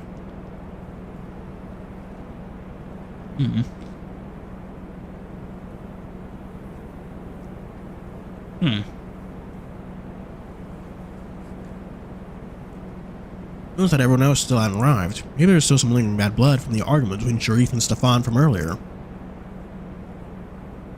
Yep, they haven't seen the chef either. Too hungry to bother waiting, scooped some of the both of curries onto a mound of rice and sat at the bar, greedily devouring it. Spicy version was indeed too spicy for me. Why? It tasted good, from what I could detect with the burning sensation. Milder version was perfect. Nevertheless, I was too hungry to care. Cleaned my plate before sitting back and sighing, stated, "You were hungry, giving Stefan a run for his money. Not that bad." She chuckled and was about to speak when... Eek! What the hell? Tama reached into my pocket for my phone, fumbling with it until I could wake it up. Don and Gil had the same idea, and soon the 3 of us were using phone torches. British, well, not British, Scottish. June pulled a smaller torch from her pocket. "Tabby, it's okay. You're safe." That was when I remembered Tabby's nyctophobia. Without thinking, I turned my light on her. Clutching herself, legs curled together and hunched over, eyes wide, breathing harsh and quick. "Garrett, you're blinding her!" "Fuck, sorry."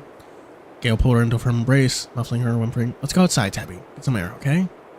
Not waiting for a response, she hustled her sister out the door. Dana helped them with her own light, pushing the door open to usher them through. Grateful smile, the sister disappeared out into the deck. What happened? Power cut? Again? Attempt to disguise my frustration. And no, I'll go speak to the captain. Just wait here, okay? Not waiting for an answer, she hurried off, leaving me and Dana alone. 2 power cuts in 2 days. Yeah. Though she still had her usual haughty look, I could see from the curling slight puffiness in her tail that she was agitated. From my ears, listening for any sounds. I could hear Gail or Tabby out on deck. In fact, other than our breathing, light sound of the wind in the sea, it was silent. Wait, silent? Can you hear the engine? She froze, staring up at the ceiling. Ears perked as she, like me, strained to hear. No, engines are off. We exchanged weird looks. Lights going off was one thing, but the engines too? That was really not good. Not interrupted by the sound of heavy, aggressive thumping coming from upstairs. Coming up the stairs from the cabins. Watched as the doors leading to the cabin stairwell corridor and... What's going on? Why is the power out? Don't ask us. June just went to the bridge to speak to the captain, though... I'm tempted to go there myself and give him a piece of my mind.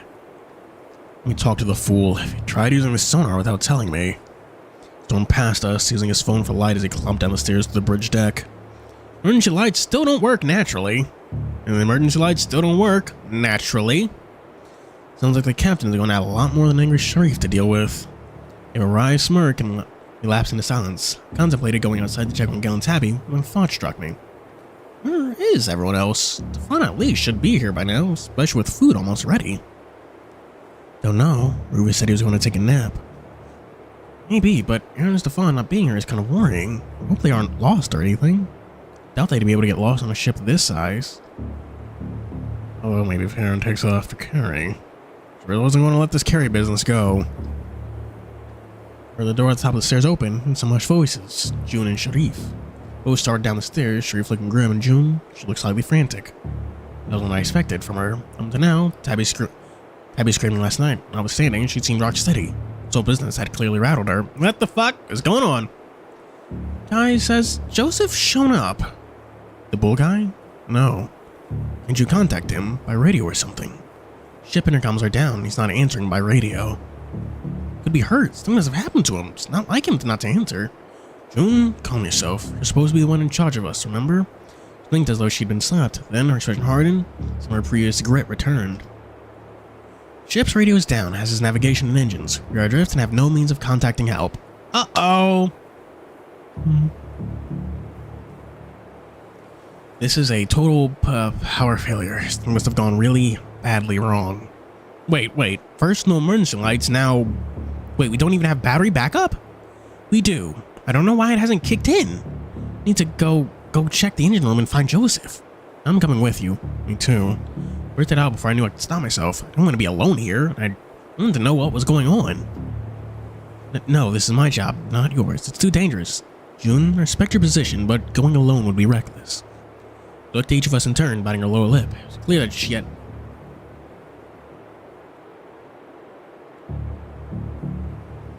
Chad, is everything okay on your end? Because YouTube's yelling at me now.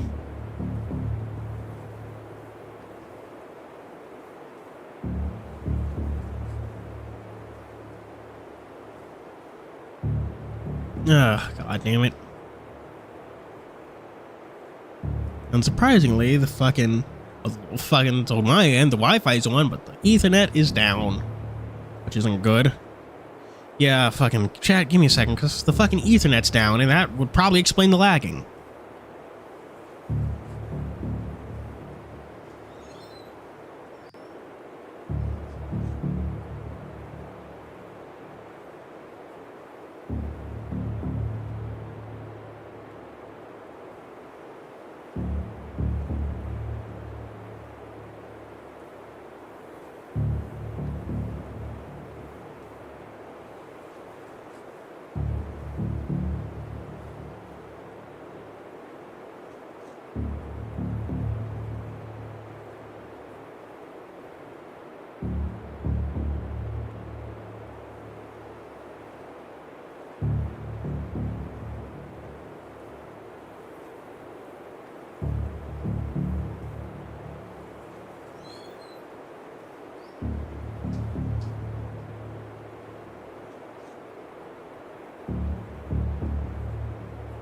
Alright, we're back. It should be better now. She looked to each of us in turn, biting her lower lip. It was clear she was grateful, but to be offered company, even if her professional pride was less than thankful. Come on, what's the harm? Besides, as long as we sit here dawdling, the greater danger, right? Alright, but you do as I say. Are we clear? We both nodded. I will come too. The second power cut in 2 days, and I am very much eager to meet this Joseph. They just gave a collective shudder at the thought of Sharif and Joseph having a shouting match, but no one objected. June pulled some torches from under the bar and handed each of us one. Here, save your phone batteries. Moving down the stairs towards the cabin, it was dimly illuminated by a window allowing moonlight in. Then I just realized how cramped the passages were.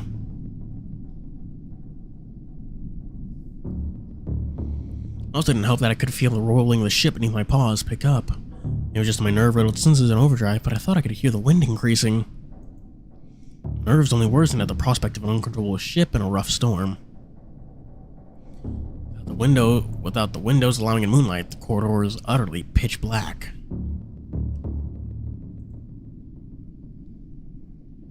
Switched on my torch, giving us a view of the not-so-cozy interior. Hello?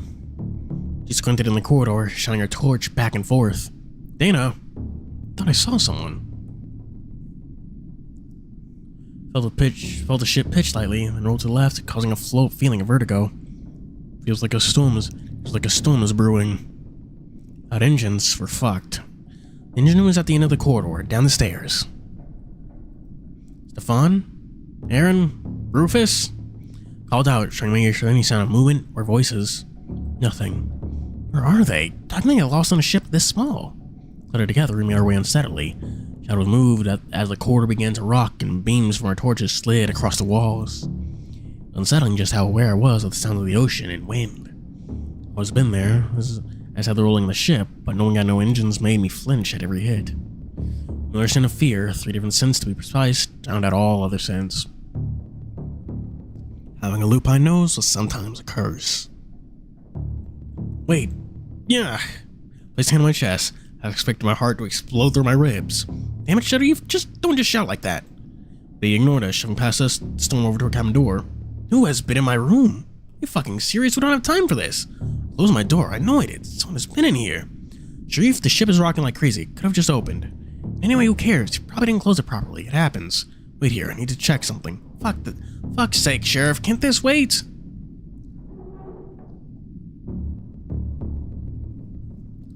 Without dignifying response, he shoved the door open and climbed inside. Should we wait? Fuck him. We don't have time. You said yourself. Don't have communications either, right? Yeah. Not only are we out of control, if something does happen, we have no way of sending a distress call. Sharif, we don't have time. Hurry up. From his cabin, I could hear rustling of paper like we were leaving through a book.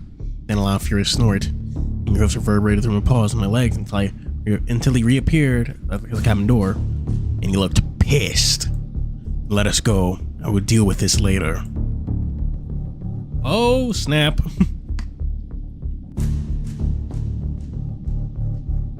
Shoved something into his jacket pocket before turning without another word and marching off down the corridor. Well, let's go. Even she sounded baffled, but we knew we couldn't stand around. We followed the clearly seething horse. Second set of stairs led down to the inky black lowest deck. Down here, the increasing rolling of the ship was even more apparent. Even with the torchlight, darkness was oppressive. Think matters worse, it was freezing down here. Earth fogged in front of me and my nose nipped at the biting cold. He must be down too. Hear the shivering in her voice. Already the cold was going through to me. Don't drown with freeze. Garrett! Enough. June, where's the engine room? Just down there.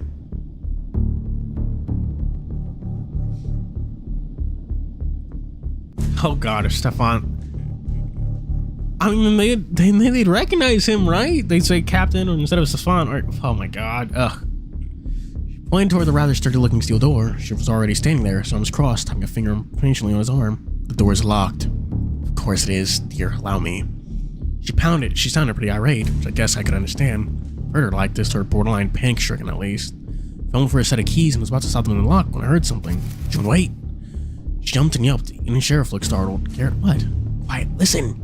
Sounds fell over us to when clearly was clearly pretty wild now. Even down here in the bow of the ship, I could hear it. Clear at this time, a harsh snapping noise, then nugger, irregular, unpredictable. Don't touch anything metallic. June, let me unlock it. What? Why? I have fingerless gloves. You have fingerless gloves. Listen, I can hear something sparking in there. The walls or floor could be live. Don't touch anything, okay? When used to taking command like this, if something was really shorting, any conductive surface could be deadly. He entered the lock and I turned it. Hearing it click open, I turned the wheel and pushed, revealing the engine room. When the door opened, the sound of electrical sparking became harsh enough to make me flinch. Each spark briefly illuminated the back of the room, casting an eerie shadow. Oh my god, Joseph! Joseph, are you there?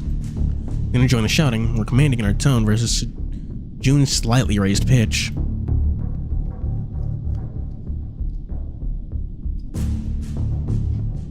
But there was no response. Joseph? Joseph! June, calm yourself. It's no time to panic. What if he got electrocuted? What if he's hurt? June, I get that you're worried, but you cannot fuck around him here, understood? Placing a hand on her shoulder, trying my best to be reassuring, while also pressing upon her the imminent danger. Sounds like the power is still coming from somewhere. That shorting is anything to go by. June, do you know if the ship has a backup generator or batteries? Yeah, there's backup. In fact, I think I can hear it. The hearing will be a little phrased by the constant loud electrical burst, but as I strained to hear, I heard a soft little rumble on the other side of the room. Okay, before we do anything, I need to turn it off. Can you take me there? Do you think you can fix it, Garrett? No idea, but I need to turn off that backup power if I can get near it. Meantime, could you two, Sheriff and Dana, look for the breakers? It should be a big cabinet with a series of switches, kind of like what you find in your house, just bigger. They exchanged dubious looks, but thankfully didn't argue. No, before you go, I assure you, I have no intention of touching anything, Garrett. In order to that, I can follow June toward the side room, dangerously close to the sparking equipment, which now I can see seemed to be a control panel near the main generator. An awful feeling in the pit of my stomach that whatever was damaged was not going to be repairable. At least not without Joseph. Wherever he was. Backup was a dinky-looking piece of crap, rattling and vibrating. The engine room itself was dark, and I didn't know enough about the ship engines to really judge their condition. Sparking control panel notwithstanding. This thing looked like it was moments away from rattling itself to pieces. So I reached for the power switch, half expecting an arc to zap my fingers before pulling the switch down. Immediately, the backup general stopped with it, and with it, the sparking. In the absence of the constant electrical popping, the ring in my ears began to fade. Okay, now what? Now, I need to go take a look at the damage. Listen, I need to go look for Joseph. He could be hurt or showed off, and honestly, she wasn't going to be much use to me now that it was clear her mind was focused on him. Okay, where are we going to look? Just so we can know where to find you once we're done. I'm going to search the machine shop just opposite the door we entered through. If he's not there, then the crew cabins are the only place I can think of he could be. So the vertigo came over me as I felt the ship roll beneath my paws, and grab a conduit to stop myself from toppling over. Okay, fair enough. I need to get to work. Be careful, okay? Come back here if you find him. Okay, good luck. She gave me a weak smile and left through the door. Into the engine room again. Dana was waiting for me. Found something. She had it in a metal toolbox. Outstanding. Just what I need. Anything else? Not a cabinet like what you described, but I can be sure if it because it was near the sparking thing. I'll show you. Is that thing going to start sparking again? No, the power is off. I mean, completely this time. Showing the torch around, noticing the horse is nowhere to be seen. Where's Sharif? I don't know. He's near the back corner of the room last I checked. Sharif? Called out, pinging around the machinery. So I noticed, I couldn't see the light of his torch. The engine was spacious enough, but not enough to play hide and seek. Sharif? Stop screwing around! Silence. Can you fucking believe this? Alright, look, show me this cabinet and I can make a start on it. Then you can go and look for him, okay? I saw her tail thrash a little and her lip twitch. I was getting the impression she didn't like being told what to do. Fortunately, she relented, turning and leading me towards the panels that had previously been showering sparks everywhere. This one here. She shone her light on a tall cabinet with an upper panel and large switches and a red button under a protective flap. Is this what you need? Scanning with my torch, I squint at the labels and warnings. Pulled down here near the red button was marked Charge. The labels above the switches had a bewildering series of names consisting of names like C2, Whips. Finally found one I could understand. Rudder control. This is it. So, what do you think? Fixable? Can't say yet. You can take a closer look. Why don't you look for Sharif? Yeah. I wanted to ask you about something first. Sudden tone shift gave me pause. About what? Yes. God, even now of all time she can resist being an asshole. Sharif? You think he's on the level? And her eyes trying to figure out. She put nothing away, watching me with her laser-like gaze. I don't know. She didn't react, but she did glance around, suddenly concerned for any potential eavesdroppers. I heard what happened with Stefan. And what did you hear? I was growing frustrated with her vagueness and tilting low roar of the weather was not helping. Took a little taken back by me snapping at her, but I could swear I saw a slight smirk. Stefan was taking pictures of him in his notebook, and he lost his temper. His notebook? Stefan wasn't taking pictures of him or his fucking book. He was taking pictures of he was taking pictures, and Sharif overreacted. How do you know? He nearly decked him. I was there. No, I mean, how do you know he wasn't taking pictures of his notebook? Because he said so? My mouth opened to retort, but as it hit me, I realized I couldn't really answer truthfully. Her face took on an infuriating smug grin. Why witty lie about it. You said the same thing about Sharif to him, didn't you? I overheard you last night. She kept watching me with a piercing look, making me increasingly feel like I was being interrogated. She is a cop. What are you getting at? It's weird you trust him, but not Sharif. You've heard his weird rantings, right? I wouldn't say I trust him. He's harmless. Weird, yeah, but... Again, how do you know? Have something to say? Just fucking say it. I've had it up to here with the cryptic shite.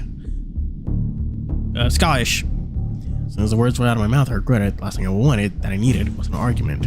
He actually watched me with a curious look, and always me in a way that nearly set me off again. Just don't think Stefan lightly. Someone that delusional isn't reliable. It's a bit harsh. He's clearly trying to cope with his brother's death. We're all trying to cope.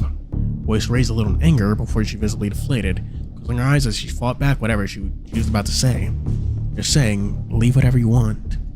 Anything else I wanted to say was interrupted by another lurch of the ship. I took the toolbox from Dana, sat on the floor, and started examining the panel, ignoring her indignant look.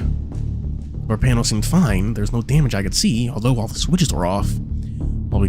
They'd probably tripped when whatever the hell was sparking machine, whatever the hell that sparking machine was, blew up.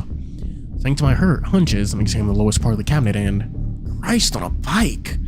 This part of the cabinet held whatever I can only describe as an absolute disgrace of a nest of cables. I only stared for a few moments to try to figure out just how to open and begin examining what was happening down there. Who fucking maintains this? My question, of course, but was Joseph really responsible for this?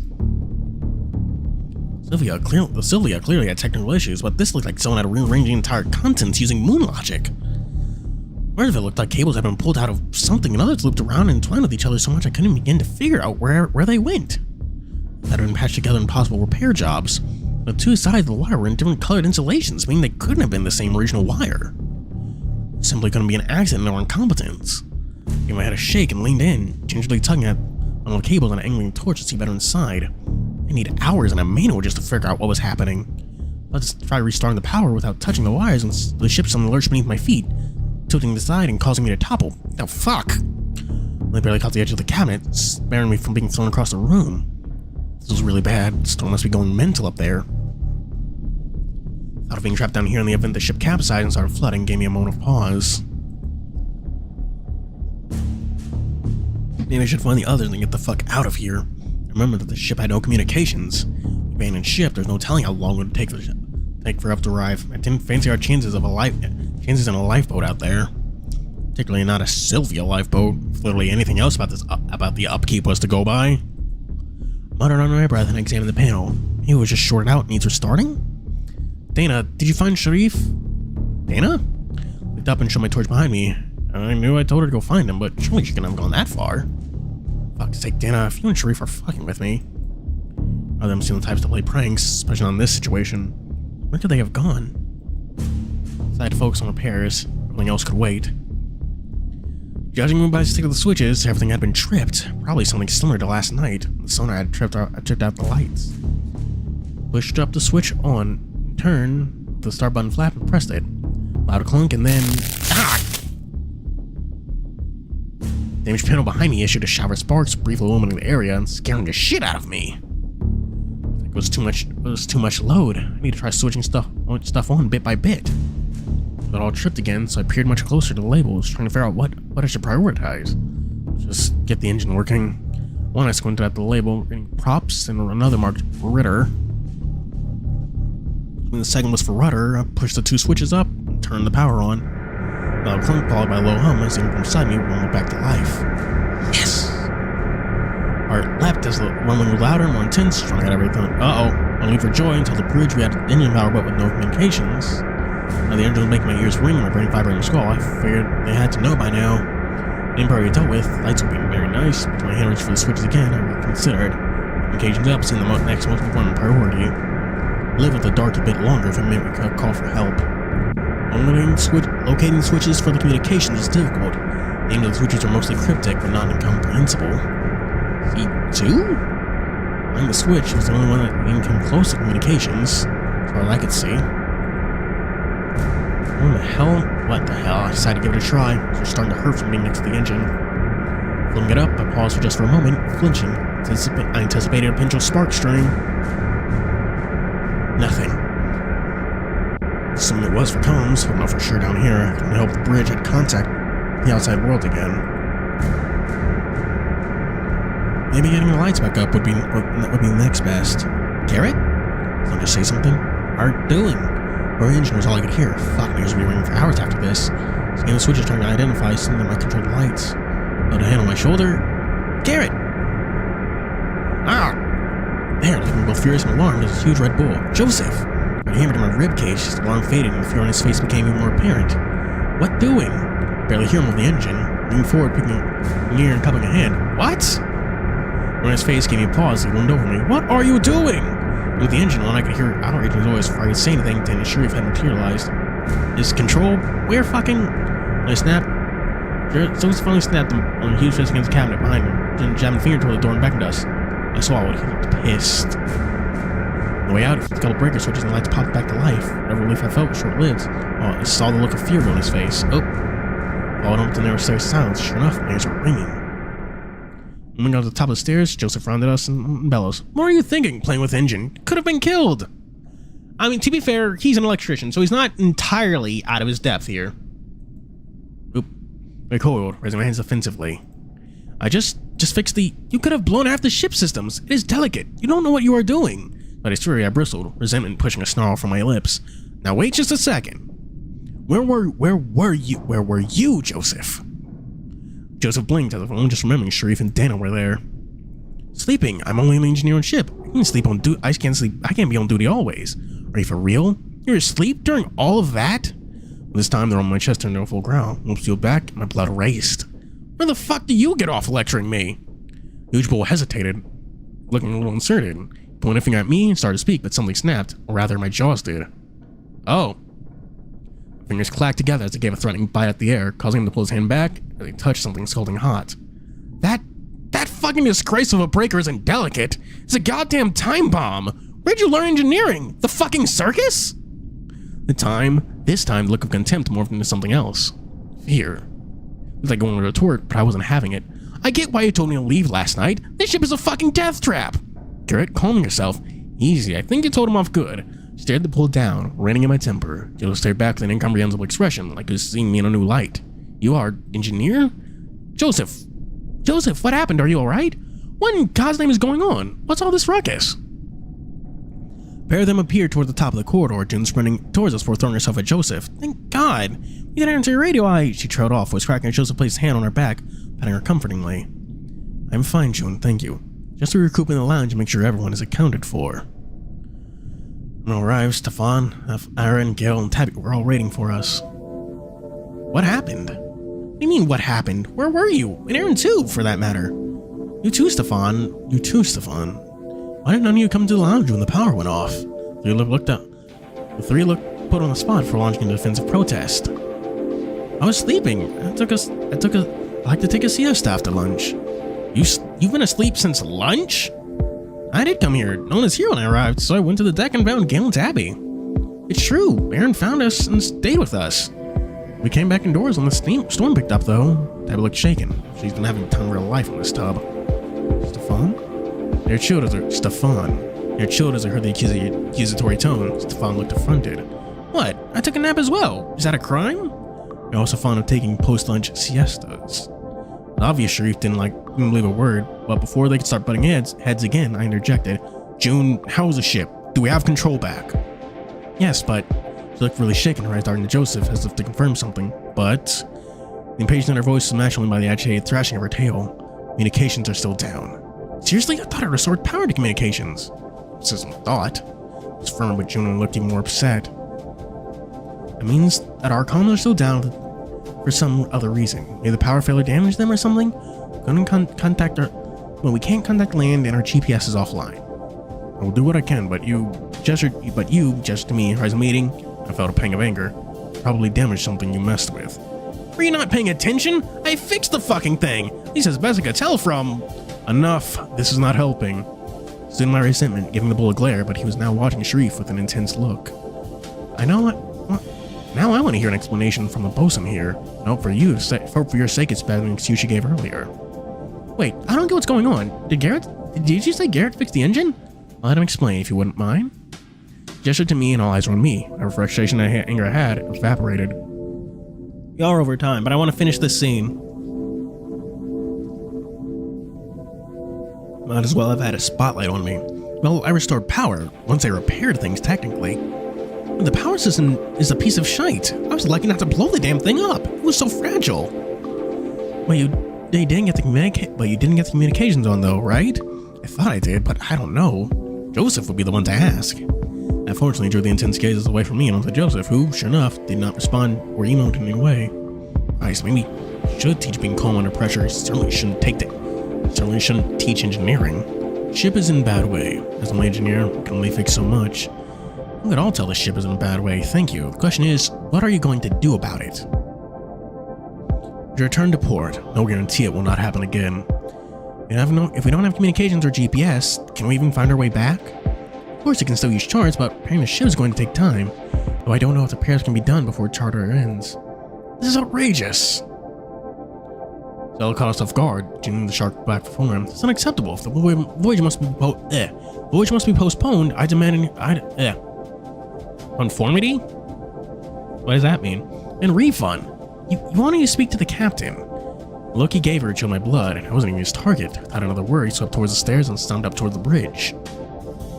I'd offered silent sympathies to the captain, but honestly, I was almost as pissed as Sharif. Joe's silence stood over the room, and I'd hoped by the fact it was now freezing in here. So is the heating going to come on? I don't think I'll make it back to port before I freeze. Noticed Stefan slinging his way towards the stairs. The bridge deck, his eyes didn't meet mine even. Made a sound shh to me. Didn't seem to spot him too. He started sidling as nonchalantly as possible in his direction. Well, fella, going to doing your job? We're going to get the heating back up again? As pissed as Joseph had been before, it felt like it had been reaction to what he thought was a non-engineer schooling at the breakers. More scolding reaction than real danger. This time, though, I do not like your tone. And I don't like your work quality. Uh-oh. Guys, enough! Let's not fight. Doom finally seemed to capture some of that steel I saw yesterday when she told off Aaron and Dana. Their brutes squared off, and Dana strained up to take a step between them, raising her hands. Wait a minute, you two, just calm down. She and June stepped between them, placing Joseph and Dana. Placating Joseph while Dana talked, Rufus down. A tense few moments passed before Joseph gave a loud, continuous snort and stormed off toward the cabin corridor. Arnold was pissed at him, but at the same time, felt like I needed to get his side of the story. His action finding out it was Sparky was very odd to me. His cryptic behavior was far more obvious. He was hiding something.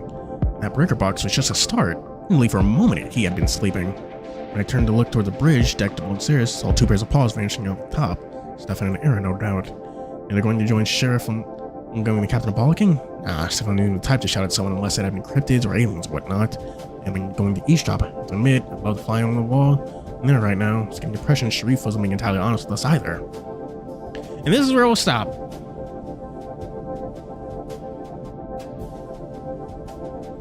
There. Oh, well, I probably should. Stream went over time, but we gotta fucking finish up that scene.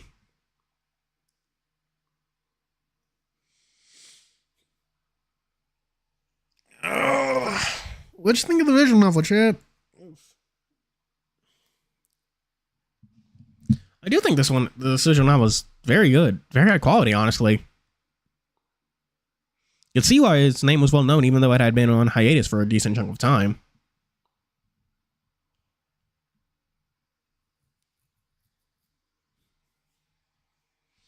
It's got tension in all the right places. Yeah, it's got tension in all the right places. Very character drama. Honestly, man, I'm a huge fan of this character drama stuff. Funny boat game. I don't know what that is. Funny boat game?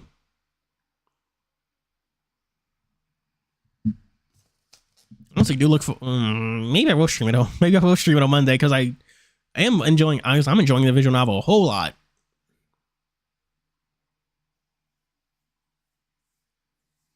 I had another idea for a game we could stream on Monday, but like, this one's good. It real good.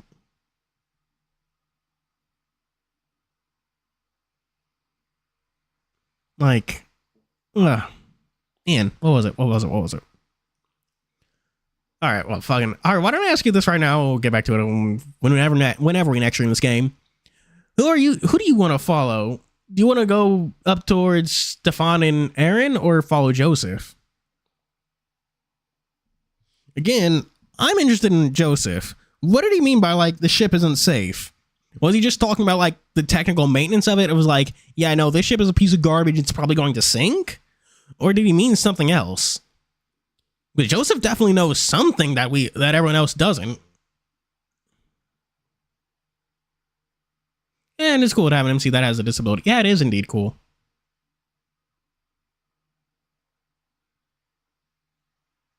Yeah, Stefan, well, following Stefan and Aaron, I imagine Stefan did take the notebook during the blackout. And Sharif's probably going to be pissed about that. That's why Sharif was pissed. Or maybe he didn't take the notebook. Maybe what if they were going to go actually look through Sharif's room right now for the notebook? It's like, Isabella, since Sasuke has, what? That's not true. He has to actually put stuff in his eyes pretty consistently. It hasn't come up in a bad moment so far, but he's honestly been pretty good about keeping his disability to a minimum using the Dilco drops.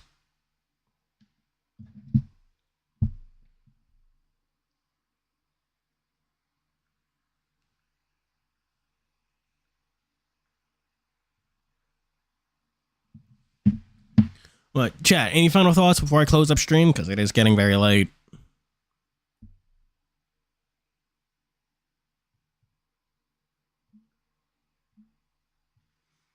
Ugh.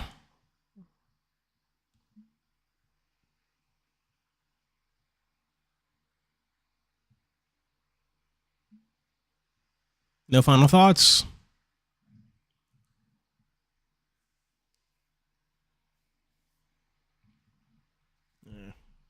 Maybe more voice, I guess? What do you mean more voice? Like, you want me to speak more?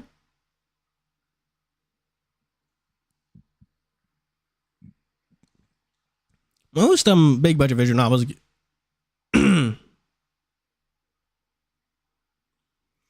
What is MC app? Well, not necessarily a disability, but we do know that he's actually blind in one eye. So yeah, that is a disability. He's blind in one eye and has persistent eye pain.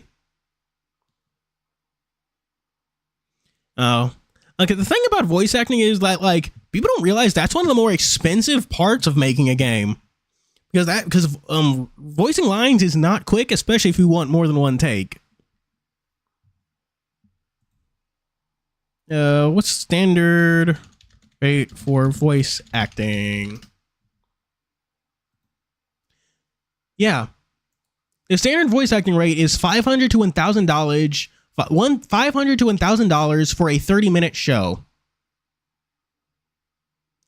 500 700 is counting the DIY, GTV, TLC. So, yeah. Imagine getting a voice actor to read all these lines, not just once, but twice. So, yeah. That's a reason, pretty much none of the visual novels we've read have voice acting, because that shit is a fucking no-go. They can barely afford to run, let alone hire actual voice actors, and even unprofessional voice actors. Anyone taking an industry rate would certainly not work. Well, you don't really have to model. Modeling and stuff can't. Well, depends. What might you mean? To make a VN modeling game engine tweak, because you don't necessarily need to tweak the game engine. Renby is already a perfectly fine engine for a visual novel. And I do know the fucking visual novels aren't. I do program a little, but not in depth. But visual novels on the surface don't seem too complicated to perform. But you would to program in. Granted, depends on what kind of visual novel you're making, but that's a whole other story. It means to make a normal game. Oh. Yeah, model. Well, I mean, the thing about voice acting is that you usually use out-of-house voice actors. Well, not you usually don't have in-house voice actors, so you have to hire outside, and then sometimes depend on deal with the union. It really depends. Yeah, what do you mean, Elder VNs on other channels have voiceover. Like, I'm pretty sure Room and Echo and Fate Stay Night have voiceover. It just has them in a, like, it's not really a thing for, which one calls it? Indies, because it's expensive. Honestly, this might be a hot take, but I prefer visual novels without voicing. If I can, I just turn them off because I just prefer reading. I'll give them a voice. I'll decide their voice myself.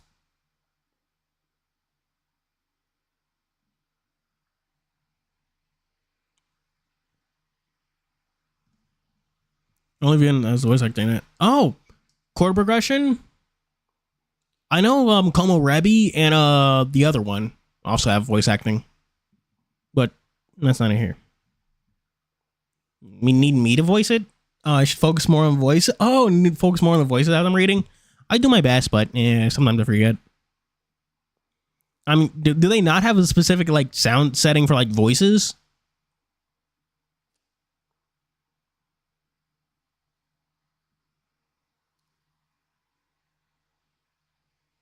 Oh.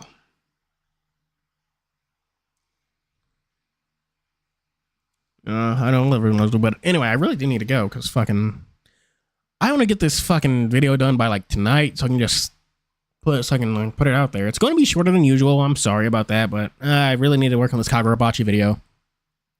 The script for that one isn't even done. So anyway, what is chord progression?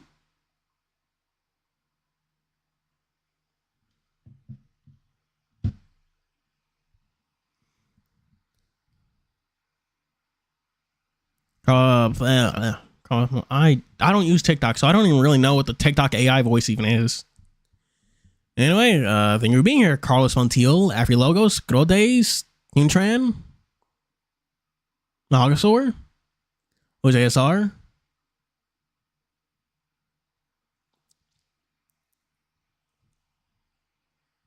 Anyone else?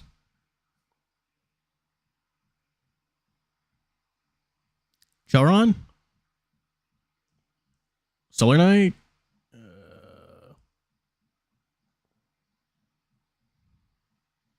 Going once. Going twice.